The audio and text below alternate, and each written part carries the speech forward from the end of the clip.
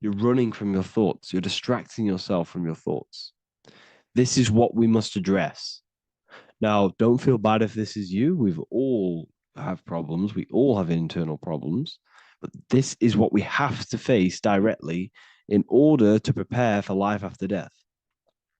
We must meditate for long periods of time. Not even meditation. We should be able to sit with ourselves with no distractions and just think. This, this is what the people of the past used to do when we had no technology. People would sit and think for hours. This is what we need. Because if you cannot sit with yourself, imagine sitting with yourself with no physical body. That's the level that's going to happen. And we need to prepare for that. The soul and mind must become as light, as weightless, as radiant as a feather to ascend to a higher plane and move beyond the physical life. To rise, they must release heaviness, attachments, burdens, fears, and desires. The lighter and brighter your inner being becomes, the more freely it can rise into a higher state of existence. Ascension is not about going somewhere, it's about becoming something pure, clear, and luminous. Okay, this is very important. Very, very important. We must detach from the worldly things. So, enough of that. How do we do it? How do we attach? How do we prepare? Number one, you must detach from the material things.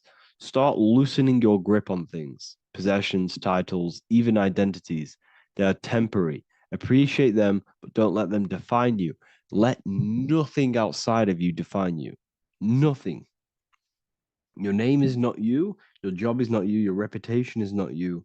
Your bad past is not you. Your good past is not you. Your business is not you. Everything outside of you is not you. Now, what I'm saying is, I'm not saying go full right hand path and never care about anything physical, never care about your family, don't love your family. I'm not saying that. What I am saying, love these things, love these outside things, but do not become attached and do not let them define you. You must be okay with losing anything that is outside of you.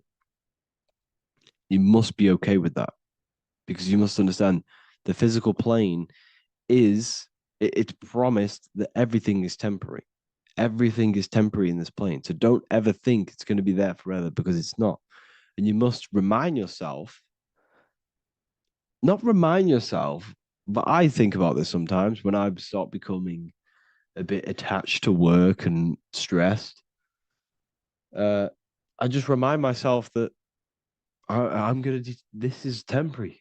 I'm going to leave this world one day and I'm not going to care. So you must have the balance. Okay. The balance is key. You can go down that right hand path and just fully cut off from the world like a monk and shave off your hair, disconnect from the physical world. You can do that. That's not wrong. There's different paths in life. You have the left hand path, purely physical. You have the middle path, which is balance between the physical and spiritual. Then you have the right hand path, which is monk mode, where you fully disconnect from the world. They shave their hair off to disconnect from the physicality. They meditate for long periods of time. This is what they're doing. They're preparing for death. Monks prepare for death. They understand this. They understand that you don't die. Your inner world is the true world. The inner world is the only world that exists. Everything outside of you is an extension of you. Number two, cleanse the mind. Watch your thoughts. Are they rooted in fear, anger, regret, or craving? Meditation, mindfulness, and inner reflection help purify the mind. The cleaner your thoughts, the lighter your spirit. So your astral body is formed by your thoughts, it's formed by your emotions. If you sit around thinking about eating all day, you're going to have a very heavy astral body. It's going to manifest in the lower planes. But if your mind is thinking about good things with good intentions, love, knowledge, expansion, you're going to manifest even the middle or the higher. And there are ways to even ascend out of your astral body. Yes, you can ascend out of your astral body and out of the mental body. but that's all very advanced, and I'm not going to teach that yet. I'll make another video on that, but you can ascend from them bodies. The astral plane is not the end. You can keep ascending as a soul until you're left with just the pure essence of the soul. But we're going to, anyways, cleanse the mind, reprogram the limiting belief systems, let go of mental attachments. And the way you do this is by getting a piece of paper and writing down every single attachment that you have. And you're going to realize, dude, there's more than you think. Okay. We have to detach from these. We have to. 4, practice presence. Can you sit in silence with yourself? The more at ease you are with your own inner being, the less you'll feel death. The afterlife is just an extension of your inner world. It's so important. This is so, so important. Can you sit with yourself? If you cannot sit with yourself, you have some inner work to do. You have some thoughts to address, some beliefs to address, and some feelings to address. Okay, so practice sitting in the present, meditation, or just literally sit there and try and be okay with yourself. And if you can't be okay with yourself, then there's something you need to address, whether it's a belief system, whether it's an emotional trauma, or something.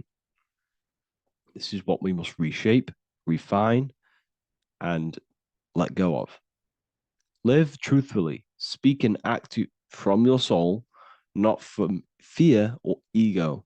The more authentic you are, the more aligned you become with your true self, which carries beyond this life. The ego is your mind's perception of itself while being incarnated in this world. It's been shaped by your experiences, your thoughts, your beliefs, and your emotions. So your ego is basically this false thought form that you've created. It's a false layer of yourself that sits on top of your true authentic self. It's basically your physical character. When you were young, you had no ego. You were pure. You had a pure consciousness. But then as you grew older, your ego started to grow, and it still is growing because it was shaped by experiences, things you've gone through, things you said, things you believe, things you think. It's created by you, by your mind. And the ego is close to the word echo. The ego is the echo. It's an echo. It's a layer. It's a false identity. It's a false layer that sits on top of your soul. And if you don't get rid of that ego, if you don't know how, well, not get rid of it, but balance it. If you don't know how to rise above that ego and you die, it's that ego that's going to be pulling down when you die. It's that ego that's going to be your suffering. Okay. 7, connect with the divine, whether through prayer, meditation, tune into something greater than yourself. The connection is the soul's compass beyond this world. If you can meditate and rise above them clouds of thought, that's the soul, that's the observer. We must connect with that. Okay, this will definitely help with just allowing yourself to connect with your true self. Meditation's great because you can just fully detach from the world. And the more you meditate, the more you can prepare for death. A powerful way to cultivate detachment is through daily detachment meditation, done either at night or in the morning or the first breath upon waking. Or do this as many times as possible per day.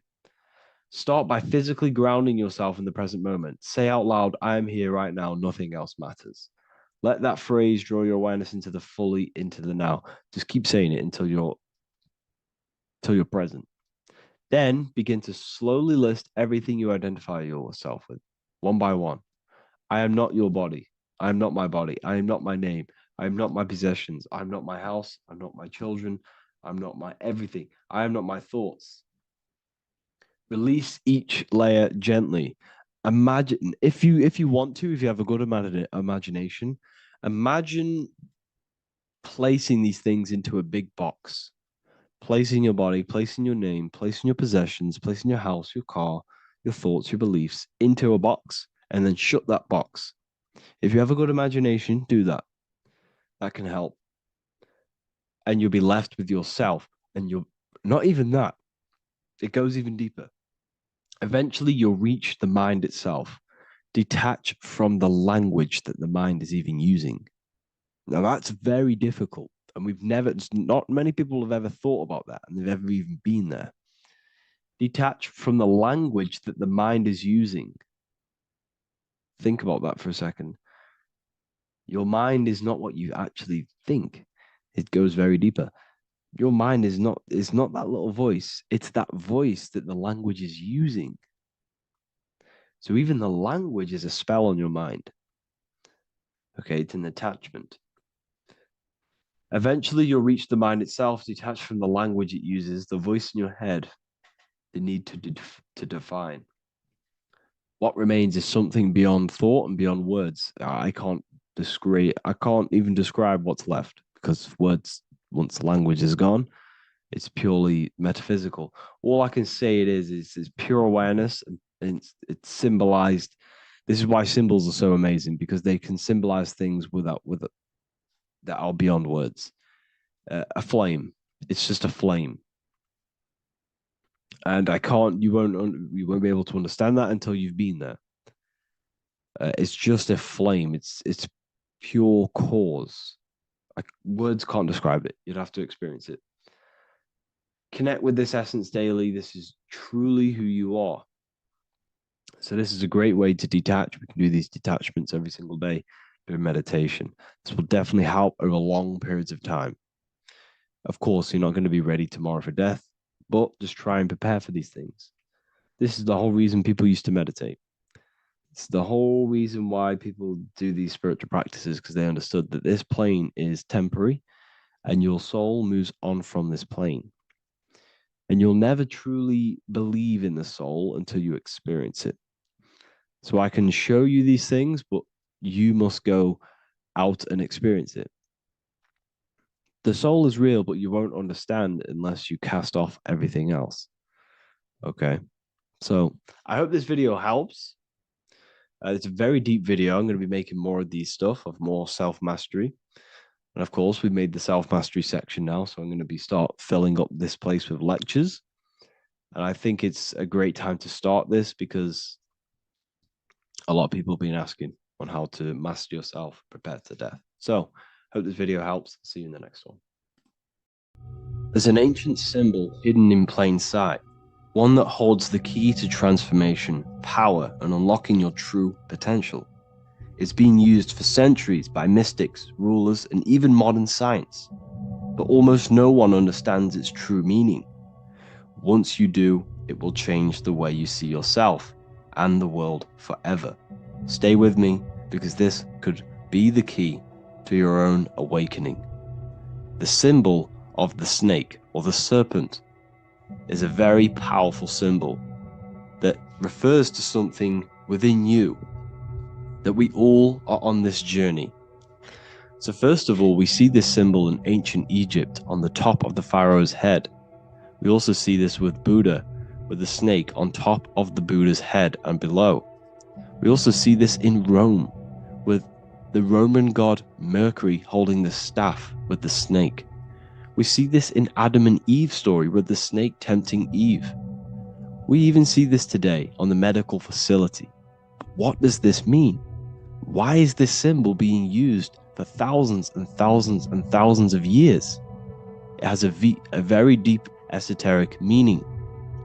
We see this in the Caduceus staff, and we even see the snake representing the Kundalini. What does the snake actually mean? A lot of people think it represents the Kundalini, which it does. However, there's a deeper interpretation of this symbol, and it goes very far beneath the surface of what the snake actually represents. Okay? So first of all, when looking at symbols, we need to observe what the snake does in nature. The serpent sheds its skin. The serpent shedding its skin is a sacred symbol of an inner transformation. It transforms from its old self to a new self. It sheds layers of itself. As the snake discards its old exterior, it mirrors our own journey of realizing outdated beliefs and patterns, paving the way for a renewed, authentic self on the esoteric path of awakening.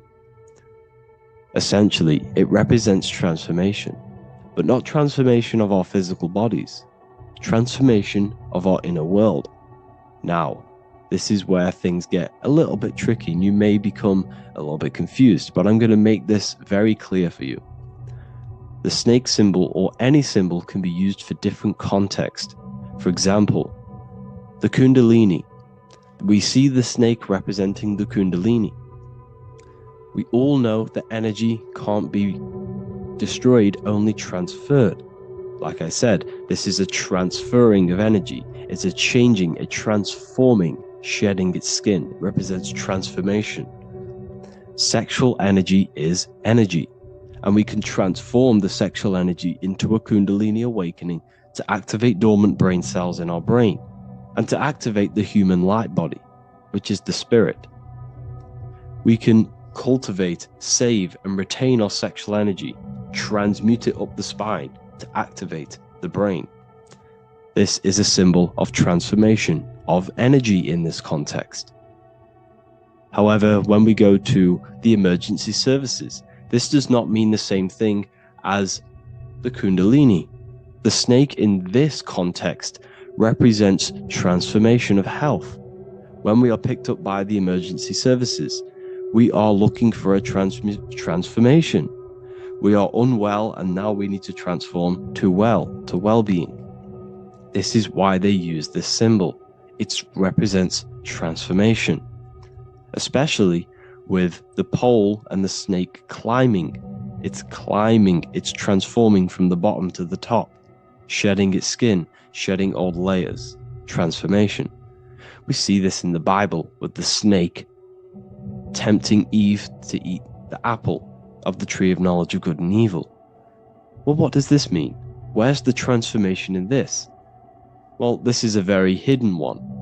The transformation takes place in Adam and Eve's consciousness and their mind. They go from a pure, whole state of consciousness, from being tempted by the snake, and they eat it and they transform into knowing the good and evil, into the dualistic ways of thinking and the dualistic meaning of this world. Let me rephrase that. They understand the dualism of this world, and they now understand the two good and bad ways of thinking. They know the knowledge of good and evil, of duality. They shifted from a whole state of consciousness into their consciousness being split into good and evil. This represents the journey of every single soul that incarnates into this world, including yourself. When you were a child, you were whole. You had no understanding of good and evil. But as you grew older, you eaten the fruit. You grew to understand the knowledge of good and evil. Your consciousness split from a whole into a separate and divided way of thinking and divided understanding of the world. We suppressed aspects of ourselves to fit in with society norms. And we just limited ourselves with limiting belief systems. We knew the knowledge of good and evil. Our consciousness split from a whole state. This is what Adam and Eve is symbolic of. We see this with the Roman god Mercury, with the snake. Mercury represents intellect, communication. He's always flying in the air, which represents the air, the mind, the intellect. He's holding the snake to represent transformation of the mind. This is what we call mental alchemy, turning base metals into gold, turning the unenlightened aspects of our mind into enlightened ones, turning our negativity into power and control. We see this with Buddha, and Buddha is all to do with transformation of the inner world, transformation of the mind and the soul and the emotions. And it also represents the Kundalini. We see this in ancient Egypt. We always see the snake on the head, representing the place where the third eye is, representing the intellect or the mind, the mind's eye, the third eye, whatever you want to call it. This is the place of the invisible intelligence within us. This is our mind, or intellect.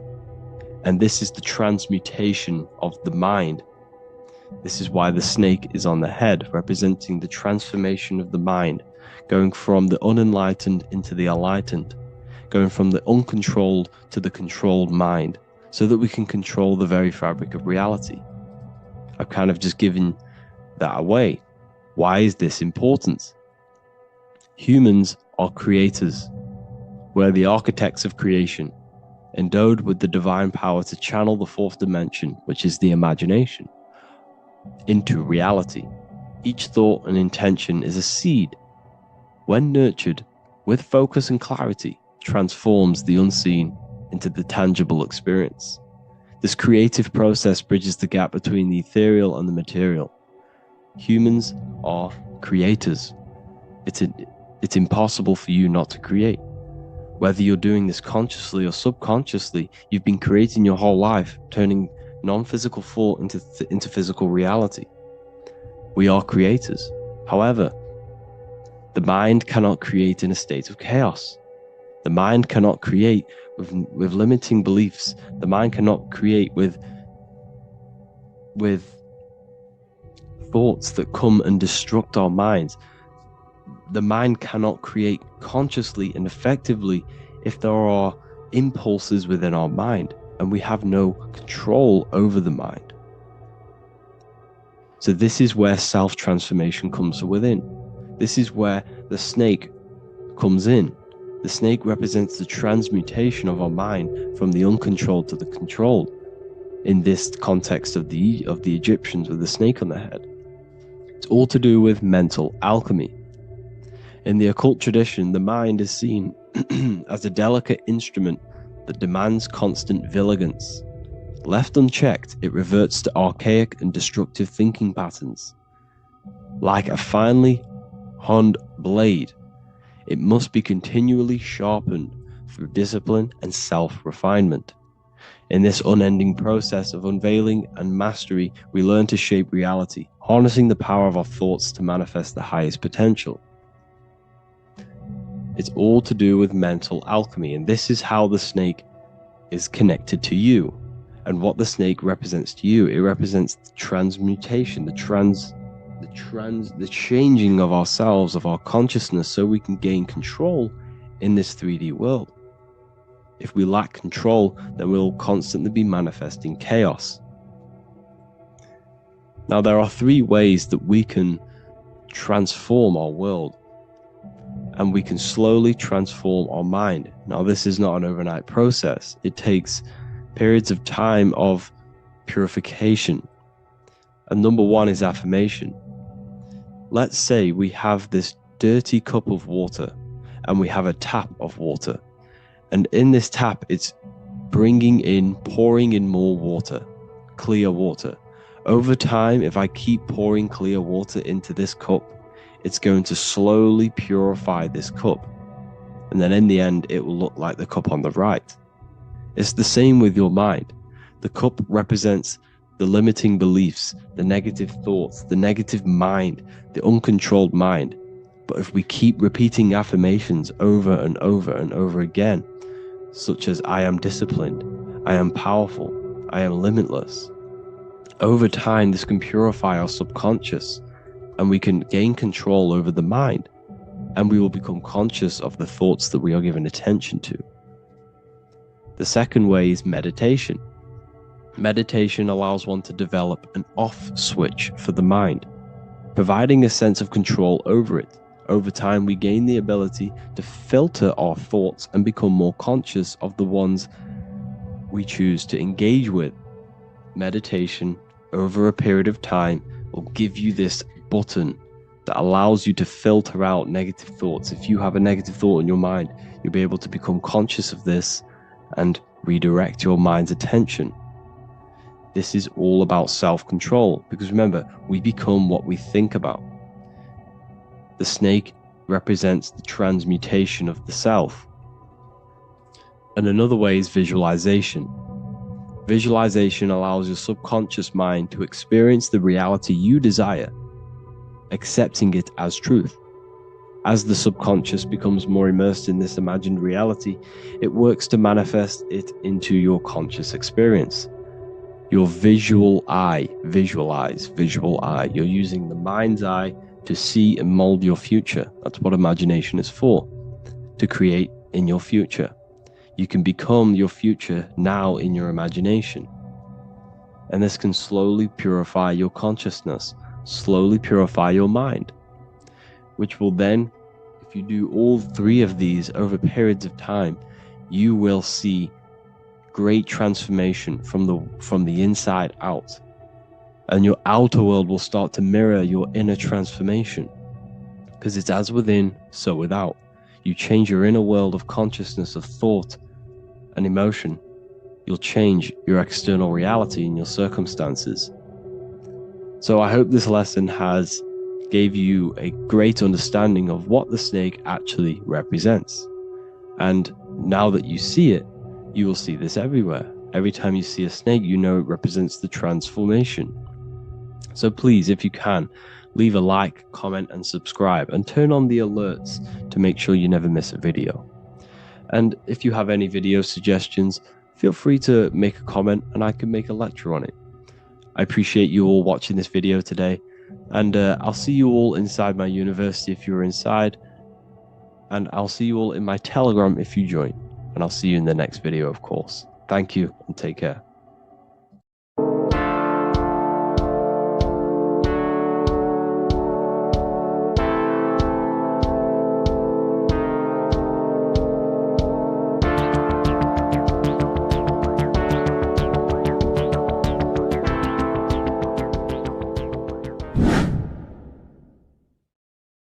What's good, people? We're back with another video. This is going to just be a quick video. Manifestation, magic, bending reality. So let's jump straight into this. So you have a conscious and a subconscious part of your mind. The conscious is what you're conscious of, what you're actually doing, where you can choose or not. However, the subconscious is the part of your brain which is automatic. So all of the systems in your body, like the digestive system, your heartbeat, these are automatically being ran. And you do not have to tell these systems to do anything. You do not have to consciously tell your heart to beat. It's automatically doing it. And this is what the subconscious mind is controlling. It's like the dark aspect of your brain or your mind. It is the way bigger aspect of your mind. Okay, it controls all the systems in your body. Okay, and this is where all of your programs are. So when you're in it from your childhood, what you've learned in school, all of these things are being kept in your subconscious, maybe traumas and stuff like that. So the subconscious is the female aspect, and the conscious is the male aspect, because the male is all about action and doing, and the female is more about creation, creativity, intuition. So you have a right and a left hemisphere of your brain, and these are obviously male and female. The right side of your brain is your female. It's to do with creativity, imagination, intuition, insight. Okay. And this is one of the most important sides of the brain. This side of the brain is the most attacked by the elites, whatever you want to call them. This side is one of the most important, because obviously your intuition is a massive part of reality. And if you don't have intuition, then you lose track of the things around you. You can't consciously feel if things are wrong or right. They don't want you to have intuition or creativity or imagination. They want you in the left side of your brain, which is just reasoning, logic, and basic things. So they just want you to tell you what you want, tell you what to learn, and then that's it. They don't want you thinking for yourself, which is the right side of the brain. So whatever the conscious side of your mind impresses the subconscious side of your mind. So if you do affirmations, for example, if you consciously do affirmations every day, you're reprogramming your subconscious mind. You're impressing a vibration and a word into your subconscious mind, and therefore it will reprogram it. So the male and female aspect are symbolized by the Star of David as well. The male being the upside triangle, the female being the downside, connected all in one, because we both have male and female energy. So Every thoughts are electric, which is the male aspect. Emotions are magnetic, which is the female. Each thought creates a wave of vibration in all directions. So think of it like a water drop in a pool, but it going out in every single direction. It's not just flat. And these thoughts have a certain frequency, well, has a certain vibration. That vibration has a certain frequency. And this affects your aura. Every thought, every emotion directly impacts your aura and the strength of your aura. So if you're angry all the time, your aura in the astral plane will look red.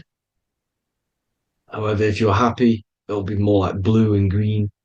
So it's very important. Your electromagnetic field is created out of your emotions and thoughts, and that affects reality because you're 60% water, and frequency and vibration create certain patterns and has a certain effect on water. We'll get into that after this slide. So each thought that people are thinking around you, you are actually subconsciously picking up these thoughts because it's emitting this vibration in all directions. So this is why you can pick up thoughts of other people on the odd occasion. However, when you're more in tune with your intuition, your right side of your brain, you can start to pick up on vibrations, thoughts, and other people's auras. You can pick up on the energy once your third eye is open, and you know whether you should be in that environment or not. This is what we call an atmosphere when we go into a room and you can feel the tension if someone's been arguing, for example. This is the atmosphere, this is the vibrations, these are people's auras emitting these certain frequencies and vibrations. Okay. So our aura is contained of multiple layers. Obviously, we have the physical body. This is the electromagnetic layer. However, you have the different planes of existence, the spirit, mental, astral, etheric, and then physical. The physical is the lowest plane of existence. And the physical plane is a product of all of the planes above. So the mental impresses on the astral impresses into the etheric, and then the etheric creates the physical object. So the mind is the root cause of reality. The mind is the cause of everything. Your consciousness is pure cause. There's no effect. Everything you see in this reality is the effect. Everything that you experience is the effect because the root cause was the mind. The decisions you made you experience that certain experience. And that decision was created on the mental plane. And this is just pure thoughts. And thoughts are things. If it exists in your mind, it is a thing. It's a certain frequency. So if you have a certain level of thoughts, if you're thinking positive, for example, you're going to have a strong aura, you're going to have a higher vibration, and that attracts like. Like attracts like when it comes to thoughts and vibrations and electromagnetism. So if you're thinking positive all the time, speaking positive, doing positive, you're then creating a higher vibration, and that's going to attract people on that similar frequency to you. Everything is electromagnetism, frequency, and vibration. Everything. You see, so this is why, for example, if I put my hand to a TV screen, if my finger was the same vibration as the TV screen, it would go straight through it. However, the particles in my hand and the particles on the TV screen are two separate vibrations, and this is what causes the friction to stop and not my finger to go straight through it. So, like I said, when you don't feel the vibe of someone, when you don't feel right, you don't really get along with someone, this is a vibration. Your vibrations are not matching, they're not similar, they're two complete different vibrations, and they're not aligning properly. So, music has a massive part on this. Music is a massive, massive tool for the elites because music is frequency. And in 1975, the musical instrument are all tuned to 440 hertz. So Spotify, Apple Music, most of the music on YouTube is all set to 440 hertz. And 440 hertz is not divisible by 3, 6, or 9. And when you can't divide a frequency by 3, 6, or 9, it's not a natural frequency. As you can see here, this is 432 hertz. This makes a nice geometric pattern. However, 440 hertz is a distorted pattern. So when you listen to this actually shuts off the whole right side of your brain. Like I said at the start, this is the most attacked side of your brain. It's to do with creativity, imagination, intuition. When you listen to 440 hertz, it shuts off the whole right side of your brain. And obviously shutting off all of these forms of your brain. Music is a very, very powerful tool for the elites because it's the only thing which can enter your soul or your ears without consent, your body without consent. Everything else has to be through consent. You choose whether to eat something, you choose whether to drink something, but frequency, you're going to hear it no matter what. This is why it's so powerful. And music influences the body in many different ways. It's the most powerful imitator of everything. It directly affects all listeners. It directly affects intentions, gestures, movements, and actions. It stimulates your mind, and certain songs, certain catchy songs, can reprogram your subconscious mind, invoking certain emotions. This is why when you listen to slow beat songs, it makes you feel more sad. When you listen to upbeat songs, you feel more energetic. This is because these frequencies have a profound influence on reality and on how you feel. Because, like I said, you are 60% water. And as you can see here, each frequency creates a different geometric pattern. And inside of you is 60% water. So, like I said, 440 hertz is going to make a distorted pattern in your water. And this is going to have a profound effect on your emotions and your reality. So, like I said, health is not just the body. It's you are made of body, mind, and spirit. You need to look after what you put in your body. You need to look after your spirit and look after your mind. It's very important to keep all these in balance because once one of these are unbalanced, it affects the other two. So if you're eating wrong, it's going to affect your spirit and mind. If you're thinking wrong, it's going to affect your body and spirit. These are all interlocked. You have to look after them all. So it's very important you understand music. Stop listening to low vibrational music. To be honest, you want to listen to music without any sort of speaking inside of it. You just want pure uh, frequencies, which are the solfeggio scale, like one of these, for example, 432, 528 hertz. These are all good frequencies. It's called the solfeggio scale. And these frequencies make you more in tune with nature. 528 hertz is what the earth vibrates at. So it's very important. And the Rockefellers are the one who changed this to 440 hertz. The Rockefellers, one of the elite families. So if you want to manipulate reality, it's very important to have your chakras aligned and having a high vibration because the higher your vibration, the more powerful your words and your intentions are on reality. So the lower your vibration, the harder it is to affect reality because you're on a lower state of consciousness. Like I said, you have the mental, astral, etheric, and physical. Everything is a product of the one above. As above, so below. This is what Hermes Trismegistus was saying in the Egyptian days. This is where it comes from. As above, so below. If you affect above, it directly affects below. So, like I said, meditation helps on this, helps align your chakras. Think positive, feel positive. Like I said, your feelings are magnetic, your thoughts are electric. So once you combine these two together, you're then creating an electromagnetic frequency, and that will have profound effect on reality. So the law of cause and effect. Every law, so the law of cause and effect. Every effect has the root cause. Like I said, your mind is the root cause of everything. Every decision you make is having a different effect on reality. Everything happens for a reason due to the root cause, which is your mind. You choose everything that happens in your life. Okay. So it's very important you understand this and you constantly make the right decisions, the good decisions to have good effects on your reality. You have to be very conscious of this law because nothing escapes this law. This is the law of all consciousness. So think about it. Imagine a massive ball of consciousness. However, off this ball are different sparks, and each one of these sparks are in each and everyone's body. This spark is governed by these laws, the law of cause and effect, the law of correspondence, the seven hermetic principles. It's very important you understand this because this mass ball of consciousness is what is obeying these laws. And everyone has this spark of consciousness inside their third eye.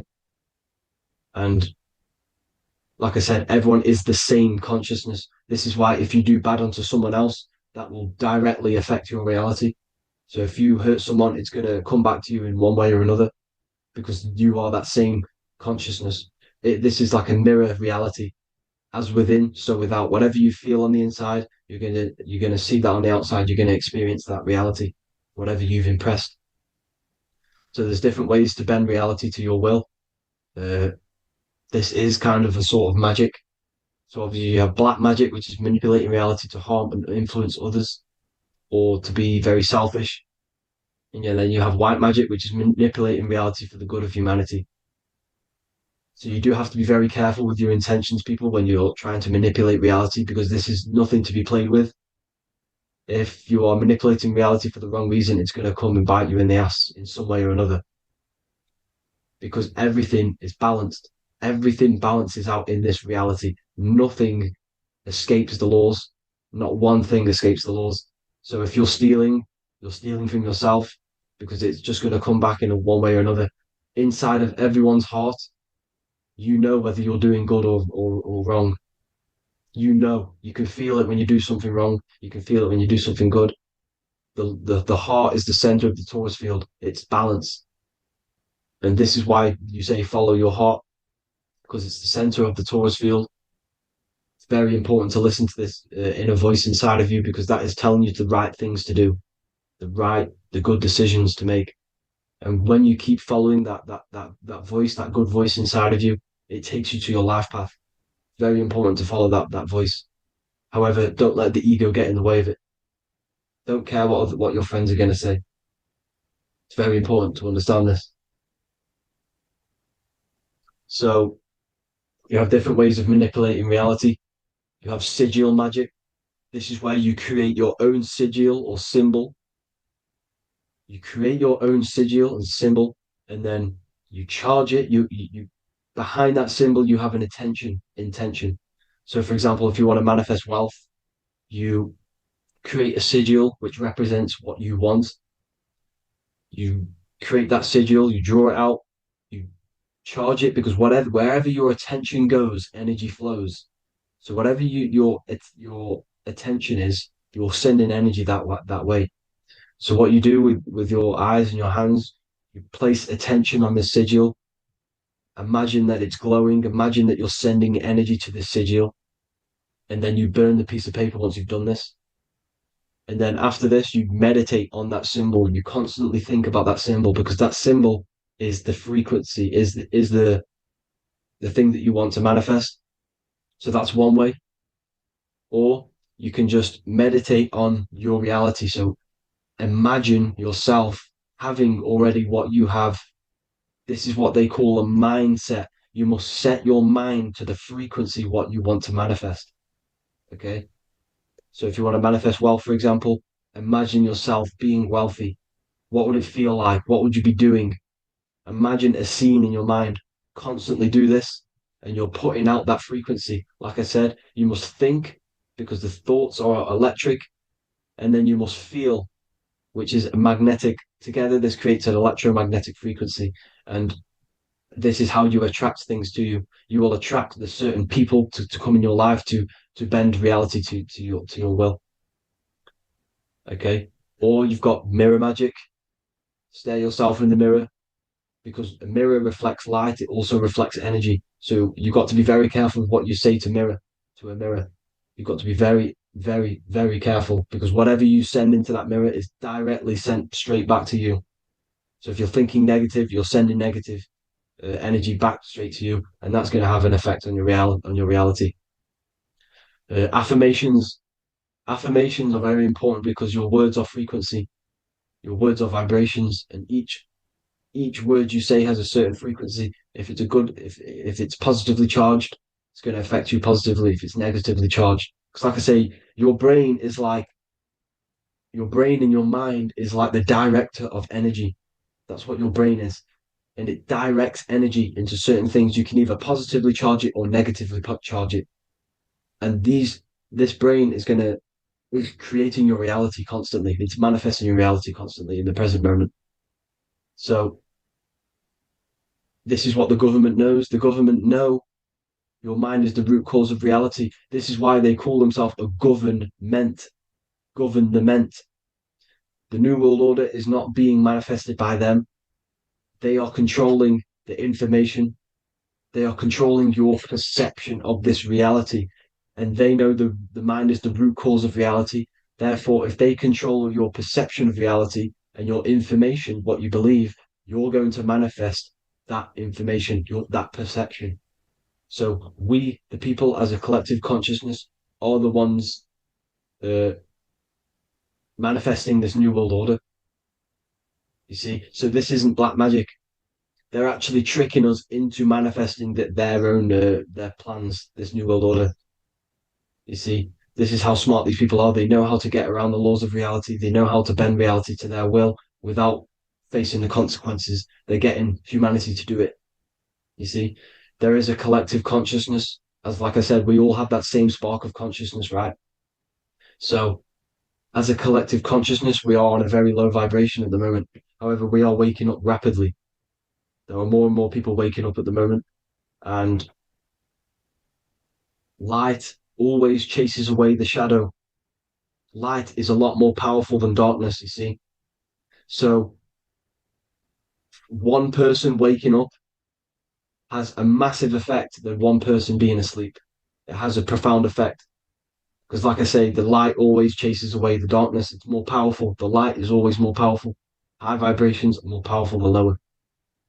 So that's it for this, people. I hope you all enjoyed. This is a short, quick video. God bless you all.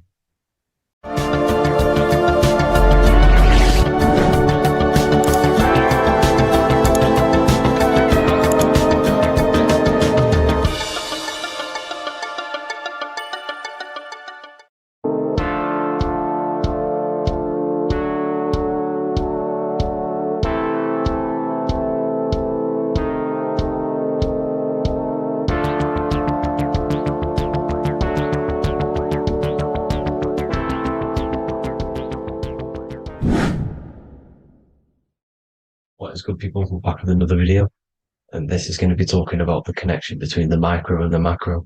You know, you are the universe. Everything is inside of you. So the first thing you need to understand is that the law of mentalism, we are a thought in the creator's mind. Everything's being thought into existence. We have a spark of this mind, this same mind of the creator. And everything is a state of mind. Particles or atoms, whatever you want to call them, are a mental thing. They're a product of the mind. Everything's thought into existence. Thoughts influence everything. Thoughts are energetic effects which send out waves into the quantum field around you. And your consciousness is actually the universe experiencing itself, expressing itself, and viewing itself. So we are the creator, but viewing itself in separate bodies. And this is why they call the material world the world of illusions, because everything's separate here, but we all forget that we are all one. We've all been brainwashed to think we're all separate, but we're all one. We're all the same mind, the same consciousness, everything. So everything's created out of toroidal fields. God created the toroidal field. That's the only thing that exists because the atoms are toroidal fields. And it's the basis behind all creation. As you can see it in the owl's eyes, it creates the infinity symbol. And this was the apple. That apple is a toroidal field. And the toroidal field is made out of dielectricity, which is ether.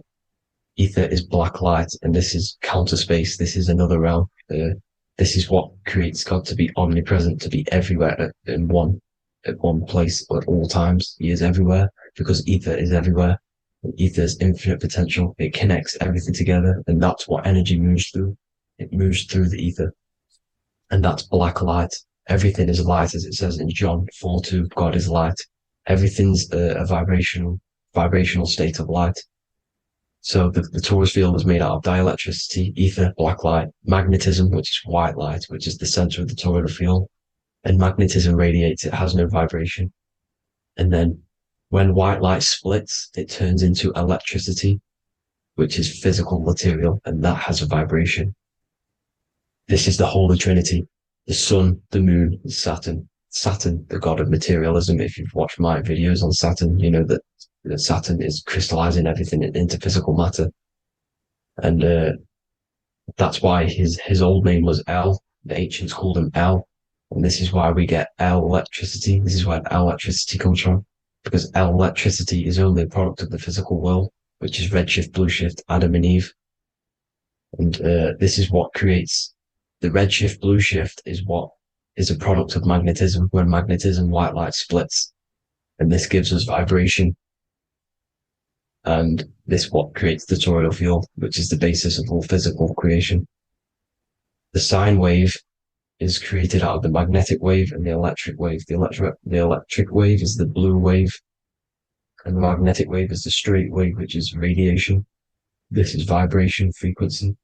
So the magnetic wave is straight, and then you have longitude and amplitude, which is depth, which is dimension. You see how the electric wave has depth and a dimension. This is why you get the cross. This is the cross of Earth. This is the symbol of Earth, of bondage, of physical matter, because it consists of magnetic wave and depth, which is electric wave. And this is where you get the sun cross or the Earth cross, whatever you want to call it. It's the cross of physical matter, and the ancients knew this. This is why they used that symbol. Redshift, blueshift, which is the toroidal field, is the basis of all creation, physical creation.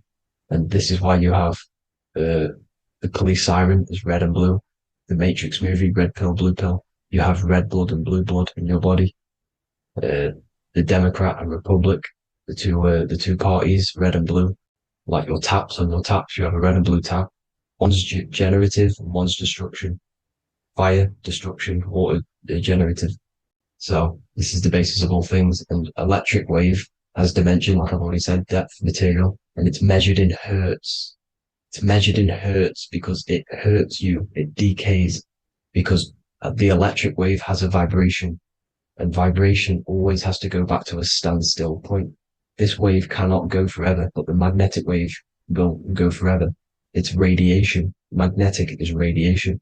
It radiates forever. It pulses, but the electric wave will at some point come back to a standstill point. And that's why it hurts. It decays. That's why our physical body decays, because we contain of electricity. This body is an electric body, and it will return back to stillness like a guitar string. If you vibrate a guitar string, you pull it, it will vibrate, make a sound, and then go back to a standstill point. It's the exact same with every single toroidal field within the body. It will decay, and this is why our bodies decay, and everything in creation decays. So we're born into sin. The sin of Eve. The sin of Eve is us biting into the tree of knowledge of good and evil, which is the systems in the body. And the sin of Eve is biting into the sine wave.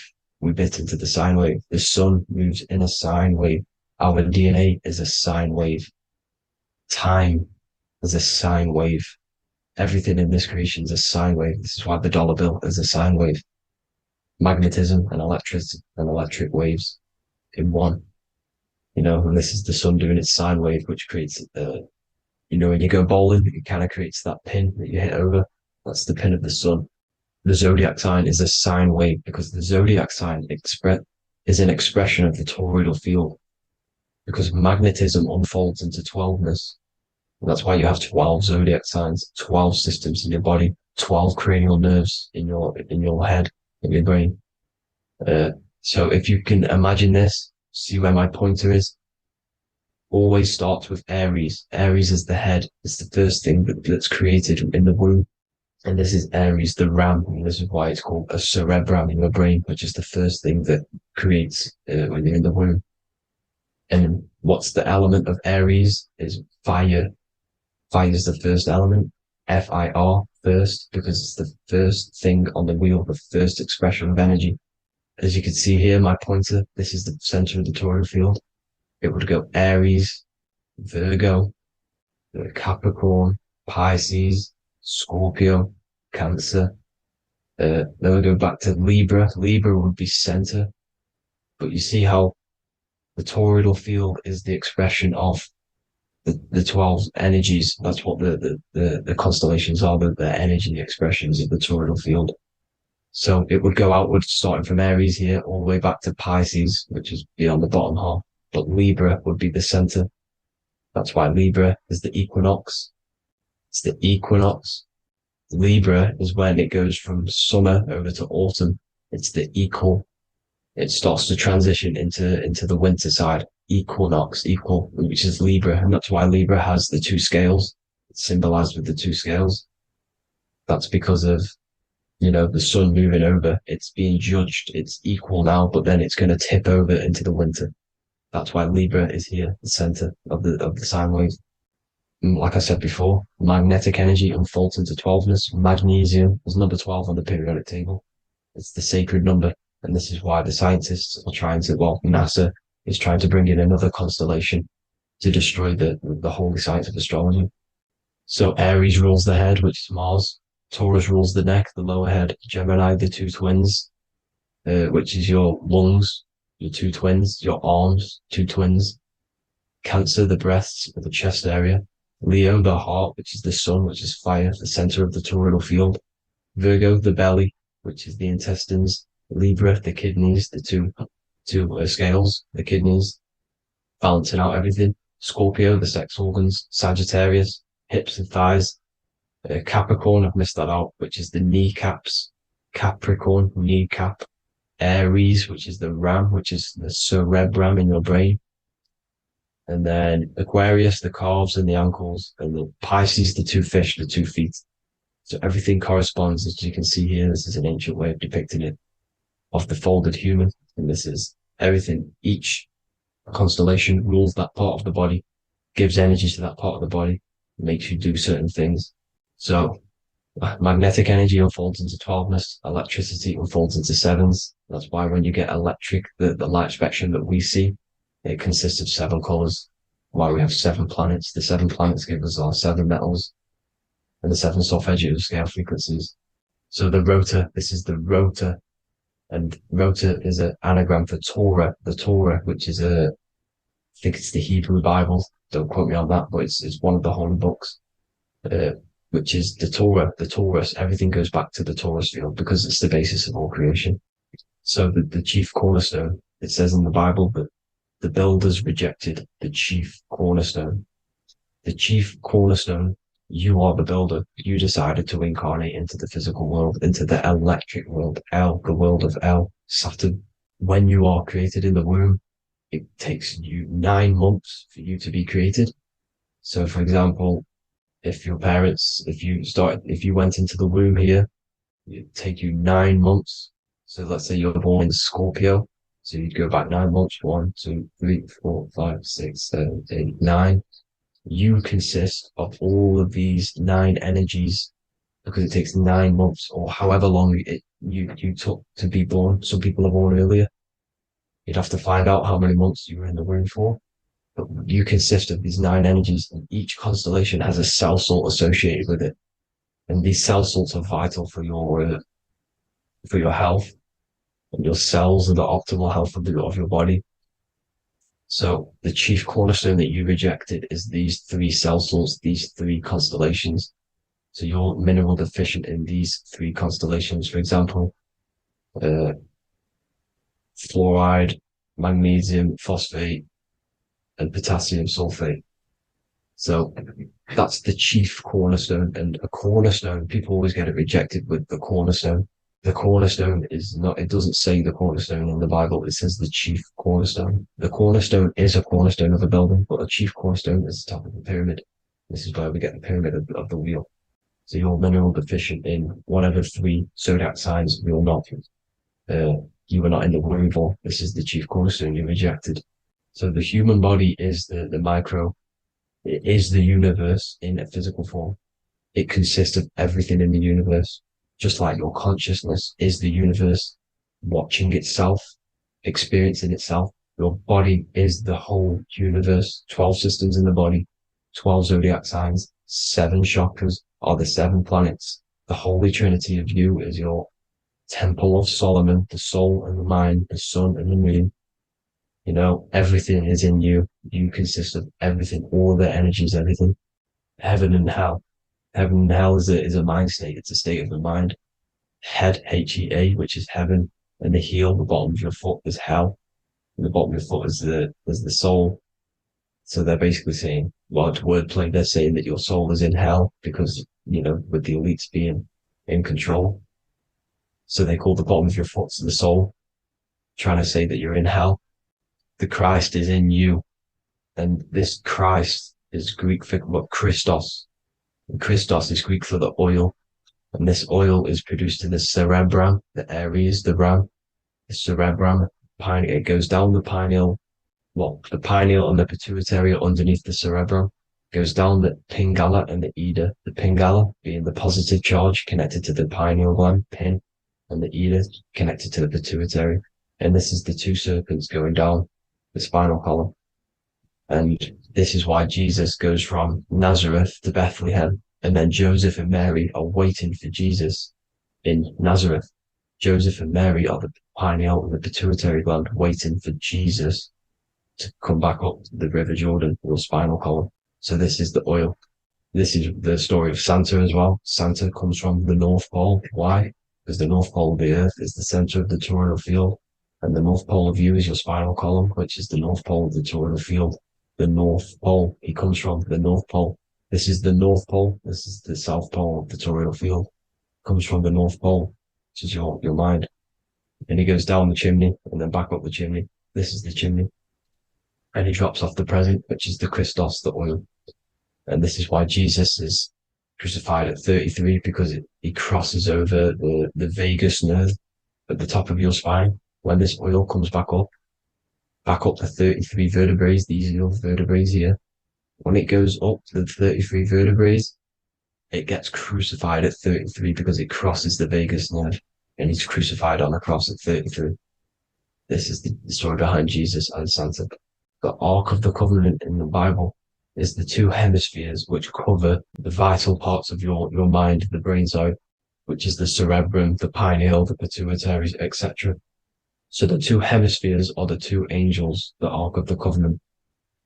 This is the Ark of the Covenant covering the 2 vital parts of your brain.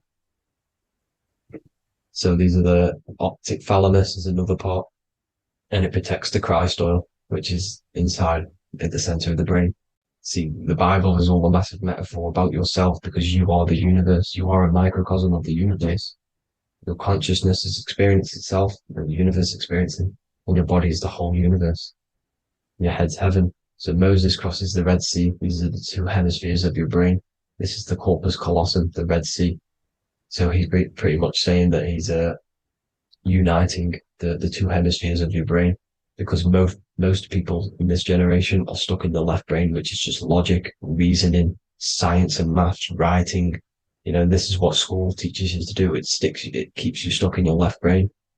And you want to cross over to you want to cross the Red Sea, which is the corpus callosum, to the right brain, which is awareness, art awareness, creativity, imagination, intuition, insight, you know, using the higher mind, creativity, imagination. If you don't have intuition, then you can't read energy, you can't pick up on bad things.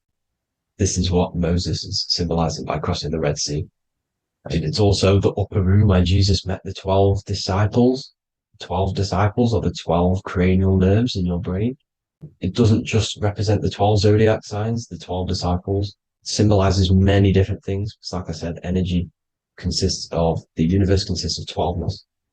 So you have 12 cranial nerves in your brain, and that's the 12 disciples as well. And they want you stuck in your left brain, which is the 5 senses, materialism. So they say in the Bible that Satan blinds the mind. Satan is Saturn. If you've watched my videos, Satan is Saturn. And you consist of the whole Trinity, which is the sun, moon, and earth. The soul, moon, the soul being your sun, the solar, the moon being your mind, the earth, your physical body. And Satan blinds the mind. Why? Because we enter a soul system. This is a soul system, not a solar system. And Saturn is the Lord of the Rings, which is the outer ring. When your soul enters the soul system, your soul starts to materialize. It hits Saturn. Why? Because Saturn starts to materialize you.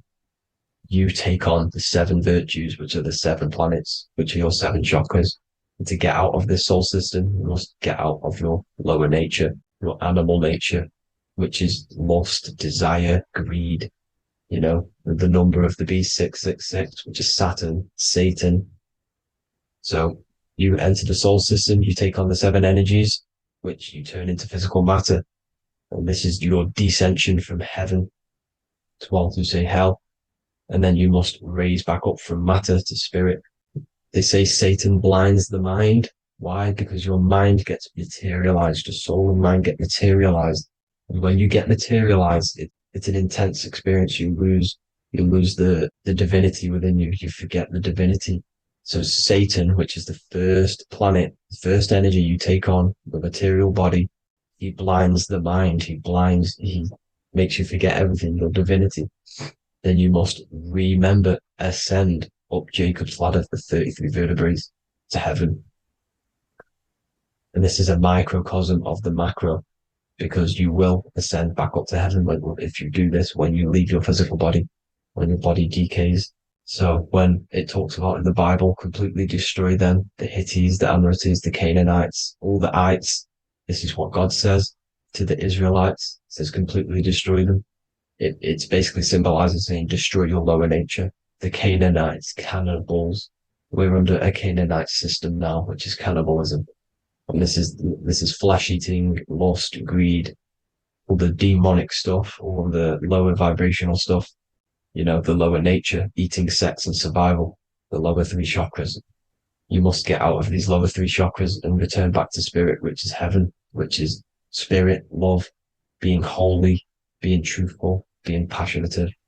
Going back to Satan blinding the mind, all of the planets are made out of these 3 symbols. Satan blinds the mind, and that's why Satan's symbol, this is the symbol for Saturn, Satan, the symbol for Saturn is the cross, which is physical matter, the earth, over the moon. The moon is your mind. So the Saturn symbol saying matter over mind. He blinds the mind. Satan blinds the mind once you enter the soul system. And you must remember, in the Bible, it talks about the Genesis, which is Eve, the sin of Eve, which is biting of the tree of knowledge, with the serpent, which wraps around the tree. It says the serpent placed himself on the tree. Well, the serpent is the spinal column. It's the serpent telling you eat from the tree of knowledge of good and evil, which is your nervous system.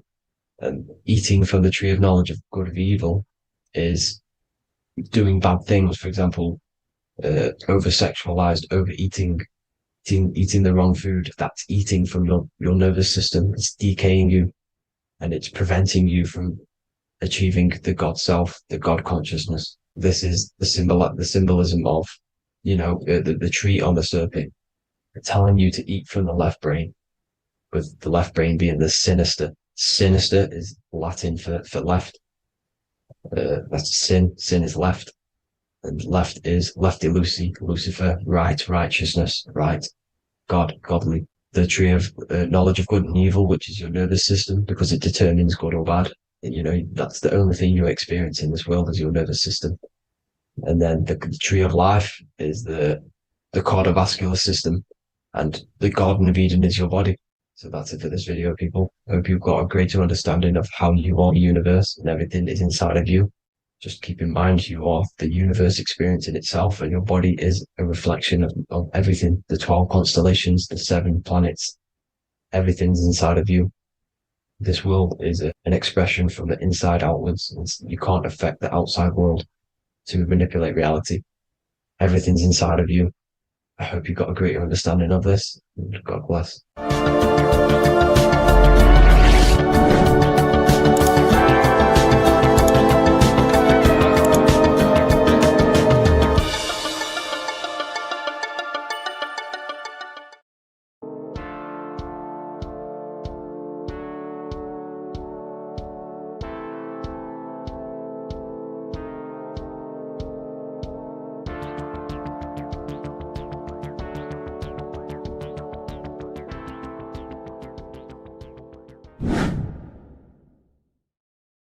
How are we all doing, people? Survival wisdom. Today we're going to be breaking down the Bible and its real, true metaphysical meaning. All of these slides within this video is taken from my book, The Book of Wisdom, so you can get all of these slides. So the Temple of Solomon, you are body, mind, and soul, which is the Holy Trinity, the moon, sun, and earth. The sun is your soul because the sun is its infinite source of energy. It is its own source of energy. And that is what your soul is. It's its own source of energy. The moon is mind. This is why you call people a lunatic. You're a lunatic. Luna means the moon. And inside of your mind, you have a specific mood. Mood is moon. And mind in German is Mond. And the word Mond means moon. And earth is your physical body because your body contains of the four elements, the four physical elements. Well, the Temple of Solomon is the temple of the soul and the mon, the soul and the mon, the soul and the mind. And it's the temple of the Holy Spirit in the Bible. Everything leads back to one singular point in the center of the brain. The brain is not the mind. It's mind over matter. Okay? The brain is the physical manifestation of the mind. The brain is the electrical computer which decodes the light waves given to it by the mind. This is why everything in the body leads back to one singular point. And we'll go over this in a minute. But this is controlling the physical body. This is the within. If you rearrange within, it spells high twin because within you is your twin, your true self. And it's just an entity in the center of the mind. And if you shut your eyes, you can feel it. Your awareness is in the center of the brain. So there's just an empty chamber in the center of the two cherubs, the two brains. They are two separate brains. They're two hemispheres. And the empty chamber, when scientists chop it up and see it's just an empty chamber, well, because you can't see in that plane of reality, you cannot see the mind. You cannot see thoughts. It is invisible to the human eyes, to the visible light spectrum, to the two eyes. The reason why we call it the third eye in the center of the brain, it's not the third eye, it's your true self. It's the mind and soul. It's an eye because it does see. It's the all-seeing eye that you always see here. There's some Masonic artwork showing the two pillars, the two cherubs, the two hemispheres of the brain, and the inner eye. This is the eye that sees all things. What do I mean by seeing all things? Not physically. It sees the mind. It's what, because your soul is watching the mind. You can observe the mind. You are not the mind. And if you meditate deeply enough, you can go beyond the mind. It's the all-seeing eye. It sees the mind. It sees what emotions you're feeling. It sees what you're thinking. It sees what you're seeing with the two eyes. It's the all-seeing eye. It sees all things. It's omnipresent. It's everywhere. Because the mind can be anywhere. The mind can switch itself into any place it wants. There is no limitations with the mind. So there is two hemispheres in the brain. And in the Bible, there is a quote saying the most holy place between the two cherubs. The two cherubs is the two hemispheres of the brain, and the most holy place is between them, which is what the Masonic artwork is showing. This is the all-seeing eye, the soul and the mind in the center of the brain. And you will not see this with the two eyes.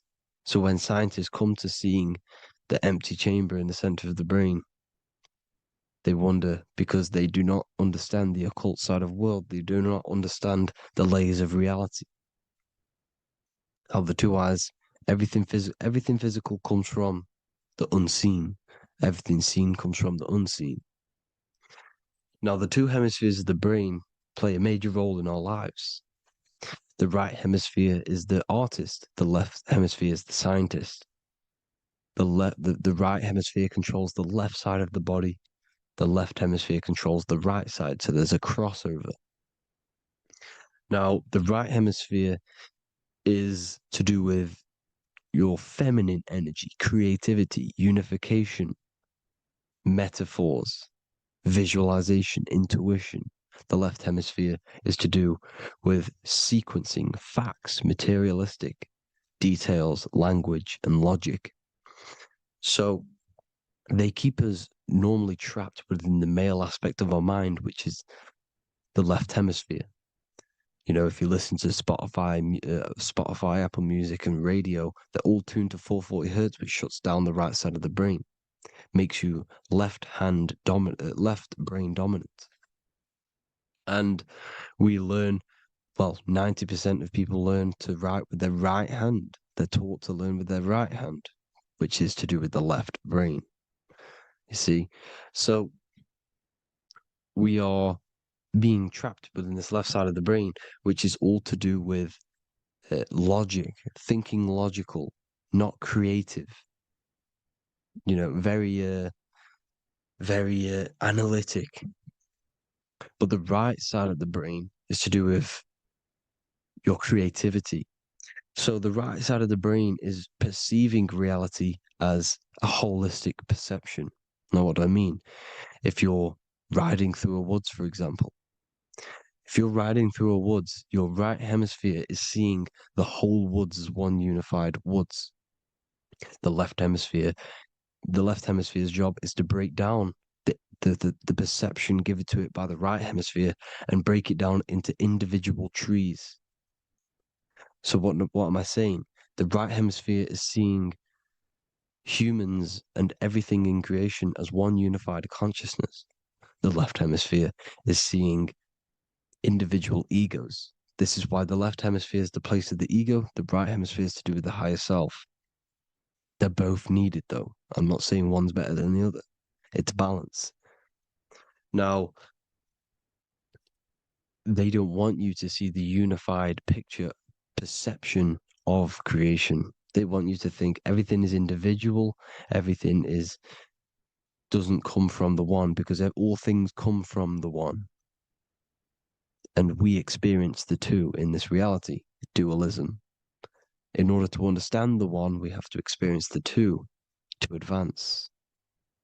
So, anyways, let's get away from the two hemispheres.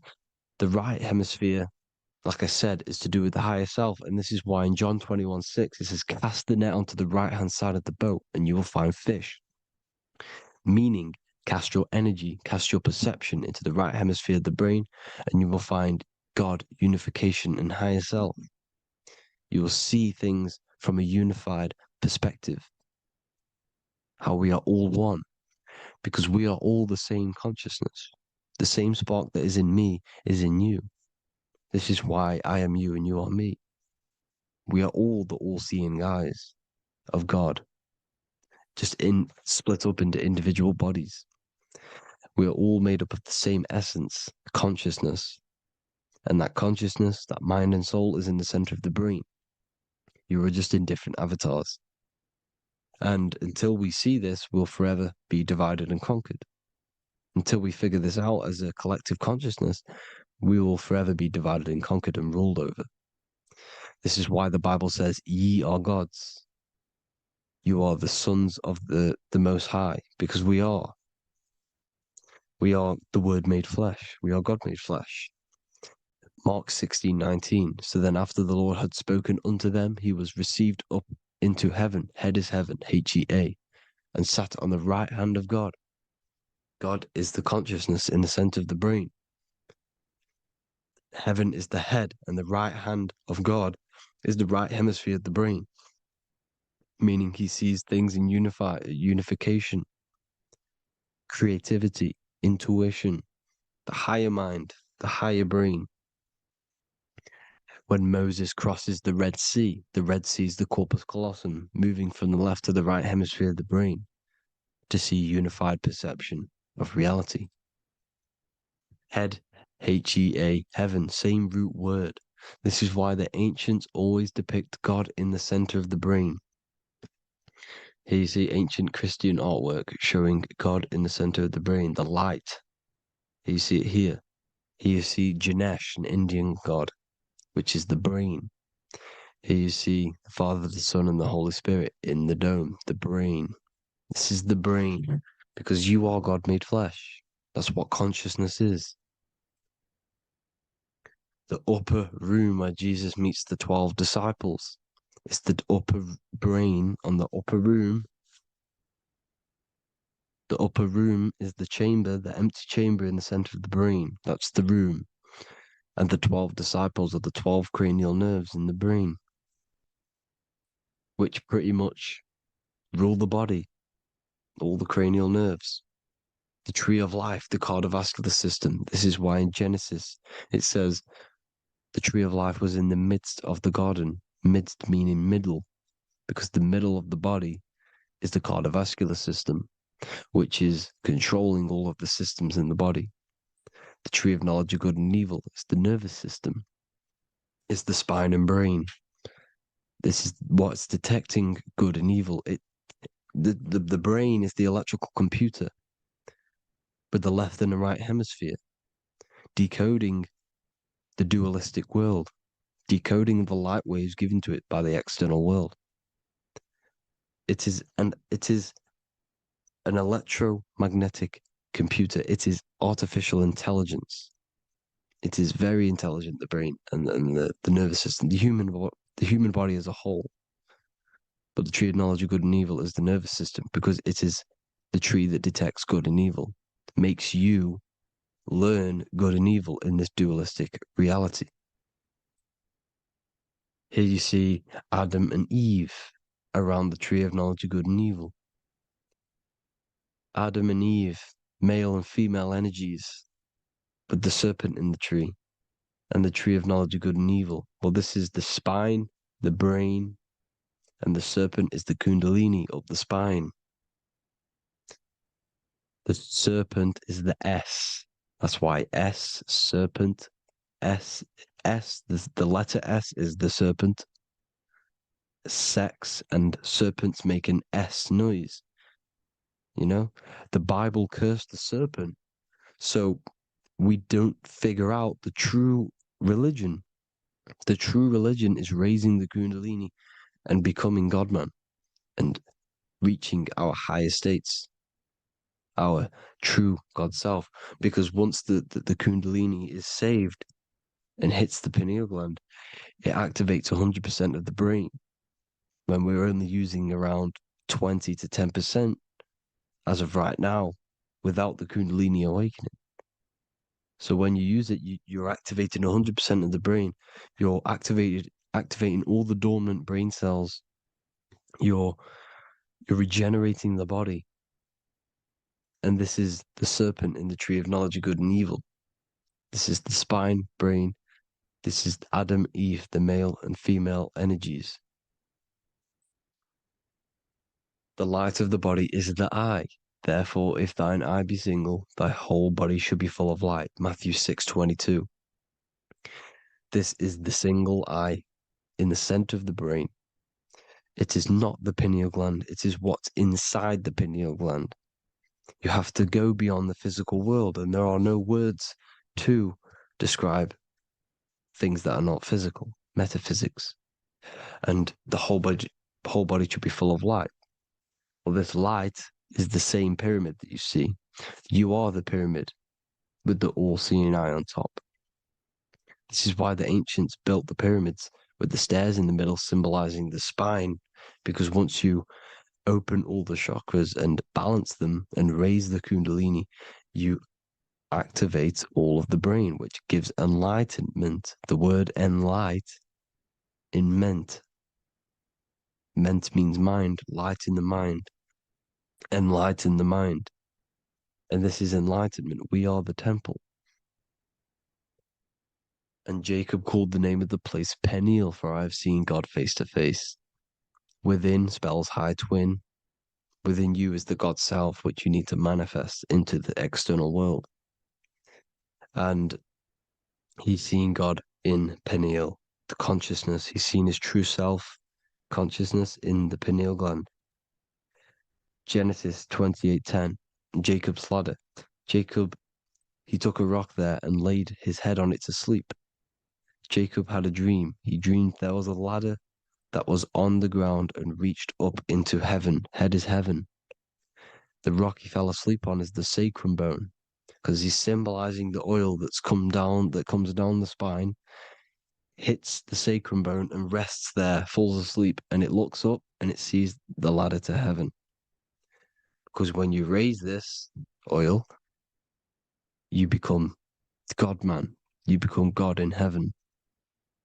You can leave the body at will. Do you not know that your body is the temple, that your body is the temple of the Holy Spirit? Corinthians 16:19-20. Or do you not know that your body is the temple of the Holy Spirit within you? Your body is the temple of the Holy Spirit, the soul and the mind within the center of the brain, the temple of Solomon, temple of the soul and the mind. Romans 8:10. Christ is in you. It's not external. When you give where attention goes, energy flows. When you give your energy to external things, your attention, your worship to external things, you're giving energy, meaning it's draining you, and you're feeding something within the astral plane, a mental thought within the astral plane. So with you realizing that the Christ is in you, that you don't have to worship anything outside of you, this means that you're internalizing your energy. You're not giving your energy, because where attention goes, energy flows, which means you become more present. You become healthier because you're not giving off all of your special electromagnetic energy that's charging you. This is why the religions run by the Vatican is all external. They're exoteric. Exoteric means external teachings. The esoteric is the internal, the hidden teachings. In Psalms 82, I have said, ye are gods, and all of you are children of the Most High, because we are the Most High, split up into individual bodies.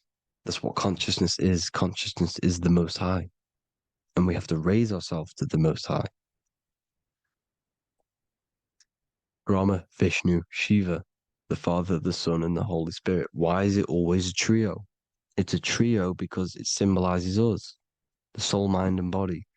The mind is the bridge for the soul to be in the body. What is the soul? It's the life force. It's the watcher. It's the all-seeing eye. The soul sees into different realities, and it gives life to the body of every reality it goes in. This is why you always see light around the all-seeing eye, because it is the energy, the life force, the light, life, L-I. Life is light. And it's the eye because it sees into the different realities. It sees into the dream world.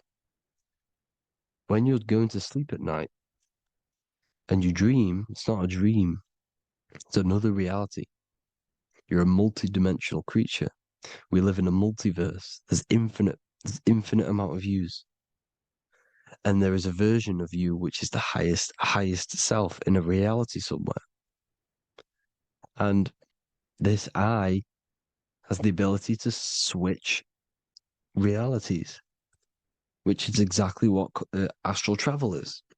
Astral travel is the ability to switch reality beyond the 3D construct of this world. The Father, the Son, and the Holy Spirit, Brahma, Vishnu, Shiva. Brahma, the soul, inhabits different bodies. This is why they have different heads. Vishnu, the mind, symbolizing gnosis, meaning knowledge. This is the serpent. The serpent symbolized knowledge. Shiva, the body. The Father, the Son, and the Holy Spirit. The bird, the soul, because the bird symbolizes the soul. This is why you have here the Egyptians showing you the soul leaving the body. Here you see here with the twin head, the same head, and it's a bird. This is the soul self. This is the ego self. The Egyptians knew this. They knew all of this. Of course they did. Now, the whole story of Jesus is all metaphorical for the process which goes on within your body. Your neck and head is the holy grail, which the sun and the moon creates. Sorry, the sun and the moon creates the fluid within the holy grail, the brain, the skull. And the moon creates the milk. Sorry, the moon makes the milk. The sun makes the honey, the land flowing with milk and honey in the Bible. The land flowing with milk and honey is the center of the brain in the Holy Grail. Here you see the Masonic artwork showing you the sun and the moon creating the fluid in the spine. Here's the serpent. Serpent symbolizing the two Kundalini channels, the Ida Pingala up the spine. Here's the furnace raising the Kundalini, raising the oil, heating it up and rising it to the crown. You see? So here you see more Masonic art, seeing the sun and the moon creating the holy fluid in the brain, in the cup, filling the cup. This is why it's a cup, because it's the Holy Grail. This is the holy oil in the center of the brain that gets released down the spine, which is Jesus coming down from heaven. It comes down the spine, down the River Jordan in the Bible. This is when Jesus goes from Nazareth to Jerusalem. He comes down the River Jordan, and Joseph and Mary are in Nazareth waiting for Jesus' return. Joseph and Mary symbolize the pineal and pituitary gland, which produce the two oils created by the sun and the moon.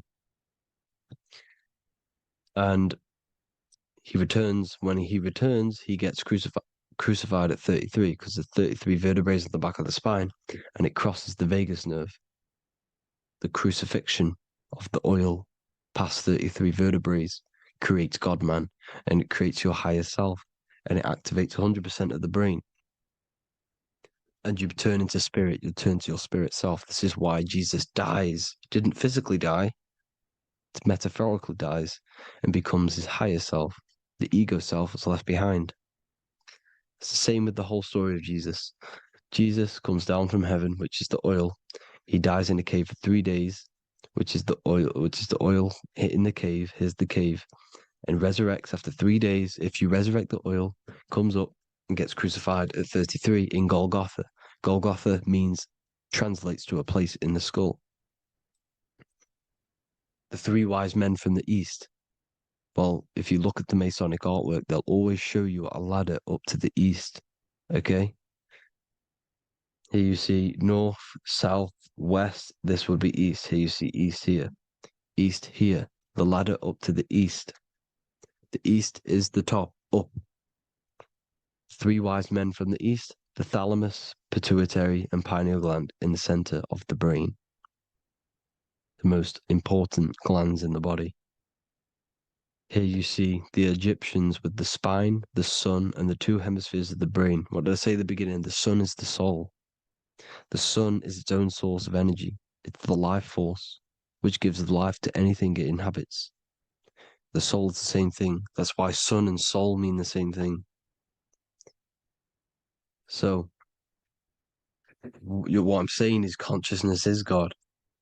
And this is why when it refers to as God in the Bible, it means your higher self, pretty much. And returning back to this higher self, because God is something that you need to manifest. Consciousness is God, and your body is a reflection of the creation by God. This is why everything in the body corresponds with the stars. The stars rule the body. We are an image of the stars. This body is an image of the whole of creation. Aries rules the head. This is the cerebrum, the ram in the brain. Is the ram, Aries. And we have something called the cerebrum, Aries, the ram. This is the Lamb of God moving to the higher mind. Taurus, which is the lower brain and neck, the cerebellum, the bull Taurus, the lower mind. And the cerebrum and the cerebellum, the ram and the bull, is what makes you ramble on. Ramble meaning walking. The higher mind and the lower mind working together makes the body ramble. Ramble is what makes you walk along. Thank you to Santos Bonacci. Gemini, the two twins, rules the two arms, the hands, and the lungs. These are the two twins of the body. Sagittarius, the horse, which rules the hips. Hips means hippo. Hippo means horse. Hippopotamus means water horse. Hippo means horse, and this is why we call them hips, because horses have massive hips. Capricorn, the kneecaps. Pisces, the two fish, the 2 feet. Then they make us swim. We are an image of the stars, people. Well, the body is anyway. Consciousness is God, and the body is the image of the whole of creation. It's a reflection of the whole creation, as above, so below. 12 systems in the body, 12 cranial nerves for the 12 constellations, 12 cell salts. The body's made out of 12 cell salts. So this is where it gets kind of deep. This is where we get deep.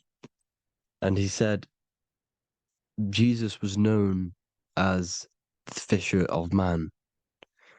And fisher of man, meaning man does not mean man as in the male.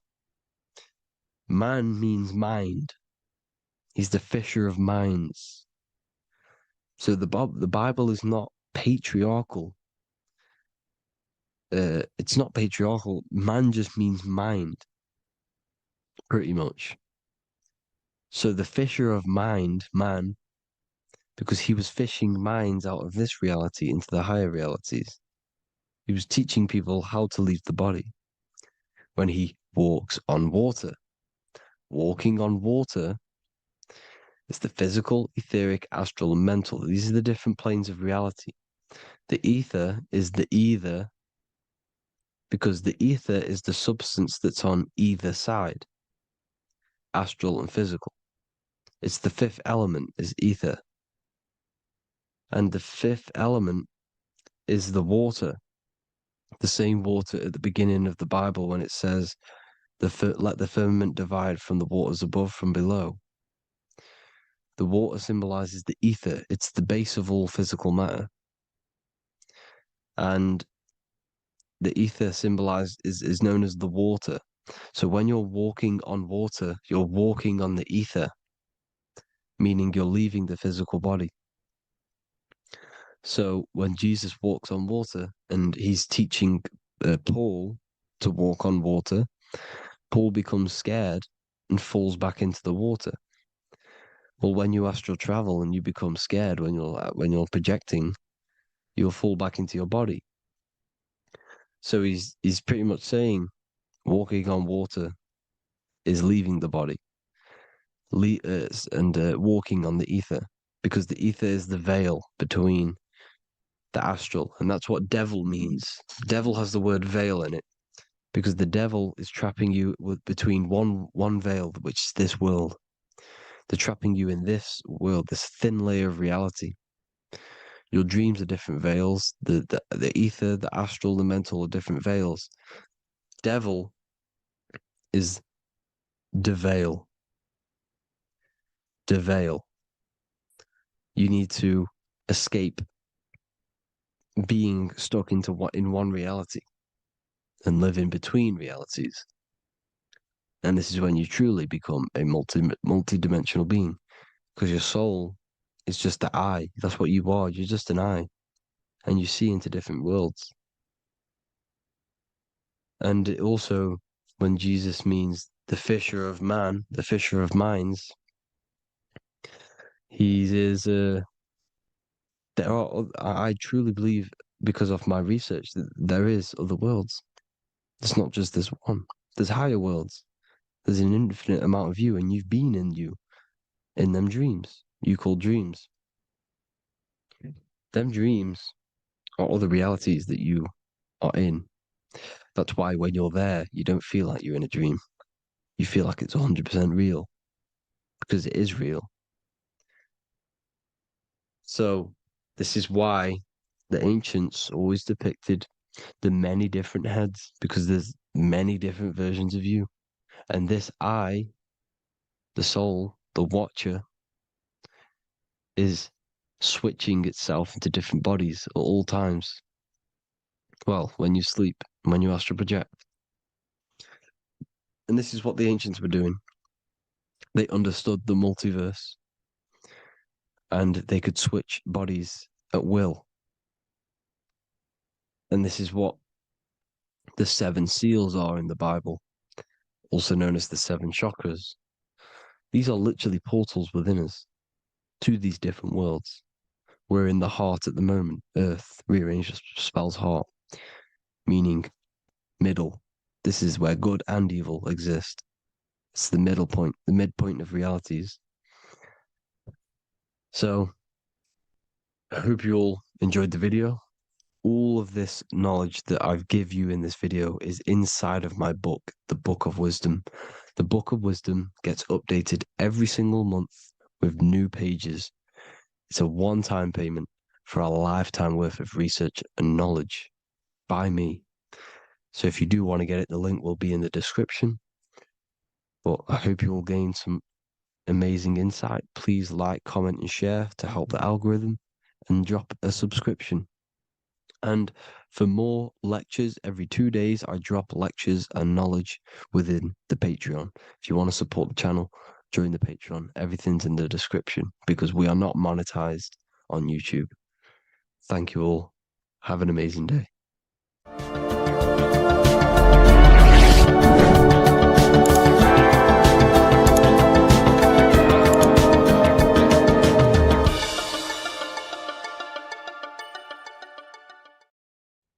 What if I told you many people around you have probably sold their souls?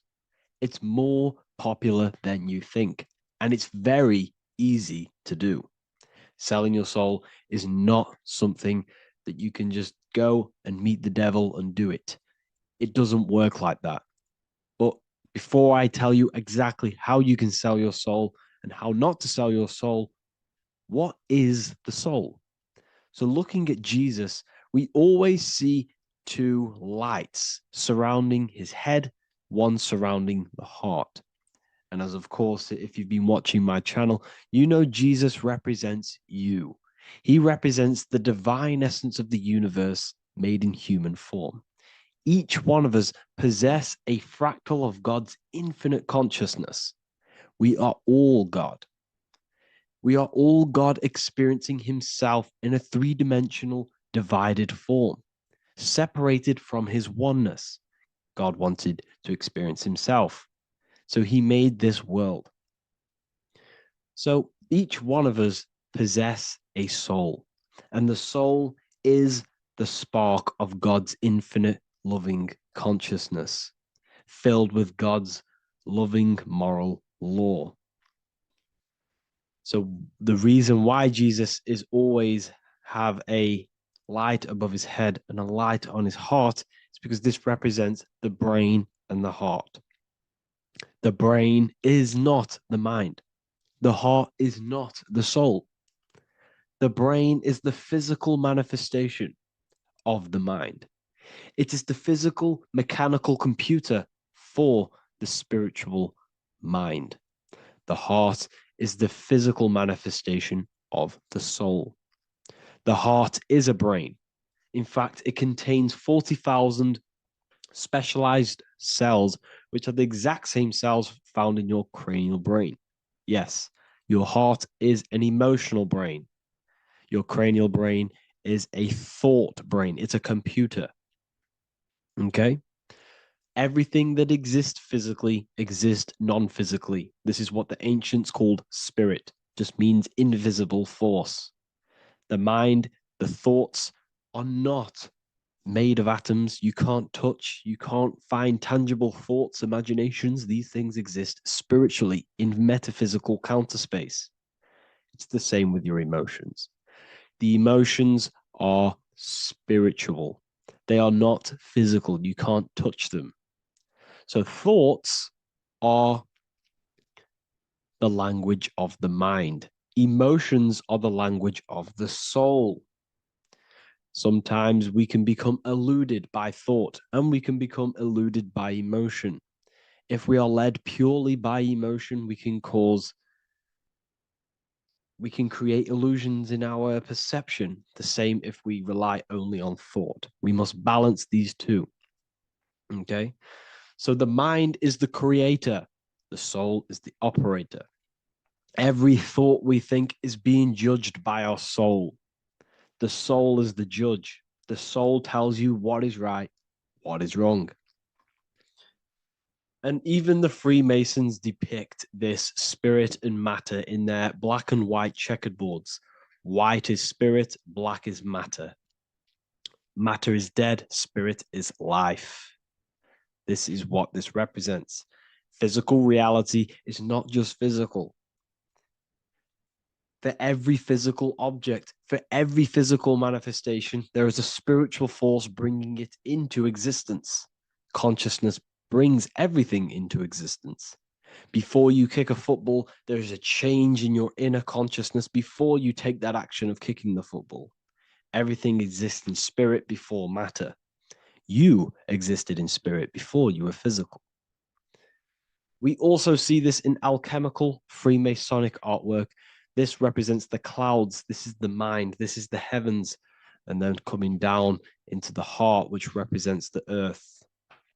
The light entering the mind into the heart, because every thought we think is being judged by the heart. The heart speaks to you through emotion. The soul speaks to you through emotion. Every thought you think, your heart is telling you that is right, or it's telling you that is wrong. Why? Why is this? Emotions can guide us, okay? Emotions are the language of our soul. Our soul guides us to our soul purpose. Each one of us contains a purpose in this physical life. There is a reason you are alive. There is a reason why you came from spirit into a material reality. Your jealousy reveals where you need to be in life. If you are jealous of someone, this is your soul saying you need to be there. That's where you need to be. Your fear reveals your greatest growth in order for you to reach your life's purpose. If you fear something, this is your soul telling you you need to overcome this in order to reach your life purpose. This is the next obstacle. The soul, your life purpose is not found in your passion. It's found on the other side of your greatest fear. The soul's always seeking, it's always seeking truth. It's always seeking to expand, to learn. The soul must go through pain in order to overcome, in order to grow. That's why we are here, to grow and expand and create. We also see this in alchemical artwork. Again, the mind in the clouds, the heart and the soul. They must work in unity. Each one of us contains the spark of the divine, which is the soul. Okay? Which is the soul. This is the operator. God, generator, operator, destroyer. The generator is the mind. The operator is the soul. The destroyer is the body. Everything will generate, everything will operate, and everything will die. That's the Trinity, the Father, the Son, the Holy Spirit. There's always a Trinity, Brahma, Vishnu, Shiva. Okay, so each one of us contains God's law, and it's encoded within our consciousness, within our soul, within our heart. That is what's judging everything you do. Every time you hurt someone, you can feel it. If you've ever punched someone, you can feel it. You know it's wrong. If you've ever stole something from someone, it doesn't matter what you've learned in the past. If you steal something, you know deep down within your soul it's wrong. This is because each one of us are encoded with God's law of love and integrity. I don't care how tough you think you are and how hard you think you are and what you've done in your life. I don't care. You know what is right, what is wrong, because you are encoded with love. Does not matter how far your mind can take you away, how corrupt your mind can become. There is always a spark of love and empathy in your heart, in your soul. You know this when a child. When you're a child, you're not racist. You don't want to hurt anyone. You don't want to steal. As a child, you're pure love, you're pure awareness, you're pure. You would never think about being racist. It's the corruption of the mind that leads us to corruption. Our soul always wants to do good. So the soul is encoded with God's law. And when we go against this law, this destroys our body. Yes, because your body is electromagnetic, and that's being casted from your heart. So every time you go against the heart's guidance in moral law, we weaken our electromagnetic field, which weakens our body.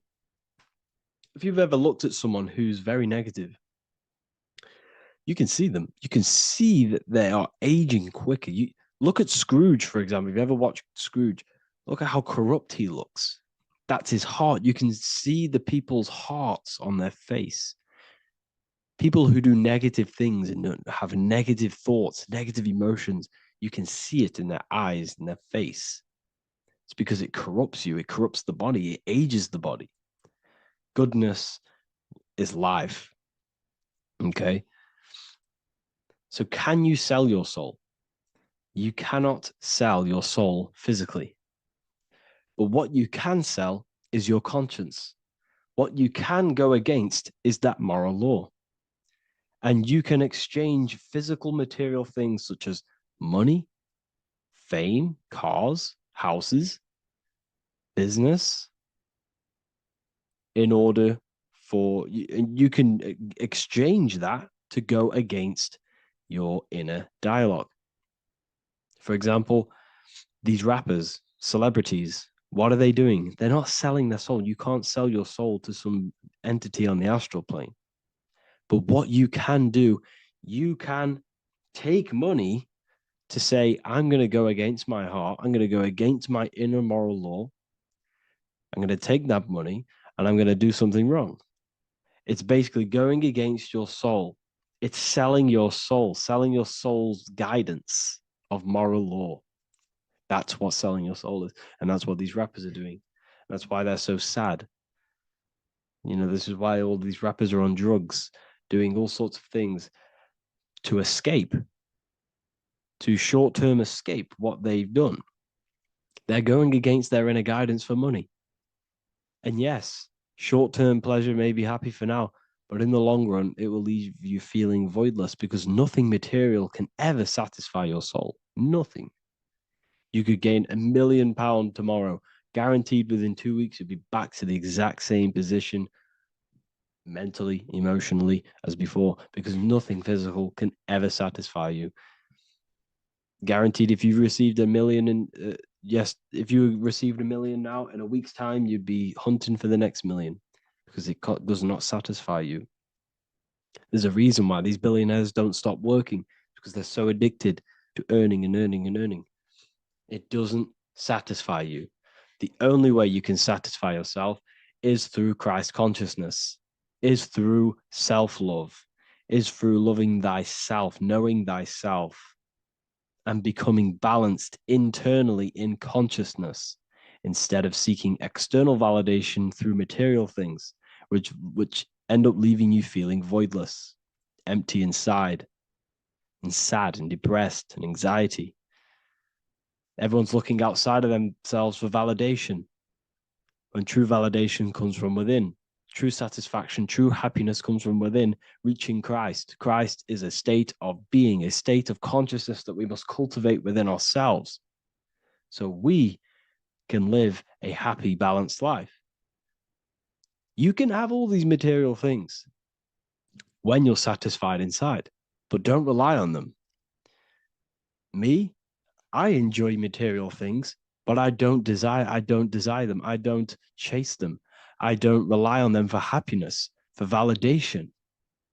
You can have big cars. You could have your favorite watches. You could have Lamborghinis, yes, it's fun, but don't let it give you your happiness. As long as you're happy on the inside, it's okay to have these things. You should seek balance with your inner world and outer world.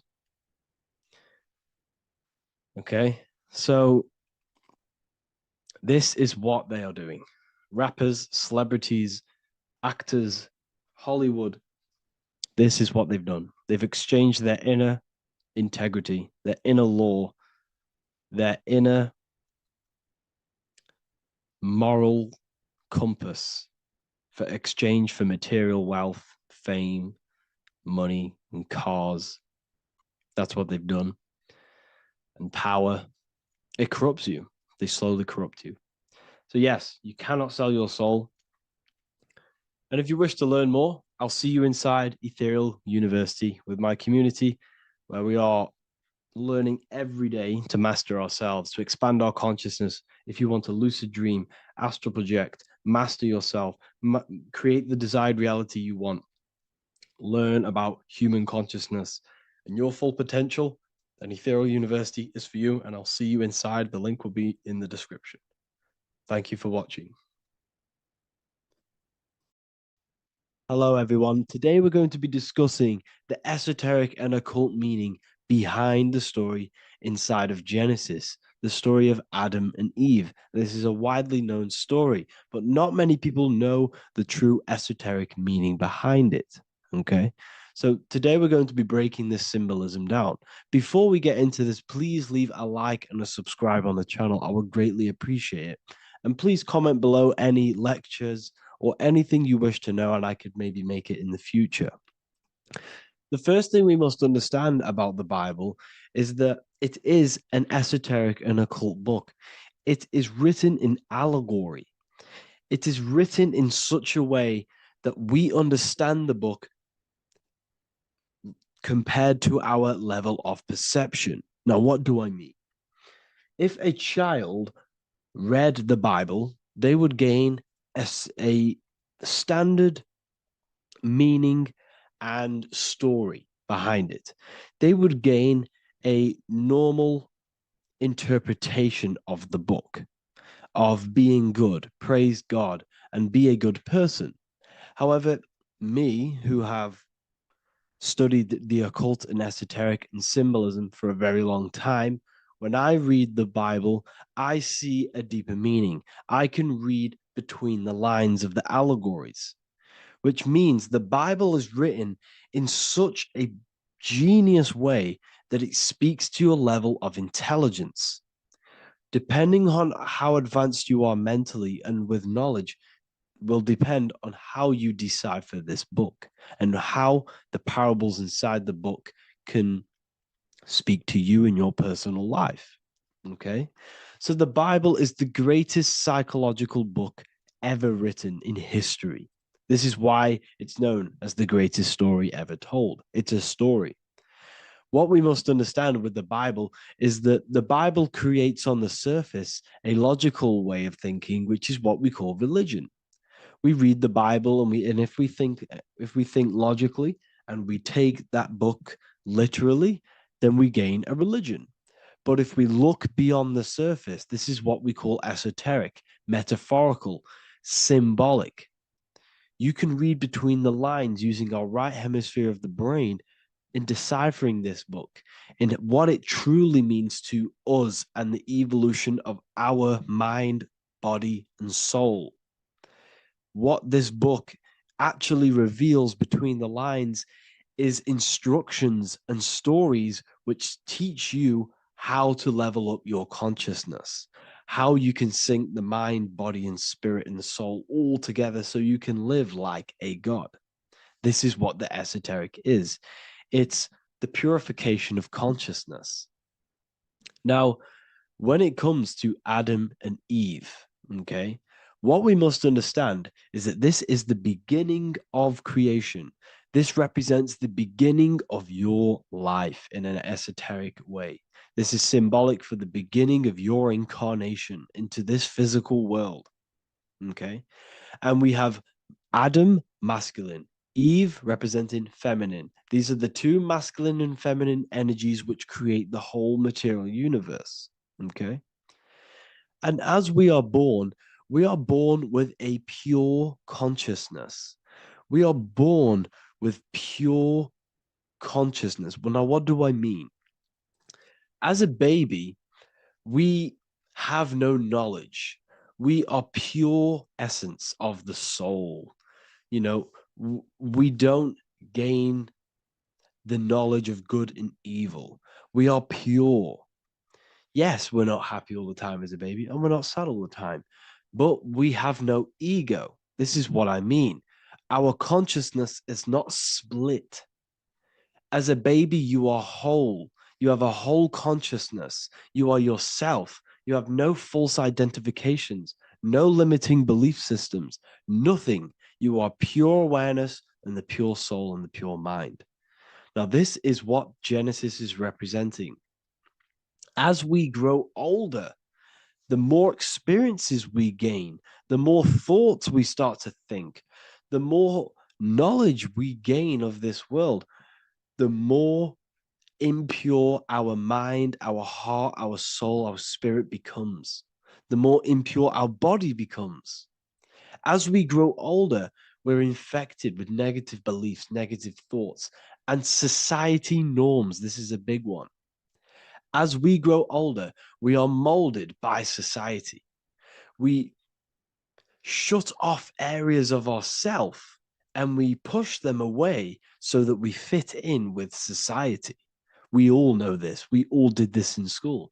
We pushed away parts of ourselves to act cool or to fit in, whatever it may be. Whatever type of person you were in school, we all went through this because society and culture is programmed. So as we grow older, our consciousness splits. We gain a persona, an ego, and we gain a shadow self, the subconscious, and we gain an ego. Now, the ego is what you show to people. It's that character that you show, that you put on to your culture, to your family, to your friends. This is a false identification. And we also gain a shadow self. The shadow self is gained through experience. This is the subconscious. Our ego is created through experience. And so is the subconscious and the shadow self. Okay. So as we gain age in this material body, we fall from the Garden of Eden. We gain the knowledge of good and evil. This is what the symbolism represents of us leaving the garden, us eating from the fruit. Now, the fruit represents the knowledge, it represents the insight, the experience, which splits our pure consciousness. Our soul splits. Okay. We lose connection with the divine. We lose connection with our pure self through material experiences. We may lose ourselves in material experiences. We may lose ourselves in lust and material gain, wealth, and all of these lovely things that the material world offers. We lose ourselves in this. Okay. And not only that, there's another symbolic thing that we're missing with being a child. There's another symbolic meaning behind this tree in this story of Adam and Eve. And this is sexual energy. Okay. As we are a baby, we have no ability to create another human life. We have no sexual urges. We have no desire for the material things as a baby. Nothing.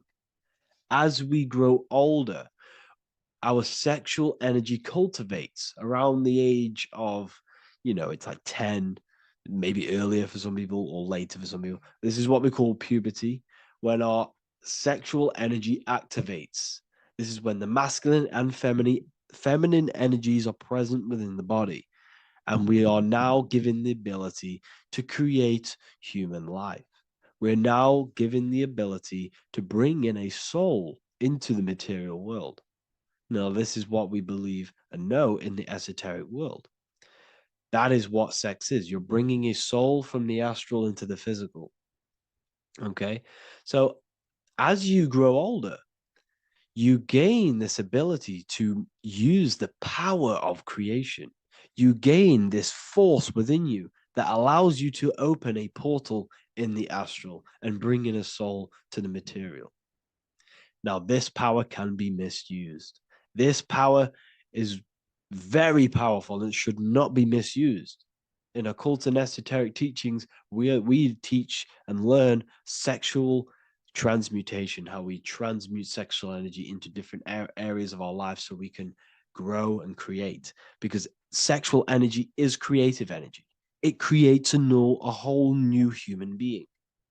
So if we retain it, we can transmute it into creativity. So this energy is kind of corrupting us as well. And now I'm not saying growing up is evil, all this thing is evil. This is a natural cycle that we must go through. The soul of us must go through this cycle so that we learn, so that we overcome it, so that we gain mastery over ourselves, so that we expand ourselves. I recommend you watch the Evolution of Consciousness lecture that I did on my YouTube. An amazing lecture. Talks about the evolution of consciousness and how we're on a never-ending cycle of life and death and expansion. So leaving the Garden of Eden is symbolic. You see, Eve represents emotion. She's feminine. Adam represents action. That's why he bit the apple. You see, Eve takes the apple and tempts Adam because she's the emotion. She's the sexual desire. And Adam eats it. He releases, he misuses the power of his creation. He misuses his consciousness because of material illusions and material desires. This is natural, okay? As we grow older in this life, our soul has to experience sin. We have to experience negativity. We have to experience evil, okay? And we have to misuse this power within us to learn about it so we can overcome it and gain control over it. Now, this is why the Bible says in Genesis 3:6, for God doth know that in the day ye eat thereof, then your eyes shall be opened. Ye shall be as gods, knowing good and evil. This is very, very, very symbolic. We come into this world to experience a dualistic way of reality. We come into this world to challenge ourselves so the soul can grow, because the soul comes from pure love from God. But we come into this world so the soul may know what it's like to be evil. You see, we are like a seed. Our soul's like a seed. And when that seed grows, okay, and it's planted, them roots must grow to hell in order for the top of the tree and the roots to grow to heaven. In order for the soul to reach the highest states, it must descend down into the lowest states. Good and evil. This is the story of good and evil, okay? And this is the story, a psychological story of how the human mind has functioned in this life. This is what this story is representing of how our soul and mind is functioning, how our consciousness is splitting and growing up and evoluting. Okay. Like I said, snakes represent sexual energy. They represent, snake, when you've been snaked. This is why we say you've been snaked, because it represents a temptation of sexual energy. This is why the Kundalini is symbolized as a snake. This is the serpent within us that we can rise to activate dormant brain cells in our brain. Now that's called the Kundalini awakening. I'm not going to get into that into this video, but this is what it symbolizes: the tree and the knowledge of good and evil, because our body is the tree. Our central nervous system is the tree. The snake is our sexual urges and this false temptation that tempts us to interact with sin, the material world, okay, and go against our higher divine self. This is what it represents. Now, It's very, very symbolic. Not everyone is going to agree with this, but this is my interpretation of Genesis based on my research of occultism, symbolism, metaphors, and me studying the Bible. This is my interpretation, and I hope it resonates with you. It might not resonate with you, but this is what makes sense to me, and this is what has made sense to many other occult researchers who are in this space as well. Okay. So please leave a like, leave a comment, leave a subscribe. I'd greatly appreciate if you could, just give me some support on this channel. We're nearly at 100,000 subscribers, which is insane. I just want to say thank you all. And yeah, I will see you inside the university if you join.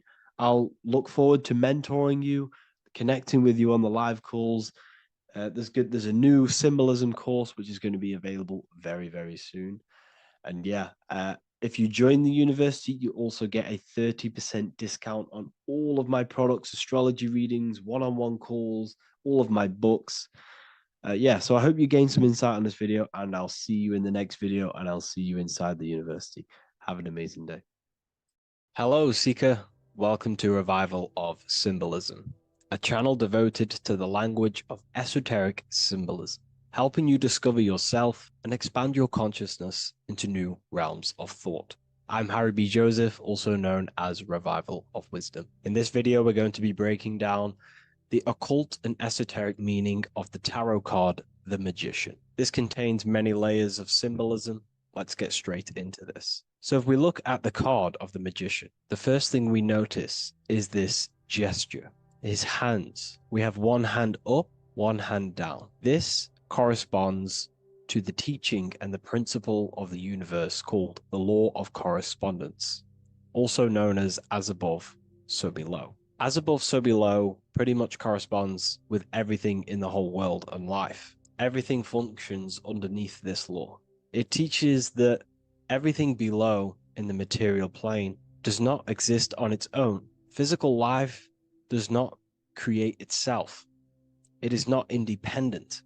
It cannot sustain itself. Everything below in the material plane has its spiritual counterpart within the heavenly realms of higher consciousness dimensions. Everything above manifests that which is below. It's simply representing how reality is dual and you are dual. You have a self outside the mind, which is the physical body, and a self inside the mind, the spiritual self. While most people are fixated on the external self, the physical body, they never give attention to their internal self, the self inside the mind. The self inside the mind is limitless, has infinite potential, and is not bound to any true form or identity. The internal self is the immortal self, the higher self. It is the self that can turn anything, any thought, into a form within the realm of imagination. This is what we call the astral plane. The astral plane being a plane or a dimension that sits just above the physical plane, and it's the realm of imagination, emotion, and desire. Because in order for us to imagine something, we have some sort of emotion or desire to create it. Therefore, it is the astral energy, the desire and the imagination of something above in the higher realms and dimensions of consciousness that make it possible and physically created within the material realm. It is the astral forces of desire manifesting the actions of the physical body, because the physical body only moves to what we care about or we have a passion or desire. These forces, what we call passion and desire, are not just chemical reactions in your body. They are astral forces directly coming from your astral body. We think with thought. This is the beginning of all creation. We think, we imagine, we desire, then we act. It is the higher realms first, then the external realm, the material. Higher dimensions over the lower dimensions. This fits in perfect with the magician, because a magician is not someone, like Harry Potter shows you with wands casting spells. This is fantasy. The real magic is about changing consciousness at will, because consciousness above creates that which is below, the material.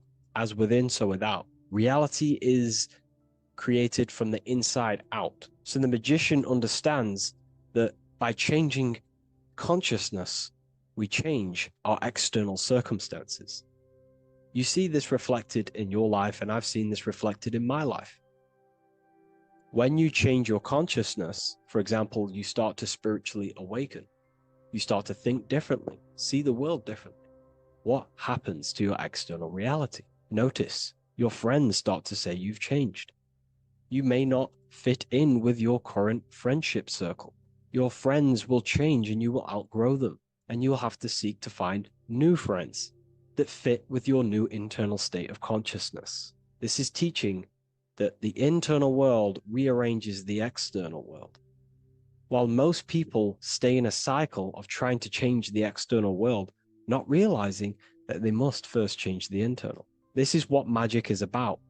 Magic is about changing consciousness at will. Because when a magician holds the ability to direct all forces of their consciousness to a specific reality within them, to create that form and reality within the internal self, they can actually start to produce change in the external reality. We have masculine forces of consciousness, feminine forces of consciousness. The feminine forces of consciousness are imagination, intuition, emotion. The active masculine forces of consciousness are willpower, actions, and intellect, thinking. When we combine the imagination, seeing the reality within our mind, forming the reality within our spiritual vision, the internal vision of the soul, because imagination is the expression of the soul. It is creating with astral light, astral vision. Freemasons, occultists call imagination spirit vision. When we see that reality with our spiritual vision, this is why we have to increase our ability to vividly see within our imagination or the astral plane. If we do not develop these faculties of consciousness, we will struggle. This is what the esoteric is about. We have to increase and develop every part of our consciousness to develop spiritually, to try and reconnect with the internal world, while our whole past life we've been focusing on the external. When we combine the soul's vision of imagination with a feeling and a desire of creating that reality, that's then the internal world pretty much sorted. Then we have to combine that with willpower and actions. The masculine and feminine come together to give birth to a child. The masculine and feminine come together in your consciousness to give birth to a reality. It's about changing what's inside the self to produce change below. This is what true magic is. Look at the word magic, magi, and the word imagination, imagination. Imagination is about working with the forces of the soul and the forces of consciousness, producing change in consciousness at will to produce change in the external. This is what this represents. Changing above so we can change below. No point trying to change the external world, because the external world is already formed. It is a form, it is an effect. So to produce true change in the external world that lasts long term, we must first gain control over ourselves and produce change internally. This is why the magician is called to gain mastery in every element of their being.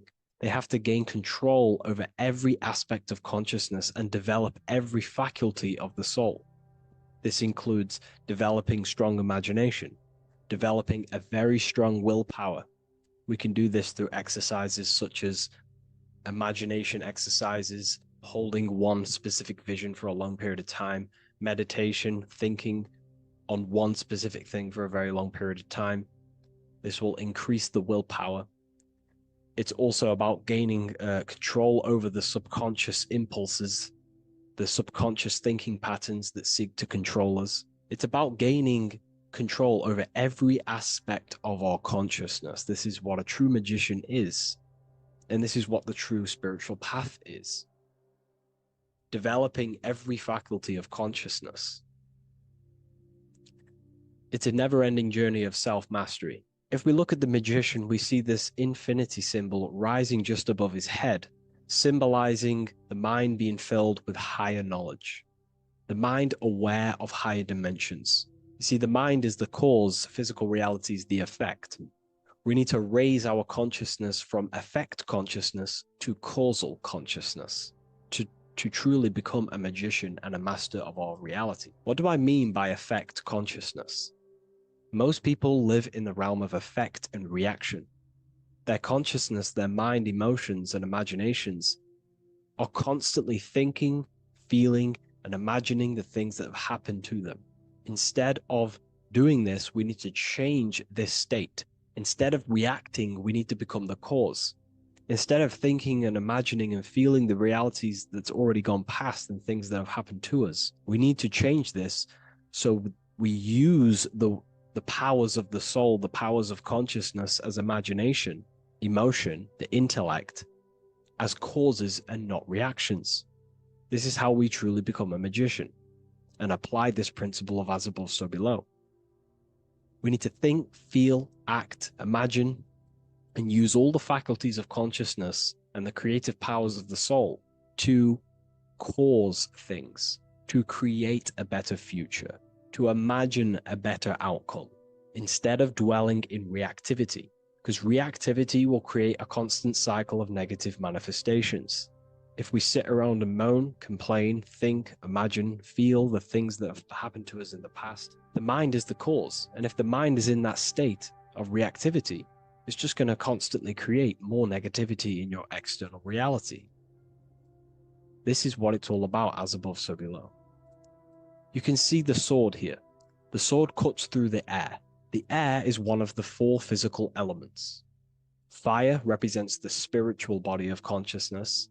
Water represents the emotional body of consciousness. Earth represents the physical body of consciousness. Air corresponds to the mental body of consciousness. So this sword is a symbol of a sharp mind. The mind needs to become very sharp and very disciplined and very controlled, both consciously and subconsciously. What does this mean? We have to gain control over the mind. We have to become more conscious of the thoughts that are happening inside our mental field, because the mental field of consciousness is pretty much the birth of all creation. We think, imagine, feel, then act. So we must gain a sharp intellect, a sharp mind, a sharp, powerful mind. The sword is also a symbol of power. So this is a symbol of a powerful mind, a mastered mind. This is your sword. This is your tool to create, because you are a co-creator. As above, so below literally tells you that you are God itself. The same powers God used to think everything into existence, such as nature, the stars, the human body, the macrocosm, the world. God thought the world into existence. We live in a mental universe. All creation is first thought, then manifested physically. The same powers of thought God used to create the world is the same power that you use to create your world. You are cut of the same fabric of God. You are a microcosm, as above, so below. God is the macro, you are the micro. What is the wand? The wand is not real. This is not a real wand you cast spells with, but a symbol. The symbol of the wand represents direction of consciousness, willpower, and attention. We have 2 spiritual currencies which pretty much create our experience and reality: time and attention. That's why we say we spend time and I pay attention. These are your currencies. These are how you create and generate reality. Moving on to Jesus and Satan, we see there's an exact same symbolism within the ancient paintings. Jesus pointing up, Satan pointing down. Satan is the egoic force within one's consciousness. He is a symbol. Satan is not a real identity or being or entity. He is a symbol of a personality and a force within one's consciousness. Satan represents the negative forces of the ego that tells you to do things that is wrong. In your heart, you know what is morally right and wrong. Let's say you're thinking, you get a random thought of stealing an old lady's purse. You, in your heart, know that is wrong. But Satan is the force inside of you that says, do it anyway. Don't listen to the heart. Get the personal gain. I want the money. That's Satan. Jesus is the higher mind, the aspect of our consciousness that dwells above the ego. It's the part of our heart that desires the spiritual. Our heart is the generator of our reality. And whatever we desire is what we generate. You only take action and generate your life on what you care about or what you feel. If someone's talking about something you don't care about, you say, oh, I don't care about that. But if you care, you will listen. If you care about something, you take action towards it. If your heart desires the material, you have been taken over by the egoic force of Satan. Not a real entity, a part of your consciousness, a part of your nature, the dark side of yourself. Jesus represents a heart that desires the spiritual wisdom, the things that cannot be seen. The heart must desire the things that can't be seen, because this is what gives true satisfaction to ourselves. We feel void when we chase material things because nothing material can satisfy our hearts. So this is as above, so below. Jesus is the higher mind. Satan is the lower mind. We must place our hearts on the higher things and give our hearts and desires to knowledge, the things that we cannot see, because this is what gives us true fulfillment. We also see the symbolism in the Baphomet, as above, so below. The material realm below and the fire up here. The fire symbolizes spirit, the spiritual made manifest in the physical. This is all the same symbolism. It corresponds to everything. You can use as above, so below to determine truth. If someone tells you something, tries to make you believe it, and it does not correspond with the law of correspondence, then you know it's a lie.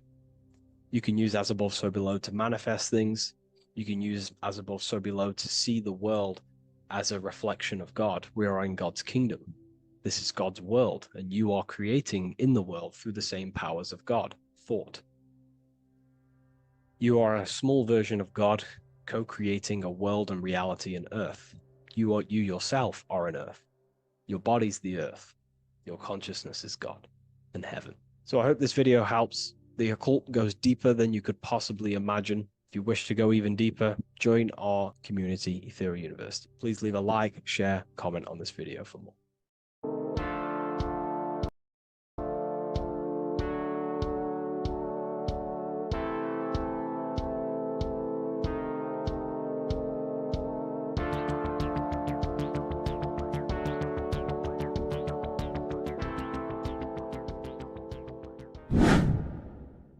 Welcome back, people, to another occult lecture by Revival of Wisdom. Today we're going to be talking about magic and how it's being used on us for the New World Order. Magic has the word mag within it, which is magnetism. Magnetism is the force. Magic is influencing forces, natural or supernatural forces, and using it for a certain agenda to gain something out of it. Now, magic is not what everyone's being thought. It's not some sort of fantasy thing. It's actually very common, and we all do it, whether you believe it or not. Magic is all to do with the mind. As I said, always say in my lectures, your mind is what creates matter. Your mind is what creates your external world. So it's all about manipulating and planting seeds within the mind, because your mind is a garden, and thoughts and words are seeds which are being planted in that garden. Your life, your physical life, the people you have in your life, your friends, your car you own, the job you have, is all a reflection of the thoughts that you've been thinking in the past. You are where you are in life because of the thoughts that you've been thinking. Therefore, your life is a direct reflection and manifestation of your mind, the Garden of Eden. Okay? The mind is what they are targeting. What you see, say, and hear has a direct effect on your mind. Me talking to you is influencing you. The words I'm saying is planting seeds within your mind. Now it's up to you to consciously act on these thoughts or these words, or to maintain these words. As above, so below. As within, so without. What's inside of me is outside of me.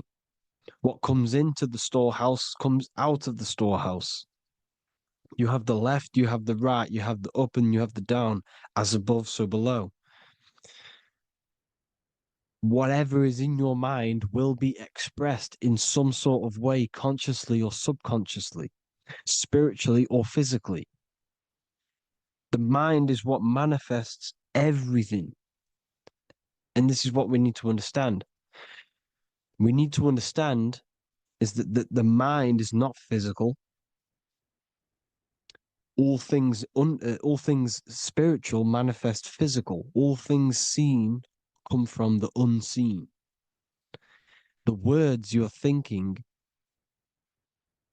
that everything you have is coming from the unseen. The actions that you do come from the unseen mind. Another expression for as above, so below is you are the universe itself. You are a universe, a mini universe.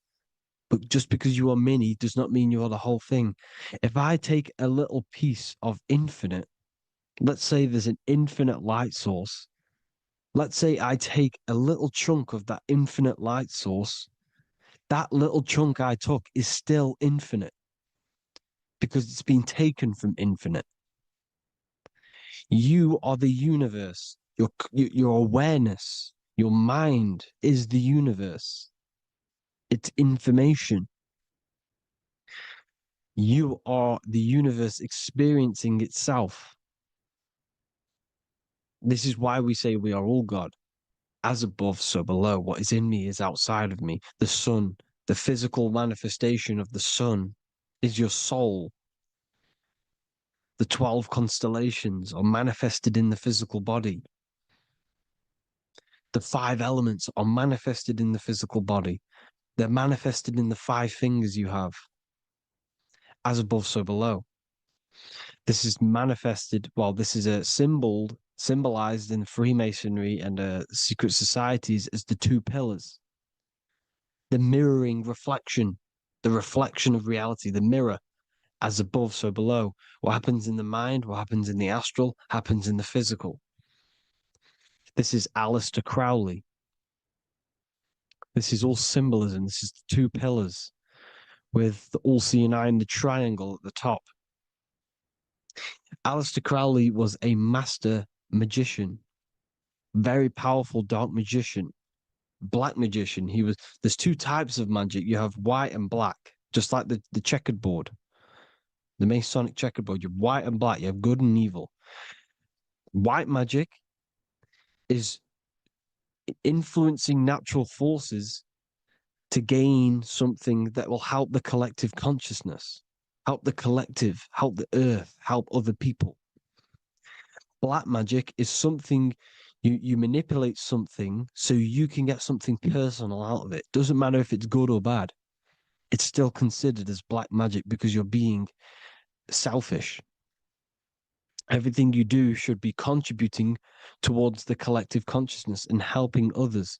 And this is why the ancients lived in a system where everything was in unity. We understood that I am you and you are me. What I do to you happens to me because I am you and you are me. We are the same mind substance on the inside. We're all the same mind substance being expressed in different bodies. So what I do to your mind will have a ripple effect on my mind because all of our minds are connected within the mental plane. So this is why they know all this knowledge. They know all this knowledge. So yeah, this is the mirroring effect of reality, the 2 pillars, or symbolizes the number 11. The number 11. We'll go deeper into that. The technology we're using is magic. It's a form of magic. Television is tell a vision. They're telling a vision into your subconscious mind, into your memory.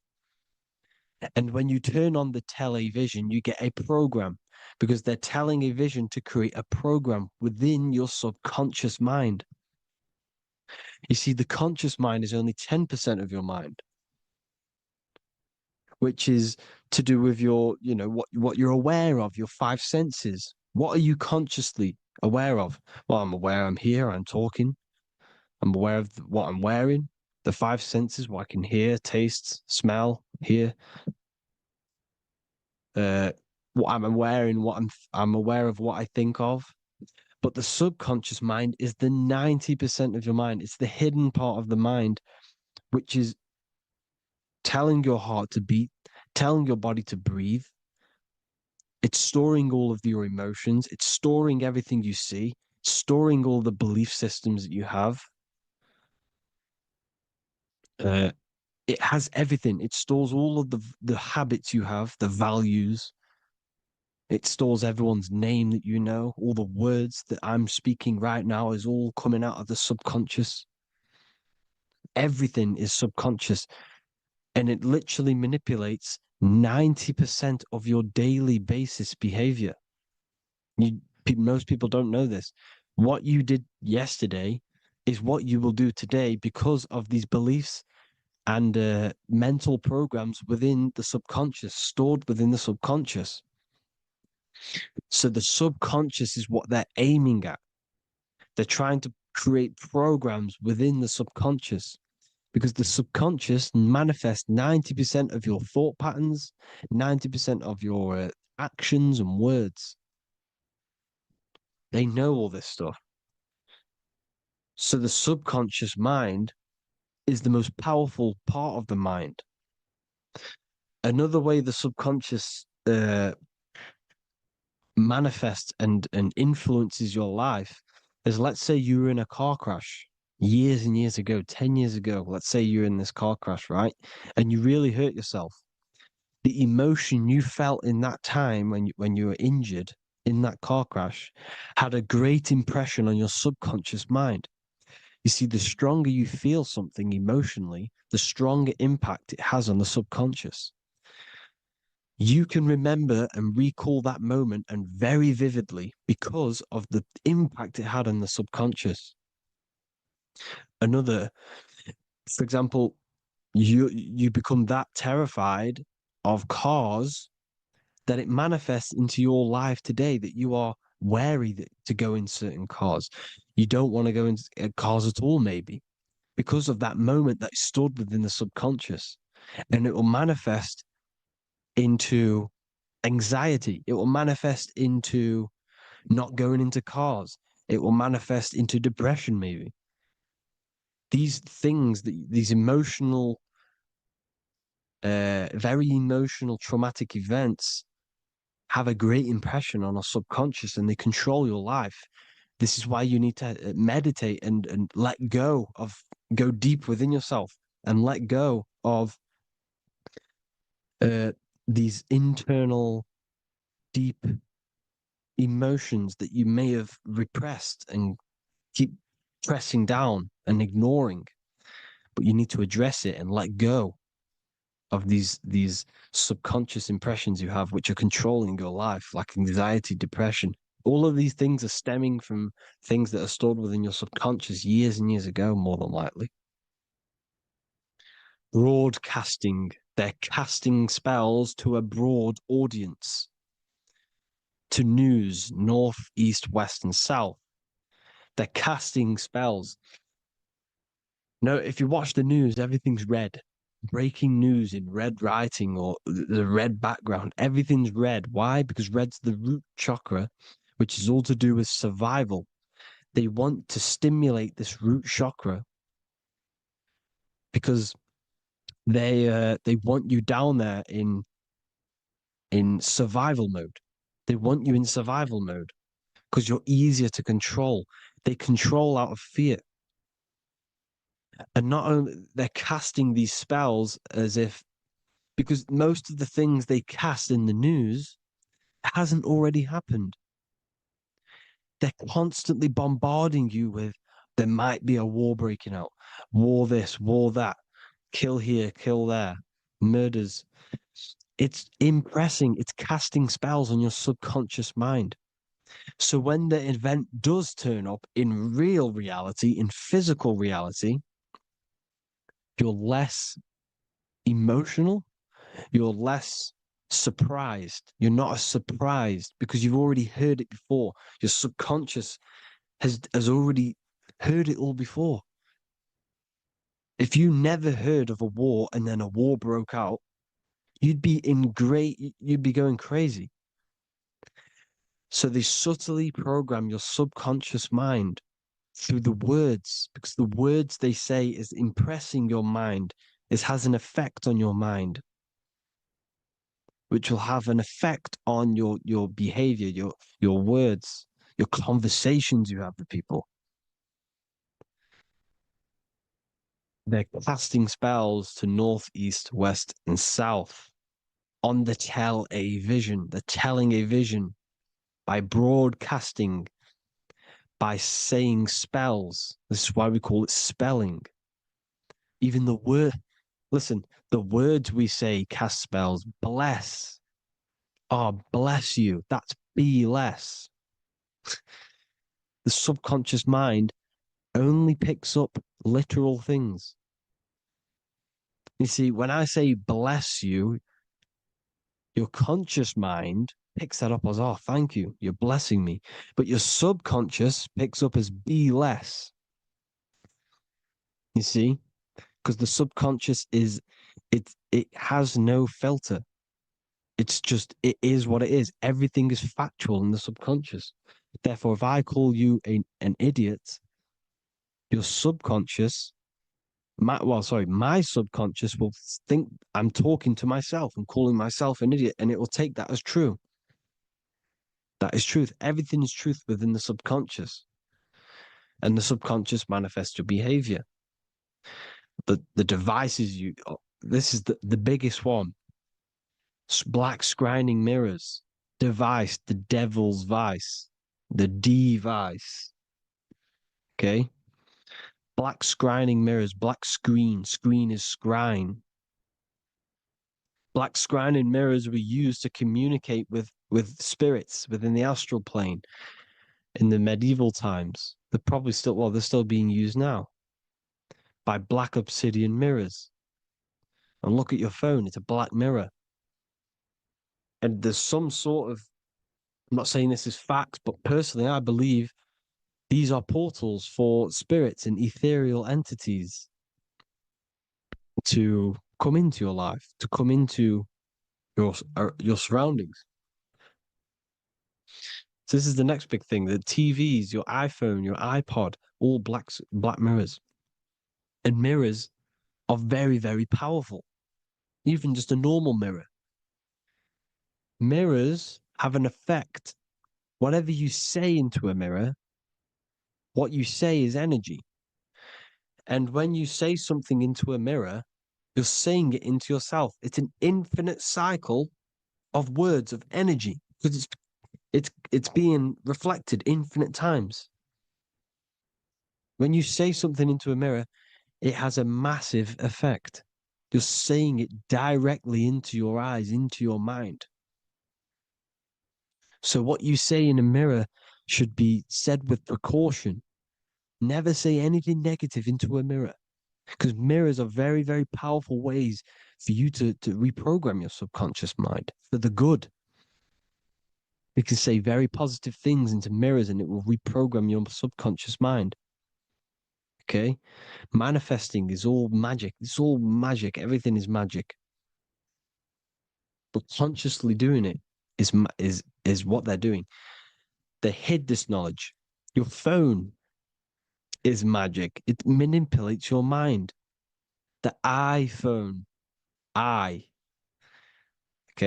See, magic isn't all of this with wands and see, Harry Potter, okay, that was created to give you this perception of a mystical and amazing form of magic with magic wands and all sorts of stuff like that. Yes, that stuff was true when the collective conscious minds were on a higher level and our belief systems believed in these things, because the universal mind, all of our minds contribute to reality. If the masses don't believe in magic, if the masses don't believe in a certain thing, it's less. It's going to have an effect on physical reality.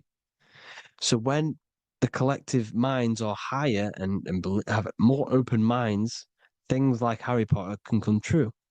See, it's all in the mind. The iPhone, the eye is the symbol for the mind, the invisible intelligence. The triangle is the ethereal plane. Okay. So the eye in the triangle is the eye that sees into the beyond the ethereal planes. The square is the physical plane. So the iPhone, your phone is a black box, just like the Saturn black cube. It's a black mirror. It's taking photos of you every 2 seconds. And it's a it's a it's your mind. Your mind is in that phone.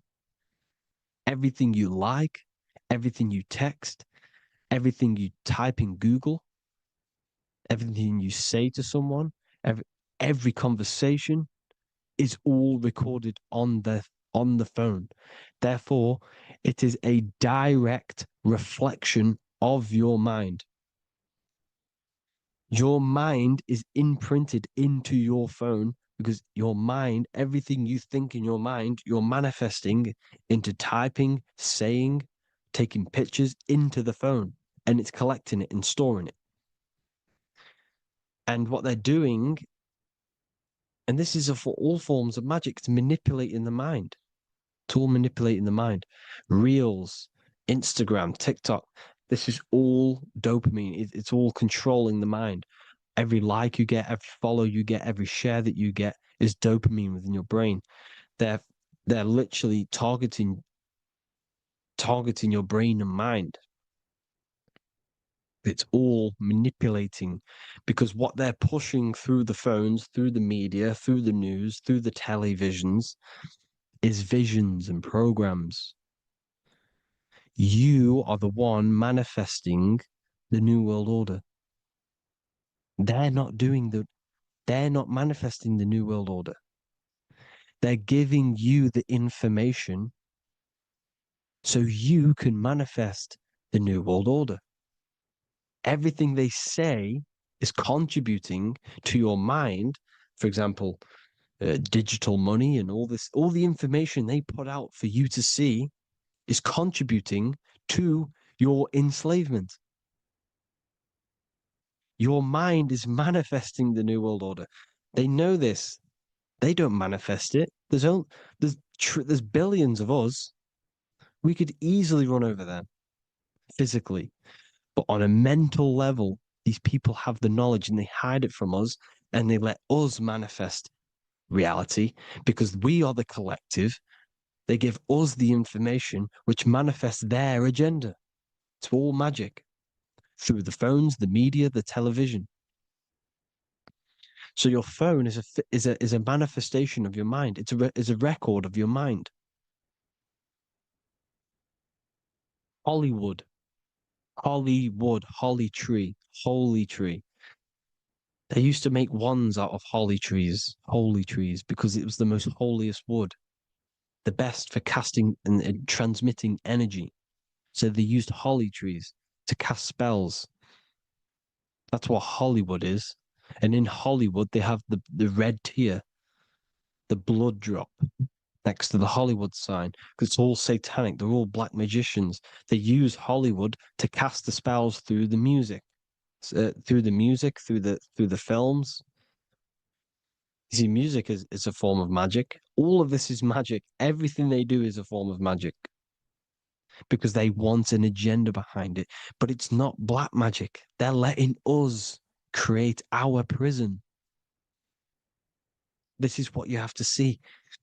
Yes, they're evil, but they're not doing anything evil, or else they would face the karma. They let us manifest this agenda through giving in the information by telling you what's going to happen in the movies. Everything that happens in a movie, it's all there on purpose to program your subconscious, to plant a seed within your garden, your subconscious, your mind. Because when the mind has already seen something, when it comes up and turns up in physical reality, you will be less shocked and you won't rebel. So they lure you slowly. They make you aware of these things over time. They make you gradually think it's okay. Like the technology, we never used to use these phones. How did we become so addicted and reliant on them? Well, because first they gave you a little flick phone. Well, no, sorry, they gave you a phone in your house, and then once you got used to that, they say, "Oh, here's the newest version of a little flick phone." You started texting your friends. Everyone was loving it in high school. They could now meet up without saying, "Let's meet on the weekend at this point at this time," like your parents probably did, or maybe some of you watching this, you probably had to tell your friend to meet on the weekend at a certain time because you had no way of communicating.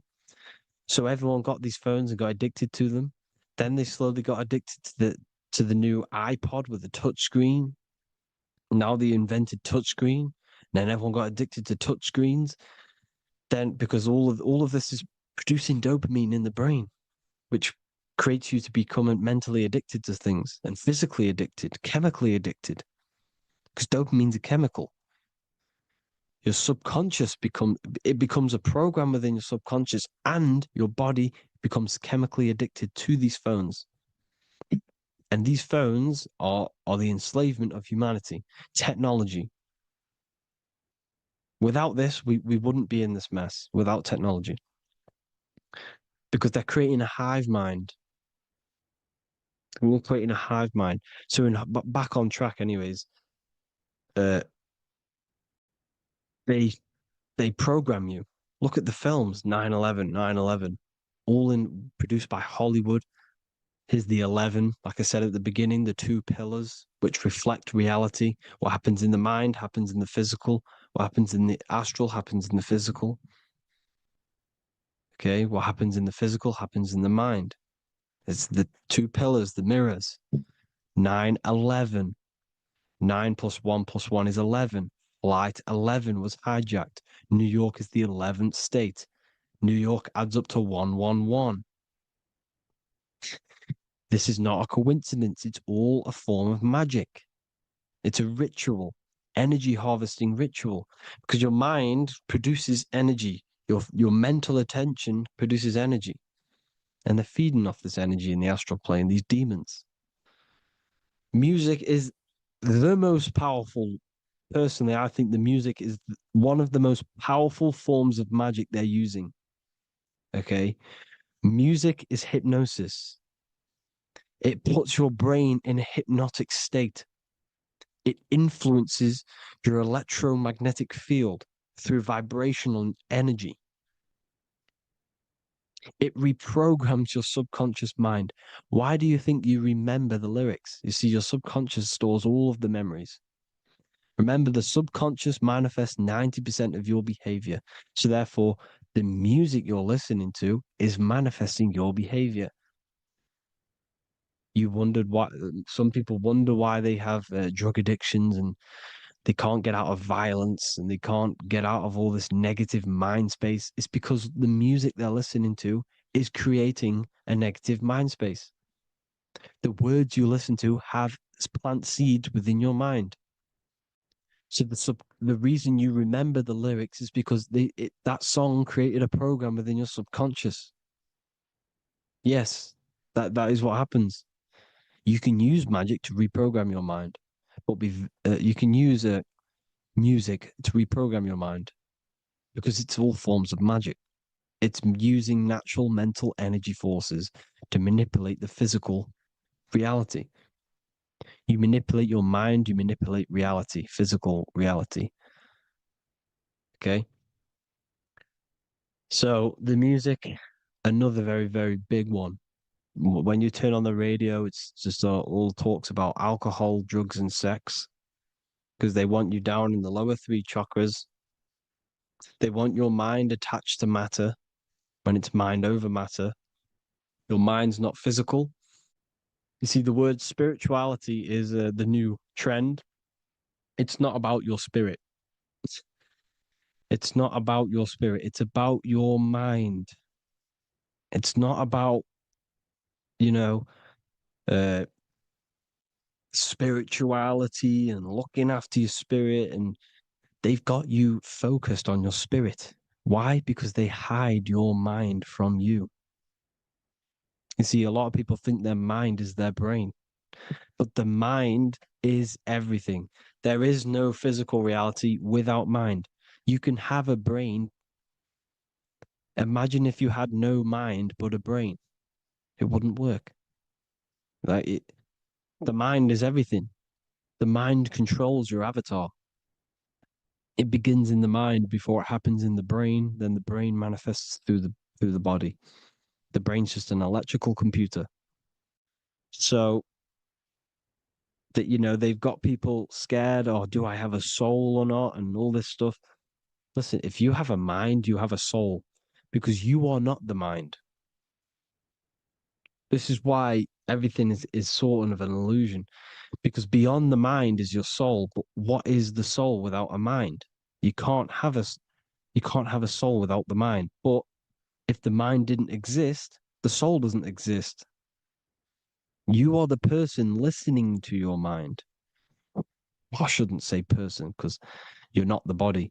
You're the entity behind the mind. But if you didn't have that mind, you couldn't understand what you even were. You would just be an observer who couldn't think. So yes, we all have a soul. If you have a mind, you have a soul. Everything is mind. Everything has mind. Mind creates everything. God is mind. And then manipulating your mind through TV, your phone, uh, every little thing. The school, it's all about the mind, people. Control your mind, you control your reality. Just the last thing, here you go. Aleister Crowley, the dark magician, Kanye West doing the exact same thing because they're implementing magic in the music. Here's the Beatles with Aleister Crowley in the background. Bet you never noticed that. Aleister Crowley was influencing music and placing magic within the music to influence the subconscious. This is what Baal worship was. This is why they kill children. They sacrifice these children. Why? Well, because in order to ascend, in order to raise your consciousness internally, godly, by being good, God, or being in order to be good and raise your consciousness and to get something in the physical world, you have to sacrifice yourself. And what do I mean by that? In order to raise your consciousness and ascend, you have to sacrifice the lower nature of yourself. You got to abstain from having sex to retain your sexual energy, to transmute it, or staying away from some poisonous foods like meat. So, staying away from blood. We shouldn't be consuming other animals' blood. We should be keeping our blood pure. We are humans. We shouldn't consume chicken blood, chicken germs. We are the most divine creatures on this creation. We are the most intellectual creatures in this creation. Therefore, we should keep our temples pure. We are not animals. If you want to associate yourself with an animal, go out in the wild, go and find a wild boar and go and try rip its guts out with your bare teeth, because you can't do it. You're not a carnivore. Okay? So in order to ascend, you have to kill and sacrifice your lower part of yourself to ascend up to your spirit self, your mind self, the highest version. And the elites don't want to do this.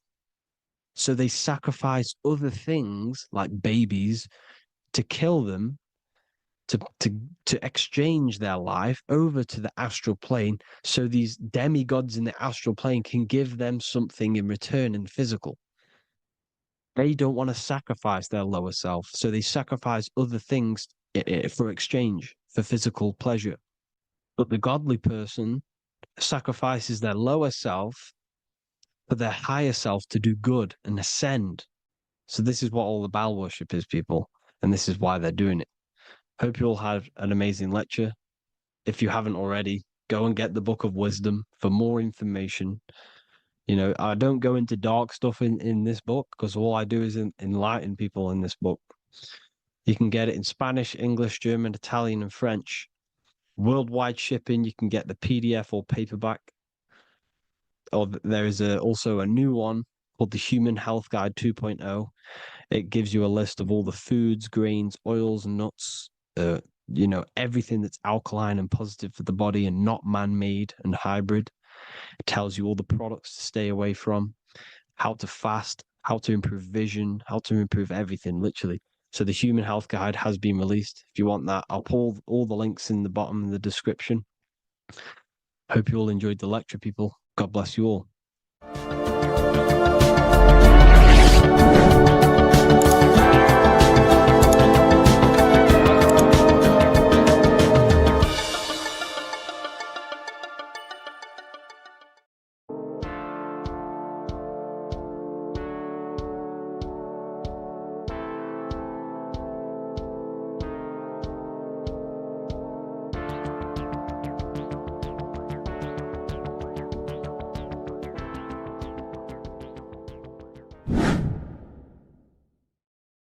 How are we doing, people? It's Revival of Wisdom. We're back today talking about sun worship. Okay? And please enjoy. Sit back and enjoy the video. First thing we need to understand is that the sun is the risen savior. It's the light of the world. Without the sun, we have nothing. Now, the sun is the Son of God. We didn't make the sun. No one owns the sun. But who created the sun? Obviously, the Creator created the sun. Therefore, it is the Son of God.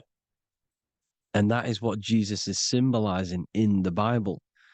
The Bible is a metaphorical story. That's why it's called the greatest story ever told, because it is a story about the sun, the zodiac.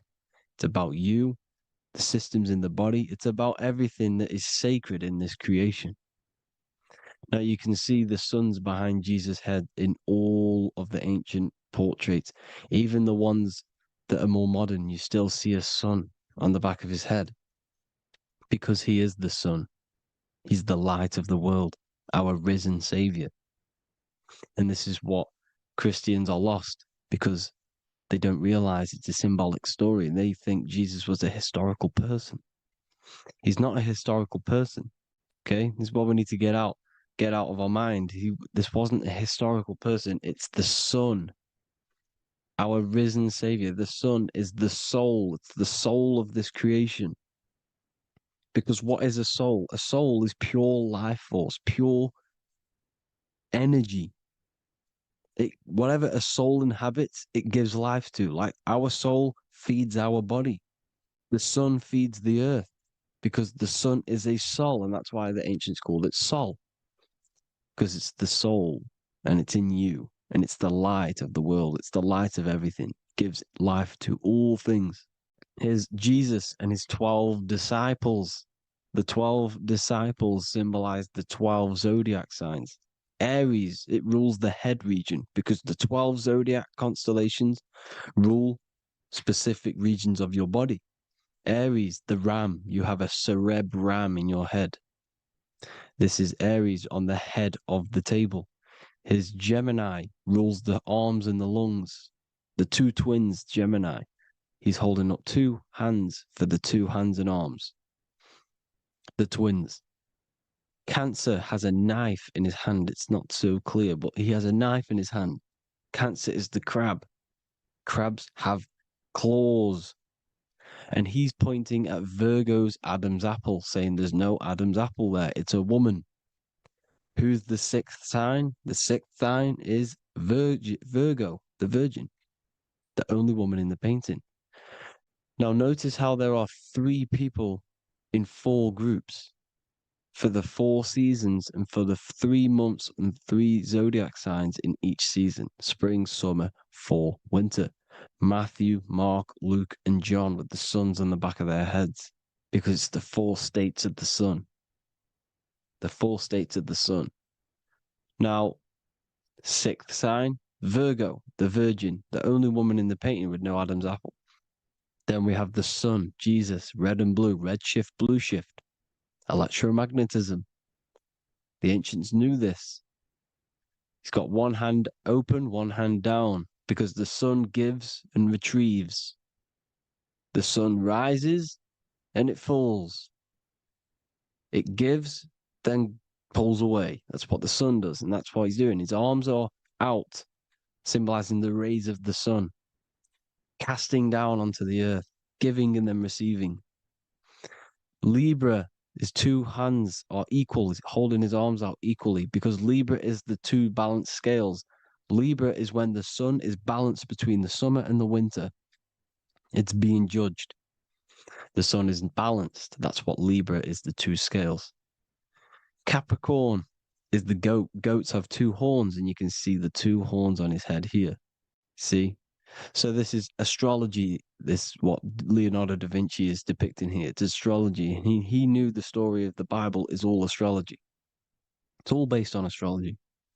The Son of God, the real sun. Now here are some Bible verses. I am the light of the world. Obviously, that's the sun. What other light is there that lights up the world? The moon can't do it. It's the sun, the one and only sun, our risen Savior. Because if the sun didn't rise, we'd all be dead. So it's our risen Savior. And it dies for our sins every night and then gets reborn every day. Now, Jesus calms the storm. Mark 4:35-41. The disciples are all on a boat and there's a heavy storm. But Jesus is asleep. The disciple says, Jesus is asleep. We need to awake him. They wake up Jesus. And Jesus got up and rebuked the wind and said to the waves, quiet, be still. Then the wind died down and it was completely calm. Well, when Jesus was asleep, this is the sun not being risen. It's not risen yet. Because in the night times, that's when the storms happen on the sea, in the ocean. And when they awake Jesus, Jesus rises because he's the sun. He rises and everything calms. Because when the sun comes, the storms go. You see? So it's the sun. It's all about the sun. Here's another, Luke 22:10. A disciple asked Jesus, when will we know it's the end times? And Jesus says, as you enter the city, a man carrying a jar of water will meet you. Follow him to the house that he enters. Well, this is clearly talking about astrology, the topic that Christians think is satanic, when they don't realize the whole thing's based on astrology. Because the end times is the end of Pisces, which is the 2 fish, which is the age we've just gone out of. And you can see all these ancient churches here with 2 fishes, because they knew it was the age of Pisces. There's an ancient photo, ancient artwork with the 2 fish, Pisces. And the end times, as it talks about in the Bible, when Christians think the world's going to end or something. But no, it's just the end of Pisces.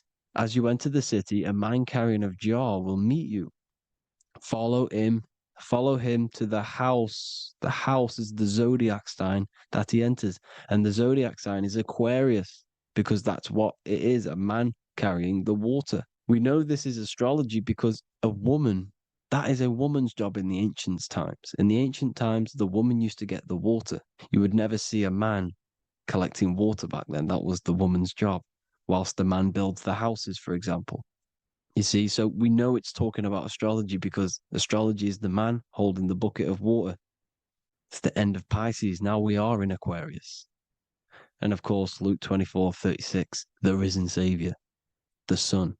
Now, the sun is also born on the 25th of December, a virgin, just like Horus, Mithra, Buddha, Krishna, Hermes, and thousands of other gods all born on the 25th of December. Well, it's because the sun moves 1 degree northward on the 25th of December. And on the 22nd to the 24th, it stays in the same degree because it's moving south. But then on the 22nd, it stays in the same degree on the Southern Crux constellation. And the ancients called this the sun dies on a cross because the cross is the Crux constellation, the Southern Cross. And it stays on that same degree for 3 days on the cross. The sun dies on a cross, and then on the 25th, moves 1 degree northward, bringing back the summer, the light, the warmth, the growth of crops. And this is the sun being reborn again, a virgin, because it's pure. And here's Mithra, another sun god before Jesus was around, before Christianity. It was Mithraism, and Mithra, Ra is Ra, the sun god, Egypt. It's all about Ra, the sun. You see the crown of thorns on Jesus' head, symbolizing the rays of the sun. And here are the rays of the sun on the back of Mithra's head. Krishna, the sun. Buddha, the sun. Horus, horizon. All born virgins, all did miracles, all resurrected. Dead for 3 days. Well, here he is, dead for 3 days on the cross. And resurrected. Because it's the most ancient religion ever been on the face of the earth. The worship of the sun. And we should worship the sun, because without the sun we are nothing. The sun feeds us, feeds the earth, feeds everything. Without the sun we are nothing. It's been reversed, and now we're worshipping man. When we're worshipping a man called Jesus, was never real. It's all about the sun, the most high, the most powerful, potent, celestial body in the sky, the orb that feeds us every day. It dies for our sins and rises every day. It's the sun. Now on the Holy Communion Day, it's the worship of the sun. They give out many suns. It's Jesus holding a sun. And they raise the sun on Sunday because they go to worship their sun god on Sunday. Not Saturn Day, not Moon Day, Monday, but on Sunday when the sun is exalting. And they hold suns up above their heads because the sun rises. They're symbolizing the sun rising above their heads as savior. It's the sun. It's the Holy Communion Day. And here's Jesus giving a piece of himself to the children. It's the sun, the light. Judas was known as a backbiter, a backstabber, because he stabbed Jesus in the back. He betrayed Jesus. Well, this is just another astrological story about the constellation Scorpio, because the Scorpio is the J, looks like a J. J for Judas, the scorpion, the backbiter. Scorpions backbite, they bite with their back. And what does Judas do? He betrays Jesus by kissing him to let the warriors know who they need to get. So he kisses Jesus, and Jesus gets stabbed in the back. Well, when you get stung or bit by a scorpion, they leave like a kiss. So Judas kisses him and gets betrayed. Well, this is because the sun, when it hits Libra, it's balanced. The sun is balanced because it comes through summer. Now the sun's starting to die. The sun's starting to die. It hits Libra. And then as soon as it hits the Scorpio, it gets betrayed because now the sun has to fall to winter. And Saturn is there waiting to take over the darkness of the winter. So he gets stabbed in the back by Scorpio, Judas, the scorpion, the backstabber. You see, it's an astrological story. Here's Mary. Mary means marry, which means pure. The sun is pure. No one gave birth to the sun but the God. And it's born every day. It's born every day on every year. It's born pure. There was no controversy. There was no, activity for the sun to be born. It's pure. Now, the 7 metals come from the 7 planets. The sun gives you gold, and this is why the sun is golden. It looks gold. And this is why the banks are backed by gold, because gold is the most valuable metal, because it's the sun, the most valuable celestial orb in the sky, in the heavens. Well, here's Jesus, another ancient symbol of him being crucified on the cross with the big sun, the southern crux constellation. The sun dies on the cross constellation. And if you go to the old etymology dictionaries, you will see sun and son is the same word. They come from the same etymology roots. You can use them for no matter what, but they've been confused today. But if you go back to the old dictionaries of etymology, they are interchangeable. You can use them. Son, sun, sol, it's all the same thing. The 12 disciples, 12 brothers of Joseph, 12 tribes of Israel, 12 breastplates on the stones, because it's all the 12 astrological signs. They could have used any other number, but there's 12. Because 12 is the mind, which is God. 7 is the number of matter, which is man. 7 energy centers in the body, 12 cranial nerves in the brain, because it's the mind. 12 is the 12ness. The zodiac is literally the mind of God, the signs of God. Now here we see here, Job 38, 31 to 33. Can you lead forth a constellation in the season? He's asking you, can you read the sky? Can you read the heavens? Canst thou bring forth the Mazzaroth in its season? Mazzaroth means 12 signs, the zodiac. Why did they translated every single Hebrew word in the Bible into English, but they decided to leave out Mazzaroth? Why? It's because if that said zodiac, Christians would have a different view on the Bible, but they leave that out.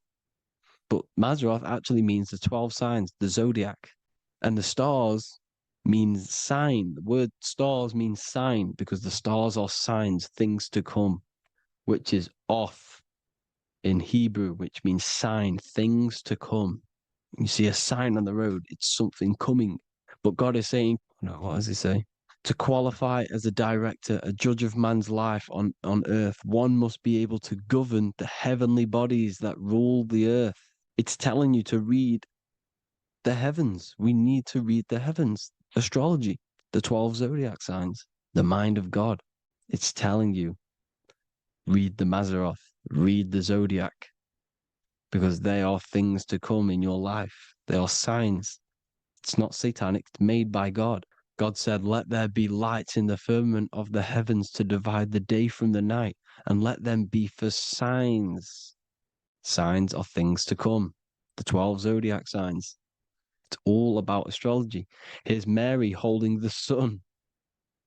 His son, her son. It's the sun in the sky. The one and only, the most high. The soul, the solo because it's on its own. The most powerful, Ra, radiance. Here's the Pope holding the sun. All 3 popes holding the sun because they're sun worshippers and they know the true meaning and origins behind Christianity. Sun worship. Here's the Vatican. The Vatican is a sundial. Yes, this is literally a clock. Your clock, your watch is a sundial. It's got 12 sections on it for the 12 zodiac signs.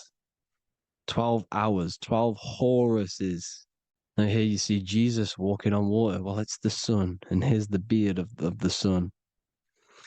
Here's the pyramid of the sun, the illuminated one, the all-seeing eye, the sun. Here's the Ankh.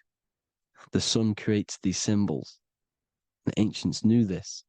Now, when you see these headdresses, these are actually the days of procession of the sun.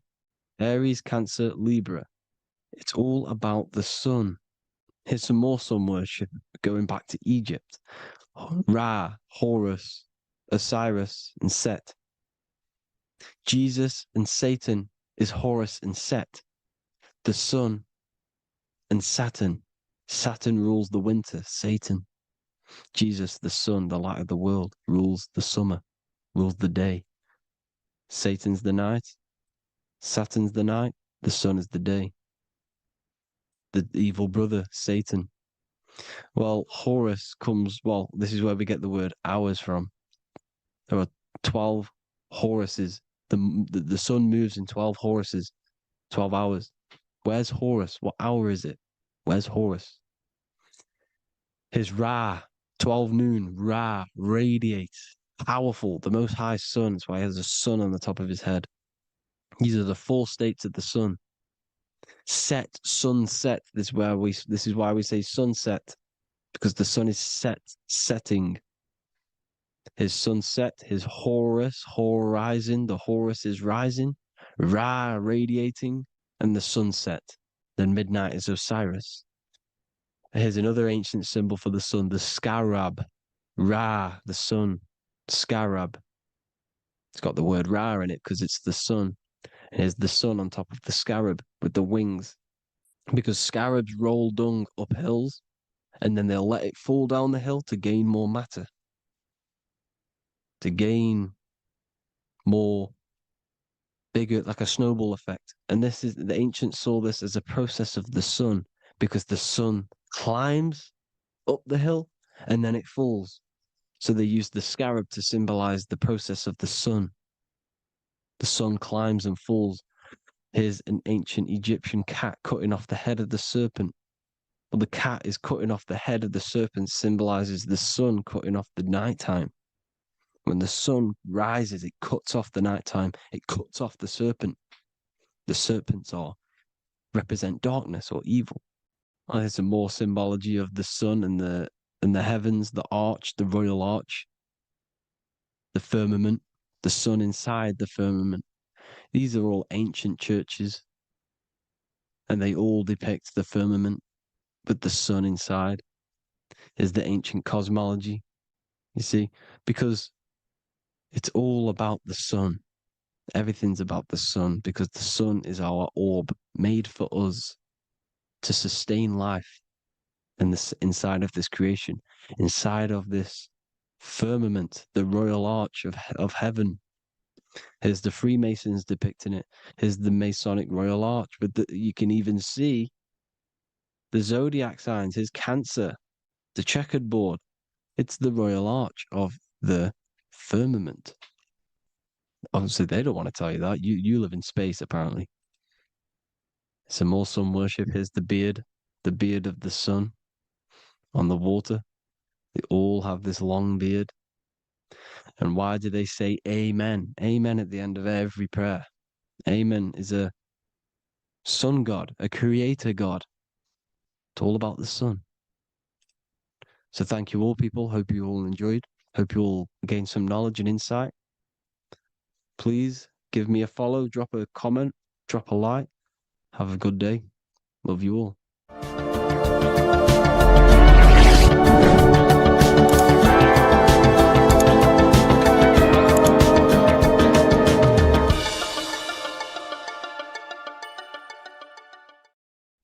Today's topic is the binary code behind the universe. You will learn the fundamentals of the binary code, deeper understanding of reality, which will give you more of a connection to the universe, evidence supporting the existence of this code, and how to use the binary code to shape your reality. This is an important one. We have 0 and 1.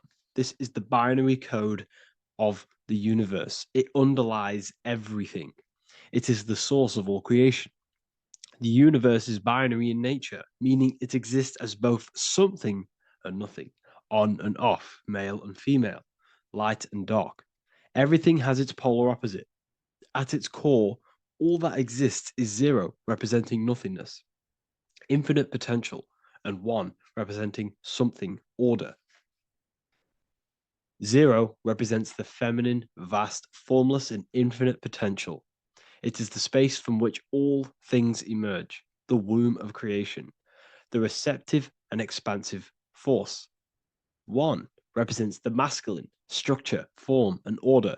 It is the active principle, the initiator, the force that defines and shapes reality.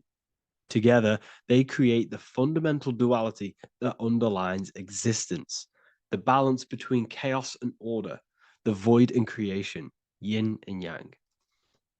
We see this in the masculine and feminine bodies. This is deeply encoded into the fabric of reality. And once you see this, you will never unsee this. So please leave a like on this video if you love my content and you love the wisdom that I share with the world. So we see this with the masculine genital areas, Remember, this is the genital area. This is all to do with creation. These are the generative principles, the generative organs in the body that allow creation to continually outfold into new life. The genital areas are all to do with the code. The male is the one, the action. He's the initiator. The feminine is the zero, which is the infinite potential, the womb of creation. 0 and 1. This is why we have 10 numbers. 0 and 1. Masculine and feminine. We even see this in the bodies. The feminine body is made out of curves, which is 0, curves. And the masculine body is made out of lines.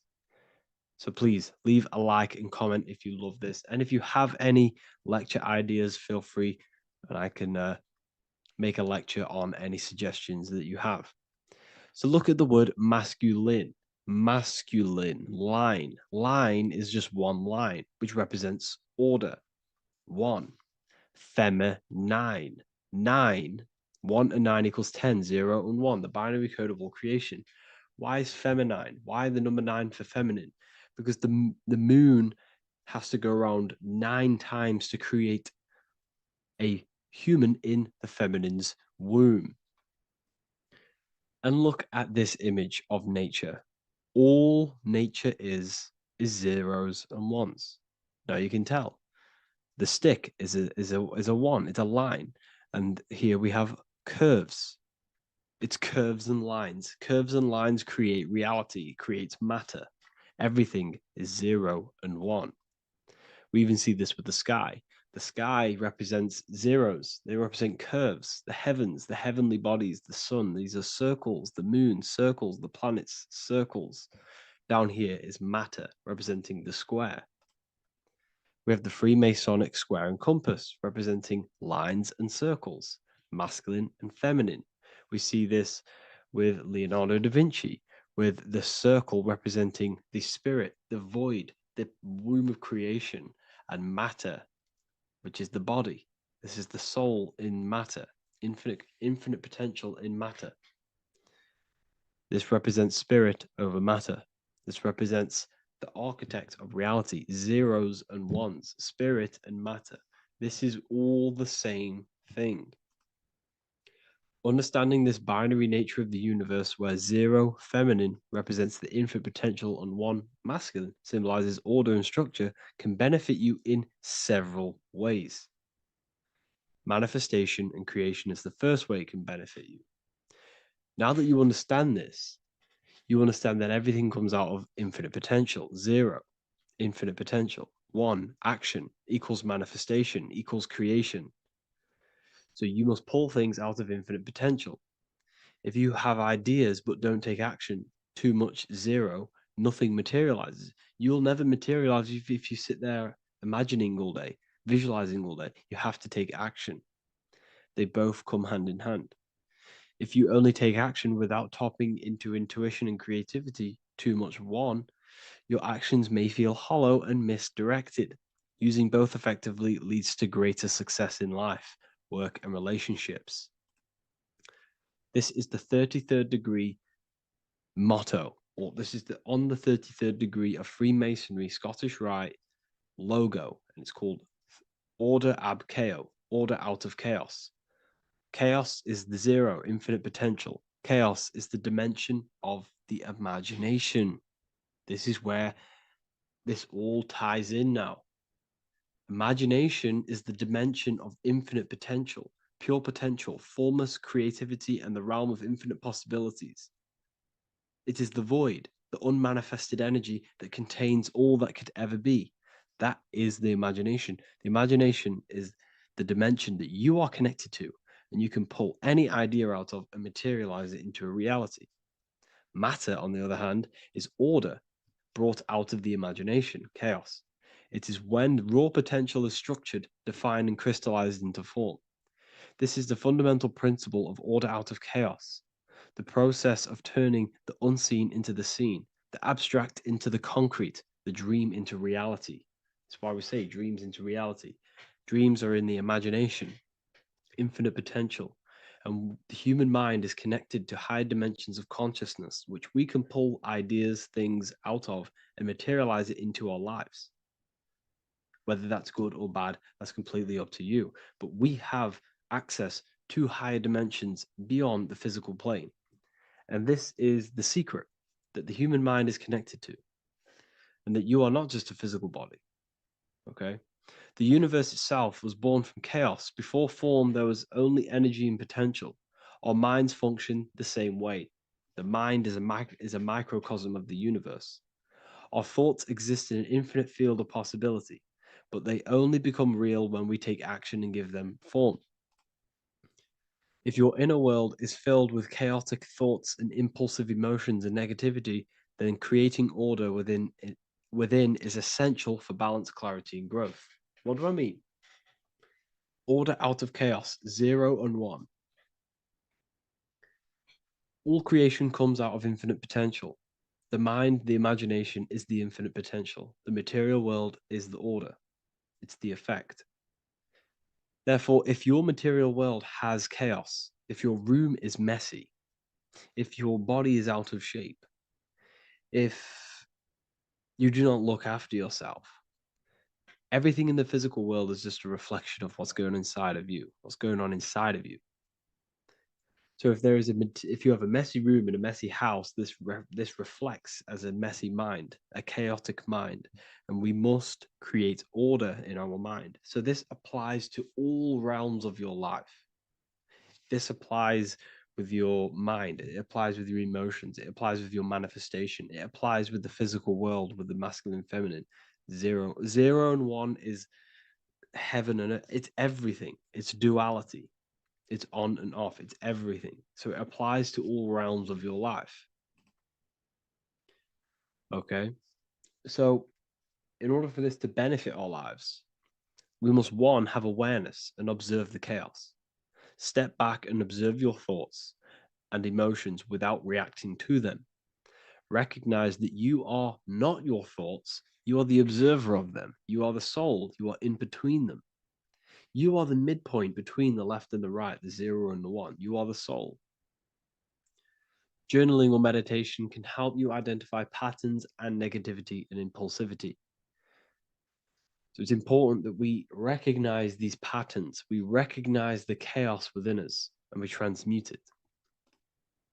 2, implement structure, mental discipline, mindful practices, meditation, breath work, and slowing down your reactions. Cognitive reframing, replace destructive thoughts with constructive ones. This is so important.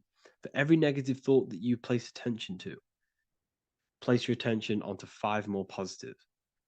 Never think about something that you don't want to manifest, because whatever you're placing attention on inside that mental field of consciousness, you're giving attention to which then can manifest into your action, and that will materialize into your world. Routine and ritual. Create daily habits that anchor you. Morning routines, exercise, or creative outlets bring stability. We must master the inner world of thought and emotion.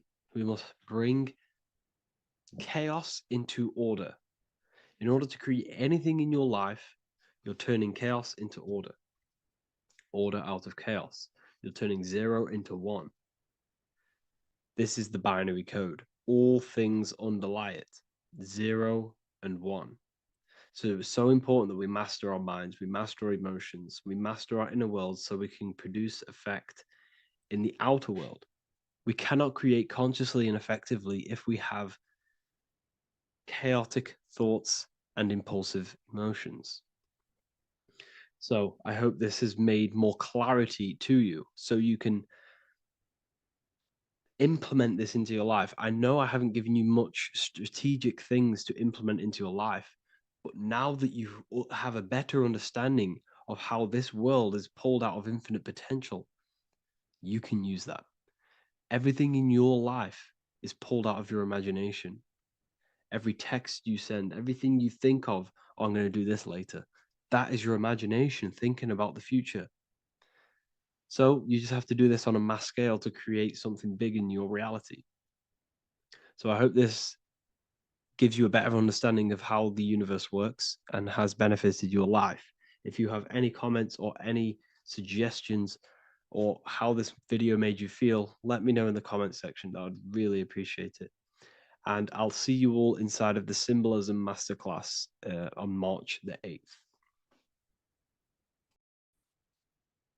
Hello and welcome to another lecture from Harry B. Joseph, also known as Revival of Wisdom, the author of the Book of Wisdom series from revivalofwisdom.com. In this lecture, you will learn how to decode Freemasonic symbolism, gain a deeper understanding of yourself, expand your awareness of consciousness and reality, and receive guidance to navigate life with greater clarity. So today we're going to be breaking down this particular piece of artwork, this Freemasonic artwork, and how this relates to you and reaching a higher consciousness. Because ultimately, this is what it's about, okay? Freemasonry is considered a craft, and this craft is crafting a better brain and heart, crafting a higher consciousness, crafting a better self. Why? So we can operate in the world at a higher degree, operate in the world more efficiently, live a better experience in the world, and getting to know thyself. Okay? So we're going to start from bottom to top because this is important. Every placement of this symbolism is on purpose, has meaning, especially the placements of the symbols. Okay? So we're going to start from the very bottom of the artwork, which represents lower down. When we're looking at symbolism, especially occult symbolism, that's what the word occult means. The word occult means hidden, hidden from the eyes. It has its roots in the word oculus. I'm pretty sure that's Latin, which means eye. So the word occult comes from oculus, which means eye. And the word occult means hidden, from the eye, the unseen, studying the unseen aspects of self. We're studying the brain, we're studying consciousness, we're studying the body, the heart, we're studying the self, the hidden aspects of the human psyche and the hidden aspects of self. Okay? Because ultimately, this is what gives you power in the world, depending on how you use that power, whether for good or bad, depending on the consciousness wielding that power. This is why we say knowledge is power. But I would actually say knowledge of self is power. Because when you know how you function, you gain power. You gain personal power. You gain mastery. Ultimately, this is what Masonry is about. Self-mastery. Crafting a higher consciousness. So at the very bottom of this artwork, we have a checkered board with a coffin. The coffin is the beginning of the artwork, the very base. This is the foundation of consciousness. The coffin symbolizes unconsciousness, the state that myself was in, maybe yourself, before we woke up and before we came conscious of our spirit, before we came conscious of ourselves.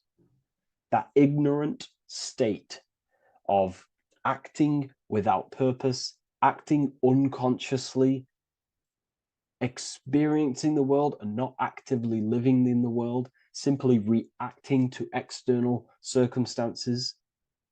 This is an unconscious state where one is ignorant. 80% of the world is in this unconscious state. And this is symbolized as the darkness, the tomb. Look at how the tomb is fully blacked out, representing dull, no emotion, it's dark. This represents the darkness of self. The spirit is buried. The spirit is in the tomb. They're not even aware that they possess consciousness. They think they're the material body flying on a ball millions of miles per hour through space, and the sun is, They think they're a monkey evoluted. They've never questioned themselves. They stay in ignorance. They're in the spiritual darkness, okay? And they're furthest away from the light. Look at the top. This is the light sources. They're in the darkness, okay? They're in spiritual darkness. They're in ignorance. And they're in division. Their mind has no power. Their thoughts contradict themselves. They say they're going to do something, but then their mind tells them, oh, I'm going to fail. Or I want to do this, but my mind says this, and I believe this about myself. They want to, I don't know, they want to write a book, but their actions are scrolling on TikTok, and their emotions about, feeling about their past person in their life. That's division between the self. That's divided consciousness. They also have a divided brain hemisphere. They do not see reality through a true lens, because the brain acts as like a lens on how we perceive things. And if the brain hemispheres are not aligned, then we cannot see reality the way it actually is and truly presents itself, neutral. If we're left hemisphere dominated, we see everything as divided. Nothing's interconnected, nothing's a whole. But if they're, right hemisphere dominated, they see everything as a whole. We need to look in the middle of that, okay? So we'll go into that a bit later. But ultimately, they're in a divided state of consciousness. They're in ignorance. But the tomb is symbolic of that. The tomb is, you're not even aware they are divided. They think everything's right in that state. I was like that. My family is like that. They're not even aware of themselves, and you try and say something to them, and they don't even know they're in division. They don't even recognize that they're in a bad, low earth base consciousness. Okay. So when we get out of the tomb, which is representing by a spiritual awakening, we get out of the tomb, we realize, wow, I possess consciousness. I've woken up. You're waking up to the things in the world, and you wake up and start to see the world for what it truly is. When you become aware and you rise out the tomb, you're born again. You start looking within. You start to become conscious of your thoughts. You start to become conscious of your actions. You start to become conscious of the evil in the world. You start to become conscious of the things. You rise out the tomb. You start to become conscious of your intuition. You then step on the checkered board. The checkered board is now you realizing you're in a divided state. Okay. So you're now putting down the ego. Because remember, when you're in the tomb, the ego is fully in domination over consciousness, over your consciousness. It doesn't allow you to say that you are wrong. It doesn't allow you to think that there's evil in the world. It doesn't allow you to believe you have a spirit. It doesn't allow you to see that there is maniacs running the world and trying to control you. The ego is so stuck.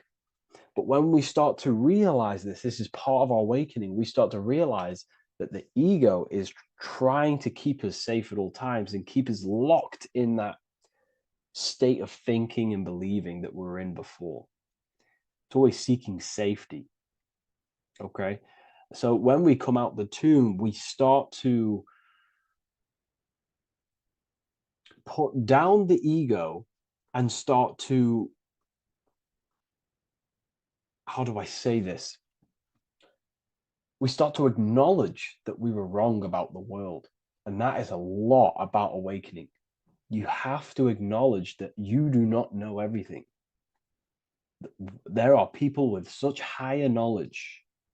Okay. So when we come out the tomb, we put down the ego. We start to actually say, I was wrong about the world. I was a victim of mind control. I was in ignorance. I was in darkness. Spiritual dark. I'm divided. My thoughts, emotions, and actions are not aligned. My intuition and my action are not aligned. I'm not taking action on what I know is good. I'm taking actions against what I know is good. That's a sin. That's a sin against the spirit. Okay, so when you acknowledge this, you acknowledge your indivision, you then take the first 3 steps, which is the Freemasonic Blue Lodge degrees, these 3 steps. Okay. Ultimately, this checkerboard represents illusions as well. You're in an illusion. Okay, this is why we see it heavily used in the music industry. It represents base consciousness, base level awareness, 5 sense thinking. It represents you versus me thinking, walking down the street and thinking everyone's trying to hurt you, and it's always you versus me, judging people in your own mind. That's low thinking, lower thought. And not to notice squares. Squares are an unnatural state. They're an unnatural shape. We do not see squares or 90-degree angles in nature. It's the lower mind. So it represents base consciousness, base level awareness, only aware of the physical body, only aware of the 5 senses, never looked within. That is the base. And this is the foundation we have to rise up to the light from, up to higher consciousness. So this gives us a strong foundation when we realize this about ourselves, that we were in division. Our thoughts, emotions, actions were not aligned. Our brain hemisphere was not aligned. I'm not thinking with love of the heart. Okay? So that is the state we're in. Now, hopefully that's cleared things up about the chessboard. Before we move on, please leave a like, maybe a comment if you wish for me to discuss anything in the further lectures. Please smash the like button, and it would really help me out. And share this with a friend who is interested in the occult. Okay, so the steps are the first steps of the Freemasonic degree, the 3 Blue Lodge degrees. Now, this can be represented as the number 3, a very powerful number, a very symbolic number. Number 3 is the 3 expressions of consciousness. How do we express consciousness? How does consciousness express itself? Well, there are 3 ways. We think, consciousness thinks, consciousness feels, and consciousness acts. They are the 3 expressions that we express our awareness and consciousness. So we're looking at thought, emotion, action. We're also looking at the 3 brains: the reptilian brainstem, the mammal limbic brain, and the neocortex. The reptilian brain governs basic functions of the human body: breathing, surviving, scanning the environment for threats, automatic responses, eating, scanning for food, base consciousness. That's the reptilian brain. That's what most people operate their lives in, including myself before I woke up. I'm not trying to sound big-headed, but this is the truth. Ignore my tone of voice, ignore my voice, focus on the words I'm saying. If you're judging, that means you have divided thinking. It's always you versus me. So we need to get out of that thinking of you versus me all the time. That's lower consciousness. That's animal thinking. That's earth thinking. We're unified. We need to reach a higher consciousness and do not waste our mind's potential on low-level earth divided thinking. Okay?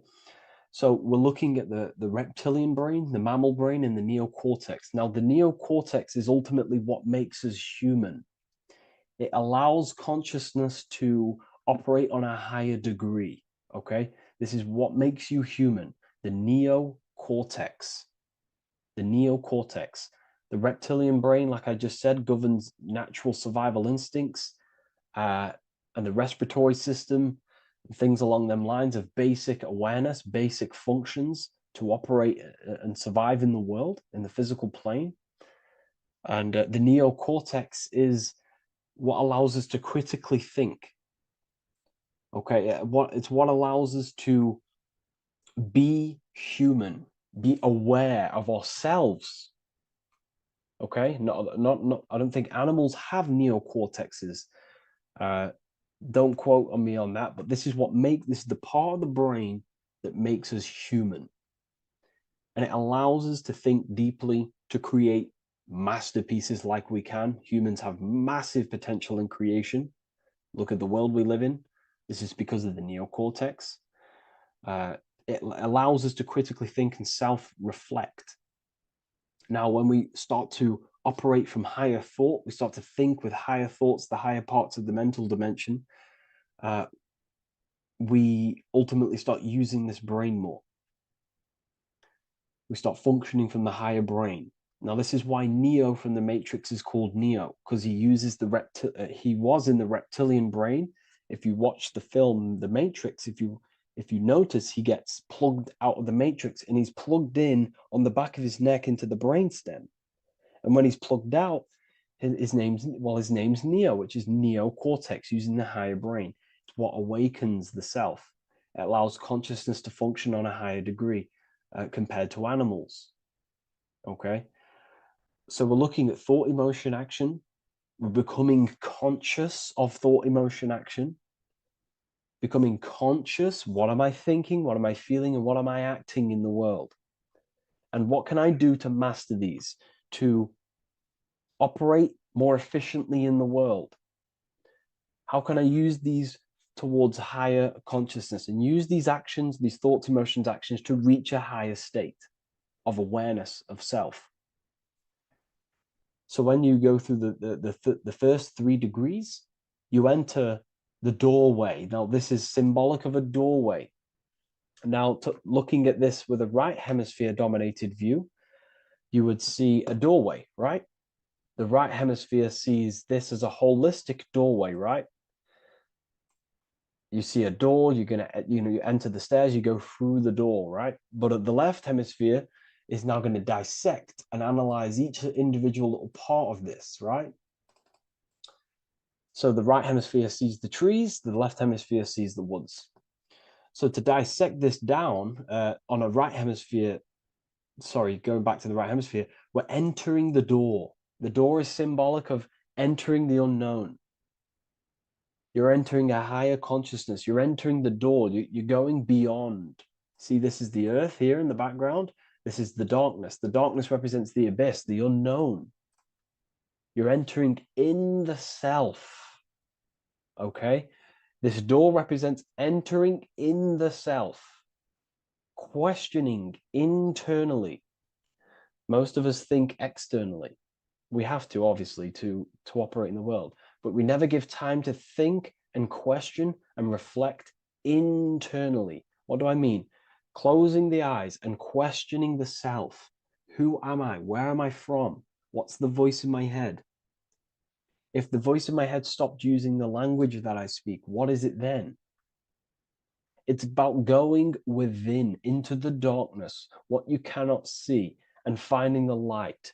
Okay? It's about entering within the self. This is a doorway to higher knowledge, higher consciousness, higher self, and really digging deep for what you truly are beyond your human form. Okay? So we have, most importantly, I'm not going to go over every single one of these symbols here. I'm going to go over this on a basic, well, not a basic level, a very detailed level, but it's not going to go over every single symbol. We have a left pillar and a right pillar. The left pillar has the sun next to it. The sun is more electrical energy. It's very dominant. It's a very powerful masculine force.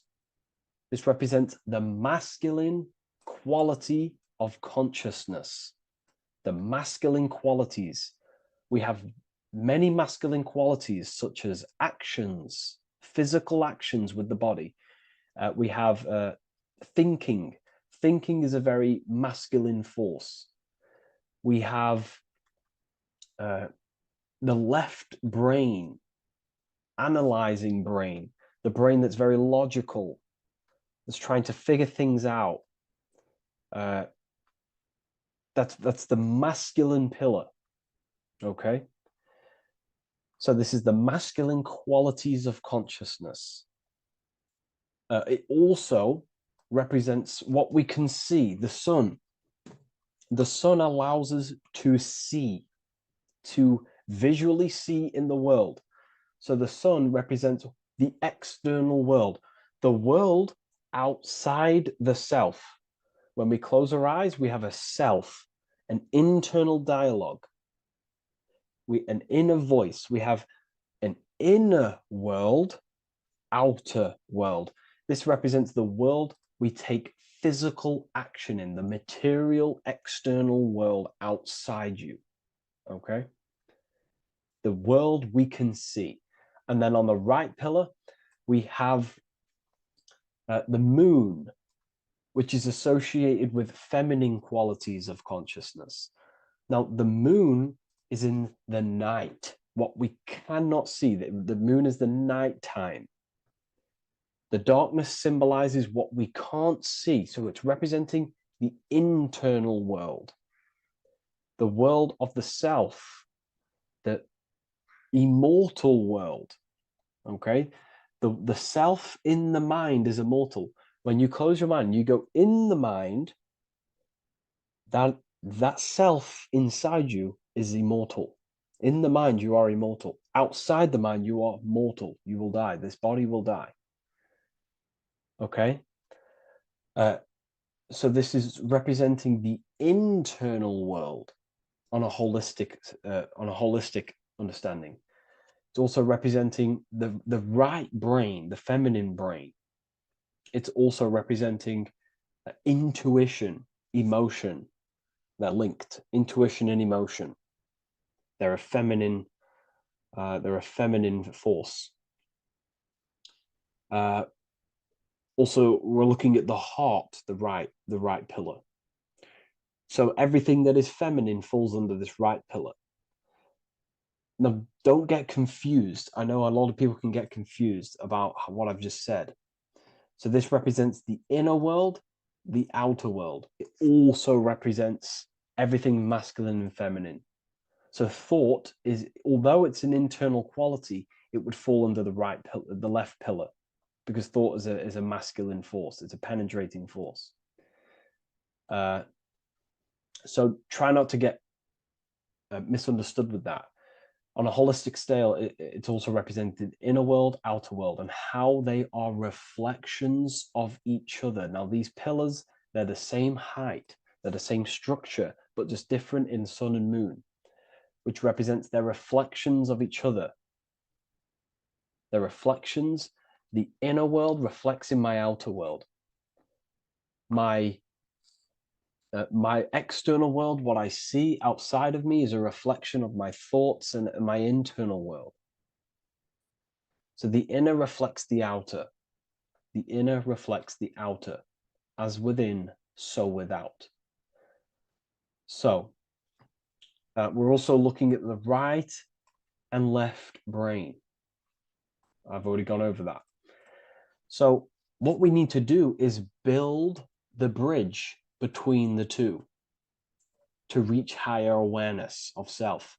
Because ultimately, remember, we're still divided. We came from the checkerboard, we entered up here, we've just entered within the self, started questioning the self. We're still divided. We need to build the bridge. And this is what they're crafting in Freemasonry. The bridge, the arc, the agreement, the great work. This is the crafting of aligning the left and right brain. We're also aligning intuition, feminine, with the actions. Because ultimately, the higher self is always guiding us. That's our true spirit guide. Our true spirit guide is our higher self. And the higher self ultimately exists in a higher dimension. This is going to sound crazy to some people, okay? But who you are is not your human body. And your higher self does not communicate through the language of the human material world. It doesn't communicate through English, doesn't communicate through thoughts. It communicates through intuition and communicates through dreams and symbolism.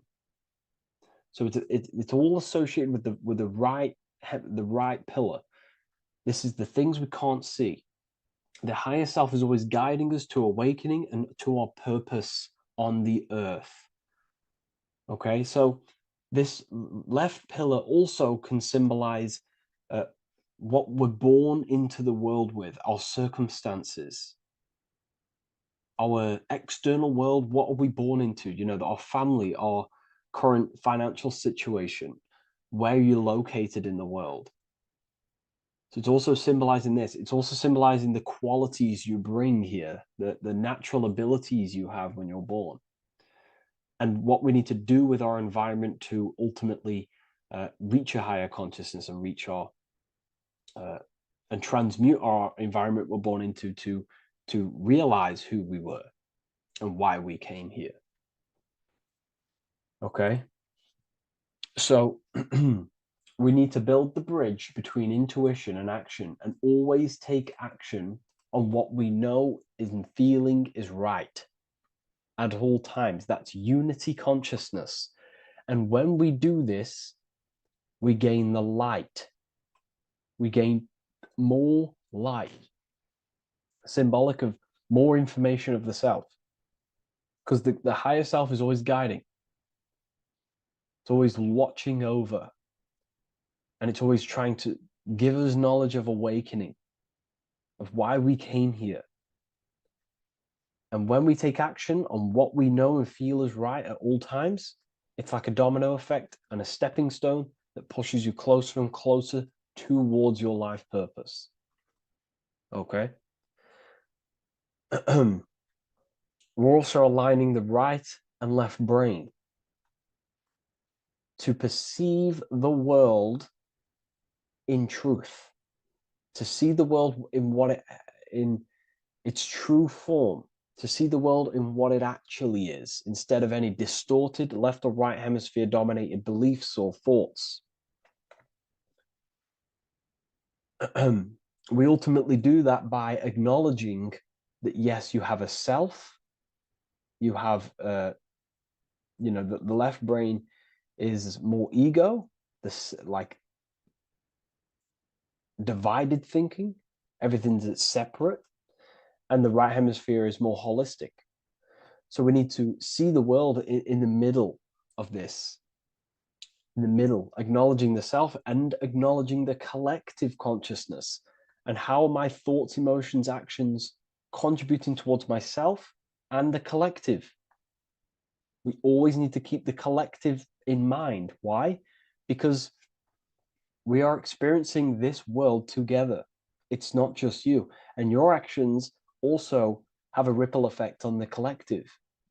We're experiencing the world as a whole as well. Yes, there's yourself and there's the collective. We need to think, feel, and act towards the collective and the self. So aligning our brain hemispheres allows us to do this. It allows us to think holistically and individually and see reality in this. And when we do align the left and right brain, what do? We gain higher insight, the eye. We build the bridge between the left and right pillars. We gain the eye. The eye is what? Insight. The eye requires light to perceive and see the material world. So this is symbolic. This is the inner eye, the inner self, consciousness. And when consciousness has light, which is symbolic of truth, knowledge, light is a massive symbol in Freemasonry. And light represents knowledge of self, information. And when we gain information and knowledge of self, when we align our left and right hemispheres, our actions take action on our intuition, we gain higher light, higher knowledge of self, ultimately. And this is why we also have the square and the compass. Okay? We have a square and compass here. The square and the bottom, base consciousness, also representing masculine qualities. This is the masculine qualities because squares are masculine. And the compass creates circles. So we have the circle on top of a square. Circles are divine. This is oneness. The circle is one line. The square is 4 lines. It's divided.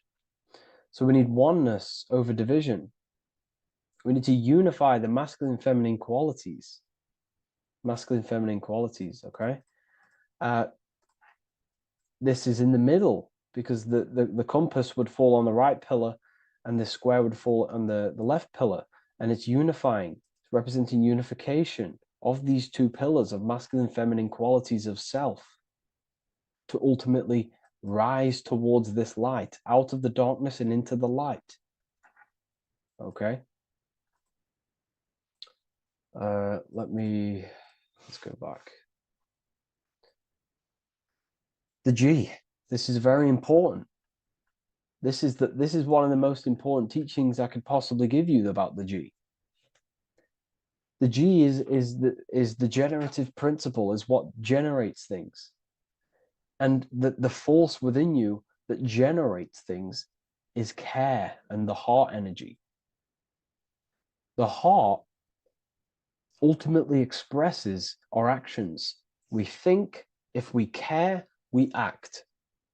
Everything in your external world is in front of you because your heart cares. You care about the video and gaining knowledge. You're now here watching this video.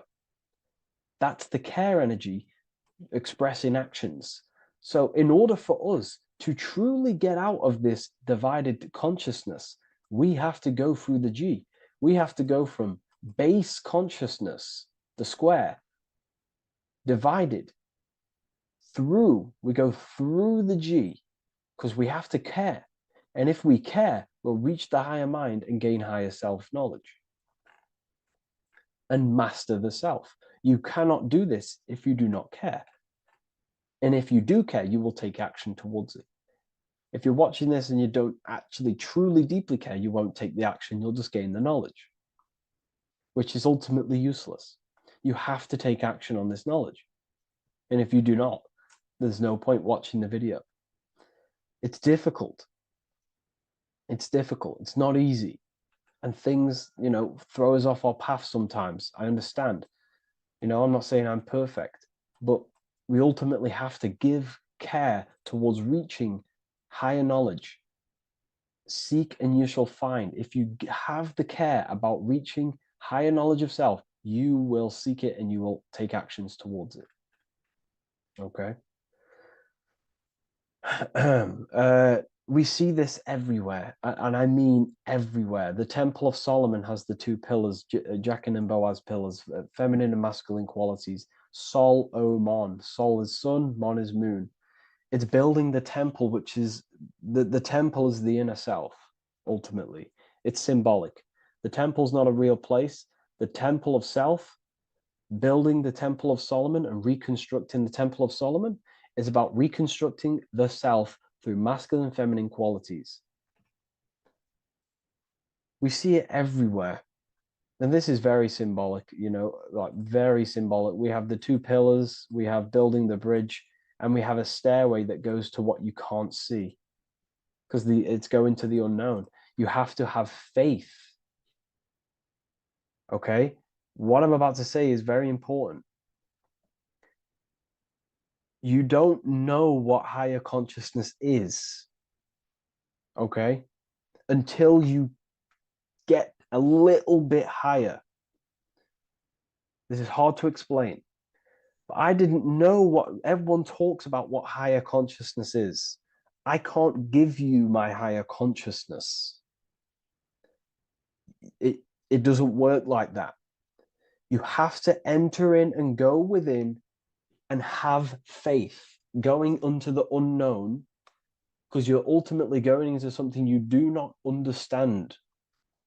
Higher consciousness, I cannot give it you. You have to enter the door and take action and think, feel, and act towards it, and you will go to the place, and then you will understand what higher consciousness is. Ultimately, what higher consciousness is higher knowledge and understanding of self, what you actually are. Okay, that is what's being symbolized here. It's again in the Masonic art. We have the darkness. We have to have faith to leap into the darkness, into the unknown. We see this everywhere. Like, you'll see, when I say this everywhere, and I mean everywhere, you'll see this. Every doorway has this symbolism in the ancient world, because ultimately this is what it's about, people. The door represents going within, into a new light, a new room, a new level of understanding of self. Okay. Here we have Astro World. Now, this is obviously a darker aspect of this. But again, we have the two pillars. See you on the other side. That's the doorway. The other side. And I'm not going to break down, this ritual, but you can guess what I'm on about here. That's for the university, of course. I can't break that down on YouTube. It's way too deep. But there's knowledge out there that is so deep you couldn't even comprehend it with the current mind, even for myself. And this is the power of symbolism. The more you learn about yourself, the more these symbols reveal to you. It is a journey of self. And I can't give you these understandings. You have to go within and question and meditate on these symbols yourself, and have thinking exercises of meditating on a symbol and seeing what your mind does with the symbol, what it lets you think about that symbol, and you'll unlock deeper meanings. I'm going to go over one more symbol before we end this. This is the hourglass, which represents time, a very overlooked thing in today's world. We do not have unlimited time in this body. You have limited time. You will die. You will die. You have limited time in the external world. This is why it's on the left pillar, located on the left side, the external world. You are limited. The scythe represents you will be harvested. Your body will die. It'll be harvested. You will die, and you need to fulfill your mission here. You came with a purpose. You have to find that purpose by going within the self and questioning and taking action on what you know and feel is right. Unity consciousness, aligning thought, emotion, action. So if you wish to learn deeper insights, gain exclusive lectures, astral projection, self-mastery, I've just started a new section on mind control methods and how people are using this in society and becoming conscious of it. I've now opened 5 spots at a limited special price for Ethereal University. Use the code MIND, all capital letters, MIND, all capital letters at the checkout. And there's only 5 of these codes. Whoever uses them gets them. It's ultimately going to give you 20% off the university for as long as you're subscribed to the university. We go so much deeper in the university. Remember, social media is just the tip of the iceberg. Tip of the iceberg information. There are certain things I can't talk about, but I'll see you inside, and I hope you enjoyed this video. Please leave a like, comment, and a subscribe. In this video, we're going to be talking about the evolution of consciousness. You are born human, however, you possess consciousness, which is the awareness behind your being, the awareness behind your thoughts, the experiencer behind your 5 senses, the experiencer, the observer behind your thought, emotions, and senses. You are an eye, an invisible consciousness looking through a lens, which is your body. Your body produces this physical world that you experience. Your brain produces this world. Your brain and body is a technological computer. However, you are an infinite, ever-expanding consciousness behind this physical body. And there is an evolution of consciousness, a cosmic journey of expansion. And this is why we see so much pyramid symbolism in the occult and esoteric world, and especially within Freemasonry. Because the pyramid represents climbing, an evolution, a raising state of consciousness, a journey. Steps symbolize a journey upwards. This is the raising and the evolution of consciousness, our inner world, the transmutation of our inner selves, of our souls and consciousness and our minds. So when we see this pyramid, we're seeing a evolution, a way up to source consciousness. And the eye in the pyramid represents your source consciousness. It represents illumination. It represents divine guidance through this evolution of consciousness. This is why we see the ladder. Consciousness is ever expanding on an infinite journey of evolution. Each individual is a part of this cosmic process, contributing towards the ongoing expansion of both mind and awareness. As we evolve, we collectively explore deeper levels of existence, expanding the boundaries of thought and consciousness. The mind has the ability to expand infinitely into new realms of thought, into new dimensions of mind. The mind cannot be filled up. It is not a physical substance. The body can be filled up because it is a physical thing, but you cannot fill the mind. Therefore, the mind is constantly expanding, ever expanding into new fields of thought. So what we see in Freemasonry, the ladder, is again a journey, an elevation of consciousness. When we are born with an infant consciousness, and as we gain older, we gain an adult consciousness. Our inner world, our inner mind, and our emotional intellect changes and evolves. We are significantly different from when we were very young as an infant. It's because our consciousness evolutes, it changes, it alters like water. So just like this evolution of your own consciousness as growing up, there is consciousness of beings existing in cycles beyond our own. And their consciousness is unimaginably different from ours. They operate on a higher level of understanding and knowing, experiencing reality in ways that transcend our current comprehension. Our minds right now cannot comprehend the highest states of consciousness. There are entities, there are beings beyond our own, existing in higher dimensions of consciousness that we cannot comprehend because they have expanded. They are on a further way up the ladder of consciousness. However, we are all on the same journey. None of us can take the same journey. There is one ultimate goal, reaching source consciousness. However, this is always ever expanding.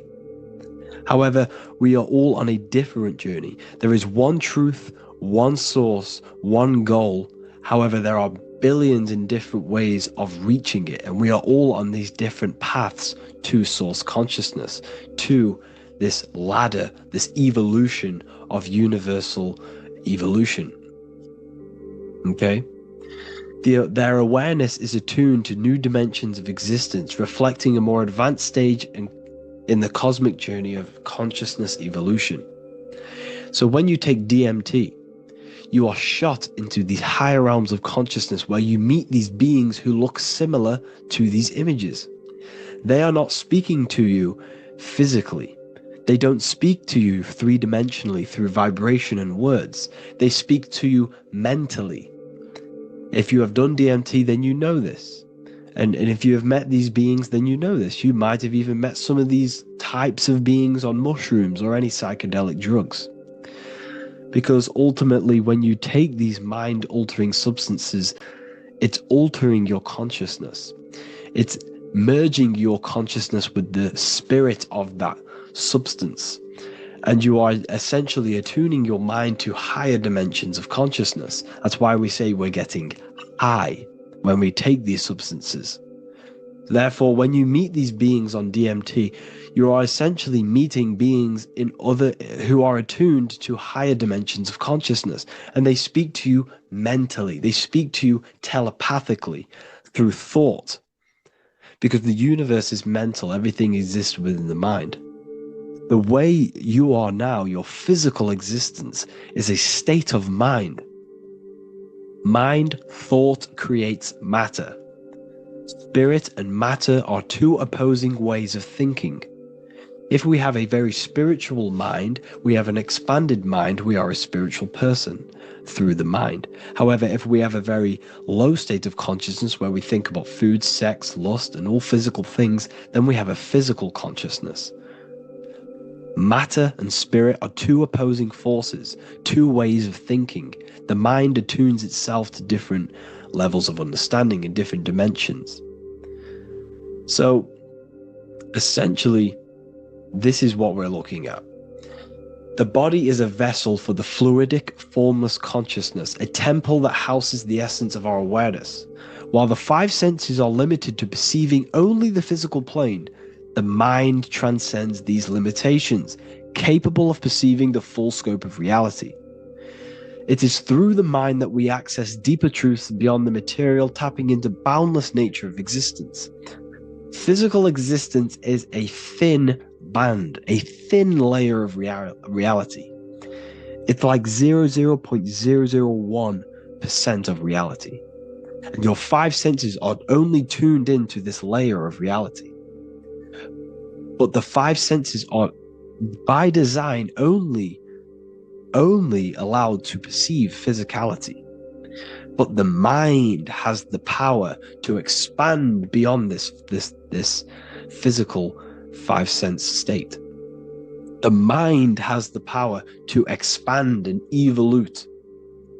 It is a conscious decision whether you want to take this path or not.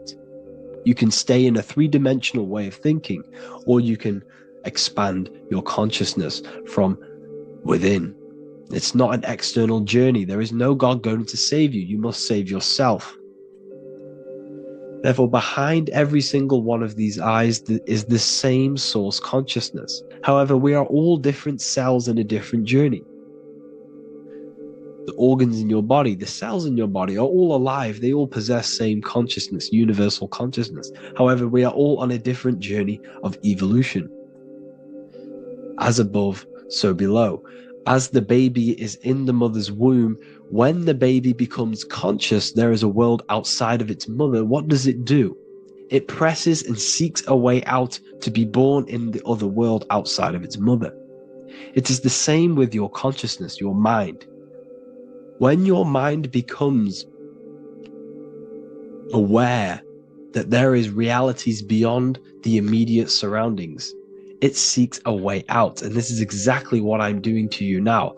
I am now expanding your mind and telling you there is other ways of reality. There is other dimensions of consciousness which you can access through inner transmutation, through different ways of thinking, spiritualism, and meditating and connecting with yourself and detaching from external things. We can upgrade our consciousness. Your body is a womb. Why Jesus says you must be born again to see the kingdom of God, because you are born physically and then you must be born again spiritually, awakening your inner consciousness. So like I said, as the baby is in the womb, it's the same principle. As above, so below. You were a baby, you were in your mother's womb, and you figured out there is a world outside of your mother, so you seek to way out your mother to be born in another world. It's the same now. You must do this now. This is your spiritual evolution. This is the evolution of consciousness. It's ever expanding. When you die, this is a transition. You must learn to not fear death. This is another part of your spiritual journey. You must master death. Therefore, like I said before, the mind has limitless capacity to expand into new realms of thought, continuously exploring uncharted ideas and concepts without boundaries. The mind can ever expand. It can never be filled. It can never, ever know everything. There is infinite fields of knowledge, infinite fields of thought. Your current state is just one stage on an infinite pathway. You won't remain human forever. The human experience is a crucial phase where we learn to balance polarities, master the fundamental laws of the cosmos. It is a period of growth and transformation, preparing us for the next stages in our cosmic evolution. The goal is to strive for perfection, yet the true perfection is unattainable. It's like a tunnel, and there is a light at the end of the tunnel. And as you walk through this tunnel, the light is ever moving backwards. You should forever seek to meet that light, but you will never meet that light because consciousness is ever expanding. You should strive for perfection, yet knowing that perfection is forever unattainable. The journey is endless, with each step revealing deeper layers of understanding and experience. The pursuit of growth and expansion is itself the essence of our evolution. You can find all of this knowledge in the amazing book that I have read for years. I have read this book, The Emerald Tablets of Thoth, the Atlantean, by M. Dorial, translated by M. Dorial. I'm telling you now, this book, now that I've told you this, you have some context on the book. The whole book is about evolution of consciousness. He's talking about higher dimensions beings. He's talking about how you can transcend this physical plane. It is truly the most amazing book you will probably read. One of the best spiritual texts you'll see. It's hard to understand, so you must read it over and over again. And the more your mind progresses, like for me, I read this every couple months. And the more I learn about consciousness, the more I expand my own consciousness. And every time I read this book, I pick out something new that just completely blows my mind, because you can only understand this book to your level of consciousness, to your level of understanding. So now that I've told you all this information, go and read this book and it will absolutely blow your mind. And so will the Book of Wisdom Volume 2, which is now available. I released it the other day. I'm just going to read a page out now. This page is called Spirit and Matter. The Earth is not merely a dense, lifeless rock drifting through space. It possesses spirit, a living essence that animates its form. But what do we mean by spirit? Spirit in esoteric terms refers to the energy, the life force, animating the principles infused in matter. So essentially, what this page is talking about is how everything has spirit, consciousness within it. You are the middle, you are spirit and matter. You have the ability to expand your mind to the God self and raise above our animal instinct, our material self, and know the divine and expand. Animals cannot do this.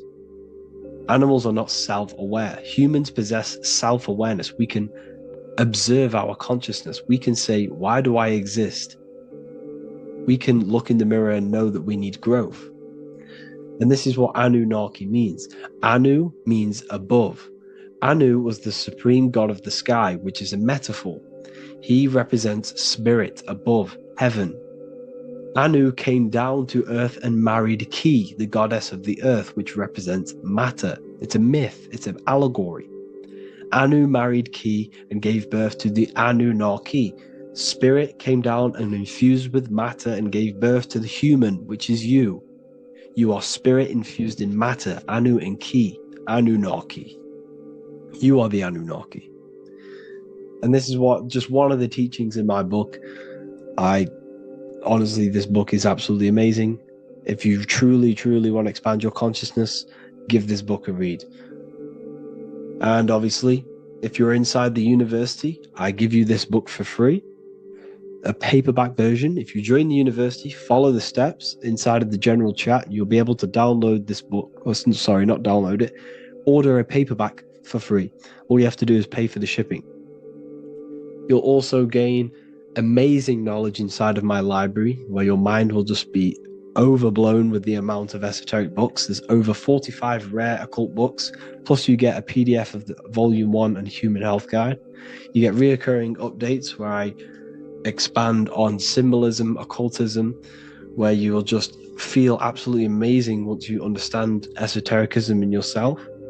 You'll also learn how to create the dream reality that you want with the Manifestation Mastery course, where I teach you how your consciousness creates reality. You'll have a real lectures where I post lectures on symbolism, occultism, esotericism. There's a conscious community and live calls and Q&A where you can ask me questions and I'll answer your questions. I just want to say thank you to everyone who has joined the university. Thank you for even liking and watching this video. Any support I just appreciate every single one of you. Please, if you can, leave a comment and a like on this video and let me know any videos you want me to make in the future. And I'll start uploading a lot more to the YouTube. So yeah, thank you all for tuning in today. Have an amazing day. The Pope is supposedly opening 5 portals on Christmas Day. Now, I know this video is a bit late, but I'm going to be commenting on what I think this symbolism and this ritual truly means and what they are trying to do to society with this symbolic ritual. So the first thing we must understand is that everything these people do on a mass scale, all of these major events that they take place on, are all symbolic. They're all ritual. They all have purpose. Okay? So when we look at the locations of these 5 doors that are in Rome, we actually see the sigil of Lucifer when we connect the dots of all of the 5 door locations. This is the sigil of Lucifer. Lucifer is not what you think. Lucifer, sigil of Lucifer, represents the outline of the human brain and our visual perception field. Now, the human perception field is how our brain interacts with the external reality. Our external reality is not physical. The only thing that exists outside of you is pure energy, formless, vibrational energy and light. Your brain is an energy decelerator. Your brain decelerates this light, this energy, into a material reality or perception that you can interact with. You don't look into the external world. The energy, the light enters the eye retinas, goes through the optic nerve, and travels to the back of the brain called the visual cortex. And the visual cortex is what shapes your visual screen. Now, if you are seeing the screen, this means that you are not the body, you are not the brain, you are the perception observing the screen that you are seeing. You are the eye behind that, you are the person behind that. So, what this is actually symbolizing is perception. This is a symbol of perception, of perceiving the material plane, of how spirit interacts with matter. Now, what's Lucifer? Now, the word Lucifer means the light bearer. He's known as the light bearer. The word Lucifer originates in Latin. Luci means light, and fer means to bring. It's the light bringer. The eyes, the visual perception of the light bringer to your reality. You see, everything outside of you is light. You are made of light. The word hue man means light. Hue means color, which is a form of light. And man means manifest. We're light manifested into material form. Every single one of us is Lucifer. When we fall for the material world, the external world, is an illusion. It is the false world. It can elude you. It can make you fall in love with the material things, material pleasures, lust, money, fame. These things make you fall. This is the fall of Lucifer. This is the mythological story. This is the symbolism behind Lucifer. It's you. Are you falling for material pleasure because you are a divine spiritual being from the higher planes, not from this plane? Now, if you let your divine being fall for this material plane and fall for the evil that can take place in this plane, then you are Lucifer. It represents the false light, the false reality. This symbol, the sigil of Lucifer, it symbolizes the interplay between light, consciousness, and the perceptual experience of the physical reality. The external world is truly internal. What we visually perceive is essentially light waves carrying information, which then gets processed by our brain, the central computer of our nervous system. Okay? So, how many doors are open? 5 doors. So 5 is the number of perception as well. 5 fingers on each hand, 5 points on the human body, 5 toes on each foot.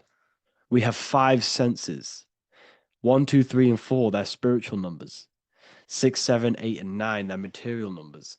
5's the gateway. 5 is the middle bridge of how our spiritual self interacts with the physical self, how spirit interacts with matter.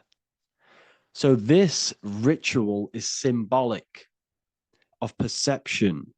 This is maybe bringing in a new perception. A new event will happen after this, a new perception of the world. Or personally, I think this ritual was to obviously shape the collective consciousness, because your reality is an externalization of your inner consciousness. It's simply just a mirror. Your material life, your material world outside of you is simply a mirror reflecting with mathematical and geometric precision of your internal consciousness. Your consciousness is creating and causing the effect called reality, physical reality. Your life is a result of every thought you thought in the past. Therefore, with that being said, everyone who perceives this ritual of, oh, the Pope's opening 5 spiritual portals, who's letting in demonic energy into the world, they're going to let demonic energies and demonic spirits all in the world. Well, what if I told you the only portal they're opening is a portal in your own mind for negativity? By you believing in negative forces coming into the world and going to possess everyone, that's opening up your own mind. The collective spiritual community has been brainwashed in thinking there's going to be demonic energy. Therefore, what will happen? There will be demonic energy. Not because the Pope opened up a portal to the demonic energy, it's because everyone opened up their own minds to the demonic energy. Therefore, we as a collective consciousness shape the external world on a macrocosm scale. For example, the microcosm is your personal life. Your personal life. You have created it through consciousness. Your belief system is just externalized in your world. But on a collective scale, we all believe in money, for example. And because we all believe in money and we believe that this piece of paper holds value in our minds, okay, in the mental plane, this has an effect on the physical plane by shaping the physical plane by being ruled by this belief as on a macrocosm scale. Yes, I know that money doesn't exist. It's just a belief in my mind. But that doesn't have an effect because the collective consciousness believes that money has effect, has power. When it doesn't, it's just a piece of paper with a belief behind it. If the collective consciousness stopped stopped believing in money, then the collective consciousness would have broke the spell and we would have no longer had a material plane ruled by money. You see, our beliefs is ruling and shaping our physical plane. This physical world outside of you is truly just an effect of the mind, an effect of our consciousness, our inner world. So I believe this ritual was done to change our perception, to make us think the Pope is bringing this spiritual energy and negative forces into the world. And it's just simply us creating the negativity in the world by believing in this, by thinking this. Remember, they have the power to send messages into millions of people's minds through media. And then messages are then believed, and that belief is shaping our world. What have I told you? That the New World Order is not manifested by the elite, it's manifested by you and us. We're all manifesting the New World Order. They can't manifest it. We can, because we are the ones believing it. We believe it. It is reality. It shapes our own prison. We're all shaping our own prison by believing in the prison, by believing in money. So this ritual was all to do with perception, creating a new perception, creating fear in our minds to, of course, distract us from what's really going on. This is all a ritual to implant messages in your own mind. So I hope you all understand this video, and I hope you all gain some insight, and I'll see you inside the university.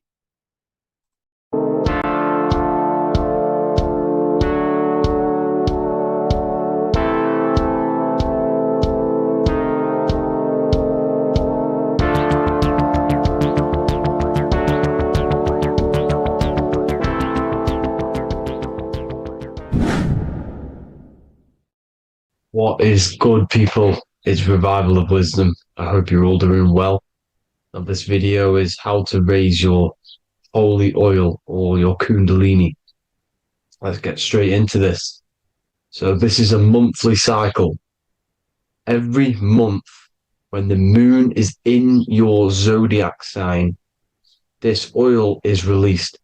Now, the moon is in control of monthly cycles. For women, it's the menstrual cycle, and as well, this holy oil cycle.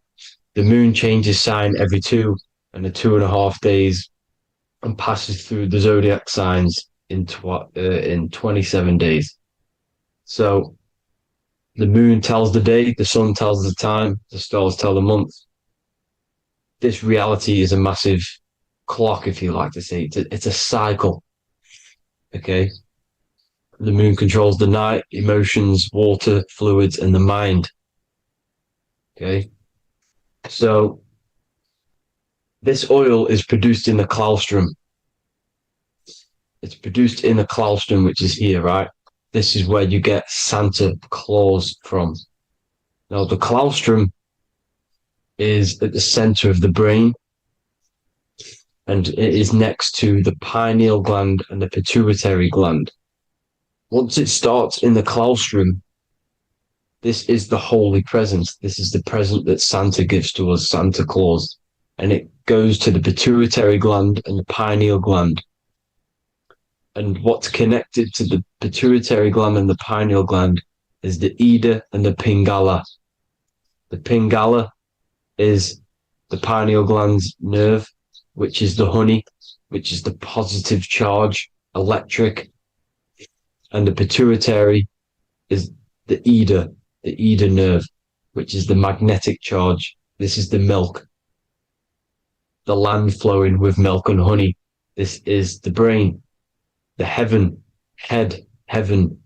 okay? And it travels down the spine using these two nerves, these electromagnetic charge. And this is what the ancients symbolized with the two serpents wrapped around the spinal cord, the Ida and the Pingala. And this travels down to the sacrum or the solar plexus. Okay. So once it's here, okay, the spine is an elongation of the brain. So the spine is pretty much the brain. It's an extension of it. And it's kind of a microcosm of how we descended from heaven to physical reality, to physical matter, which is our consciousness has done. Our consciousness has descended from heaven into physical matter, and this is a microcosm of it. Okay. So once we're in the sacrum bone, this holy oil, like I've just explained, this holy oil starts in the Santa Claustrum, goes down the chimney to the sacrum. This is the sacrum, the solar plexus, and drops the present off at the sacrum. Now, once we're at the sacrum, we need to raise our vibration to take this oil back up the spine. Okay. And the River Jordan symbolizes this in the Bible. King Herod wants to kill Jesus in Nazareth, which is here, this is the River Jordan, is Nazareth. He goes to be born in Bethlehem and then goes back up to Nazareth to Joseph and Mary. Joseph and Mary, the pineal gland and the pituitary gland. The Bible is huge symbolism. It's all metaphors for this sacred process which goes on inside of your body. You are the Temple of Solomon. You are the Holy Land. The Holy Land is your brain. Once this oil is at the sacrum, you need to raise your vibration in order to take it back up. Once this oil has gone back up to the pineal gland, it activates the crystals which are wrapped around your pineal gland. Your pineal gland is this tiny little beam here. This is the claustrum. This is the pineal gland. And it's wrapped in crystals. And when this oil travels back up the spine by raising your vibration, back to the upper room where Jesus met the 12 disciples, or the 12 cranial nerves in the brain, and it activates and it turns on this pineal gland. And once it's turned on, it illuminates all the cells and the nerves in your brain and turns them all on and activates the higher God man, the God consciousness, Christ consciousness. And it regenerates the whole body. This is the secret to regeneration. It regenerates all the cells in the body. And this is how the ancients lived for thousands and thousands of years, as talked about in ancient texts. They lived for hundreds and thousands of years because they knew this secret. And this fluid, this brain fluid, the secretion, or the Christos in Greek, which means gold, because this is the alchemical process from turning lead to gold. Your body is the alchemical furnace. Now, the ancients knew about this center of the brain because they symboled it. This is the Eye of Ra, and it's the brain. And this is what's wrapped around our consciousness. Our consciousness isn't wrapped around the brain. The brain is built around the consciousness. We are the consciousness. You don't have a soul, you are the soul. Okay? Now, the head, heaven, hell, heel at the bottom of your foot, that's hell. Head is heaven and hell. Simple. Now, the pineal gland produces DMT, which is dimethyltryptamine, which is known as the spirit molecule. So, let's move on. Now, when this oil travels up, back, the spine, the chimney, it crucifies at the top, which is called the vagus nerve. So when it reaches here, the optic thalamus, it crosses and crucifies once it's raised back up. And this is why Jesus dies at 33. He was crucified at 33. Because you have 33 vertebrae on the back of the spine. And then it's crucified by the cross of the vagus nerve. When this oil crosses the vagus nerve, this is the crucifixion at 33. And it symbolizes the death of the physical consciousness. You then become spirit.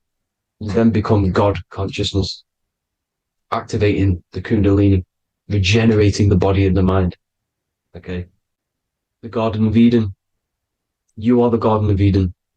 The land of milk and honey is upstairs. The pituitary, which is the milk, the pineal gland, which is the honey, which is DMT. It even says this in the Bible.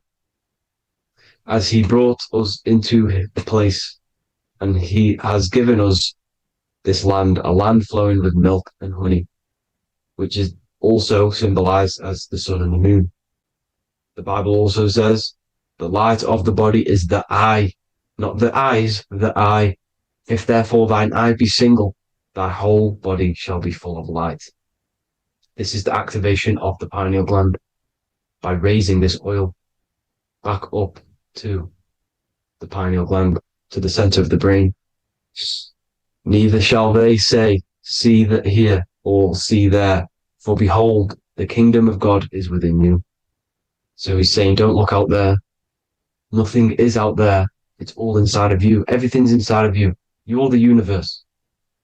Now, how to raise this oil back up to the pineal gland? Every month, like I said, the moon controls the cycle. The moon controls monthly cycles.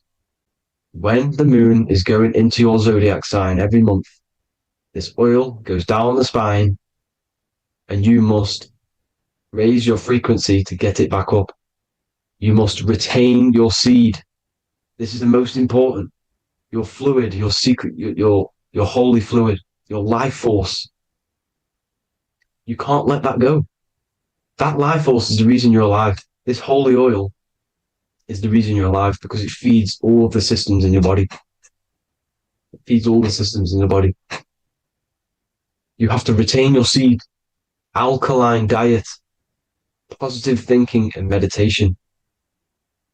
Okay? When you retain your seed, you will live longer. The moment you release it, you're killing yourself. You're killing a piece of yourself every time you release your seed. Every single time. You're killing a part of yourself. Okay? Now, this could be why this could be the illumination, the single eye on the Illuminati's symbol, the Freemasonic symbol, the illuminated eye, the triangle, which could symbolize the body, mind, and spirit, but the eye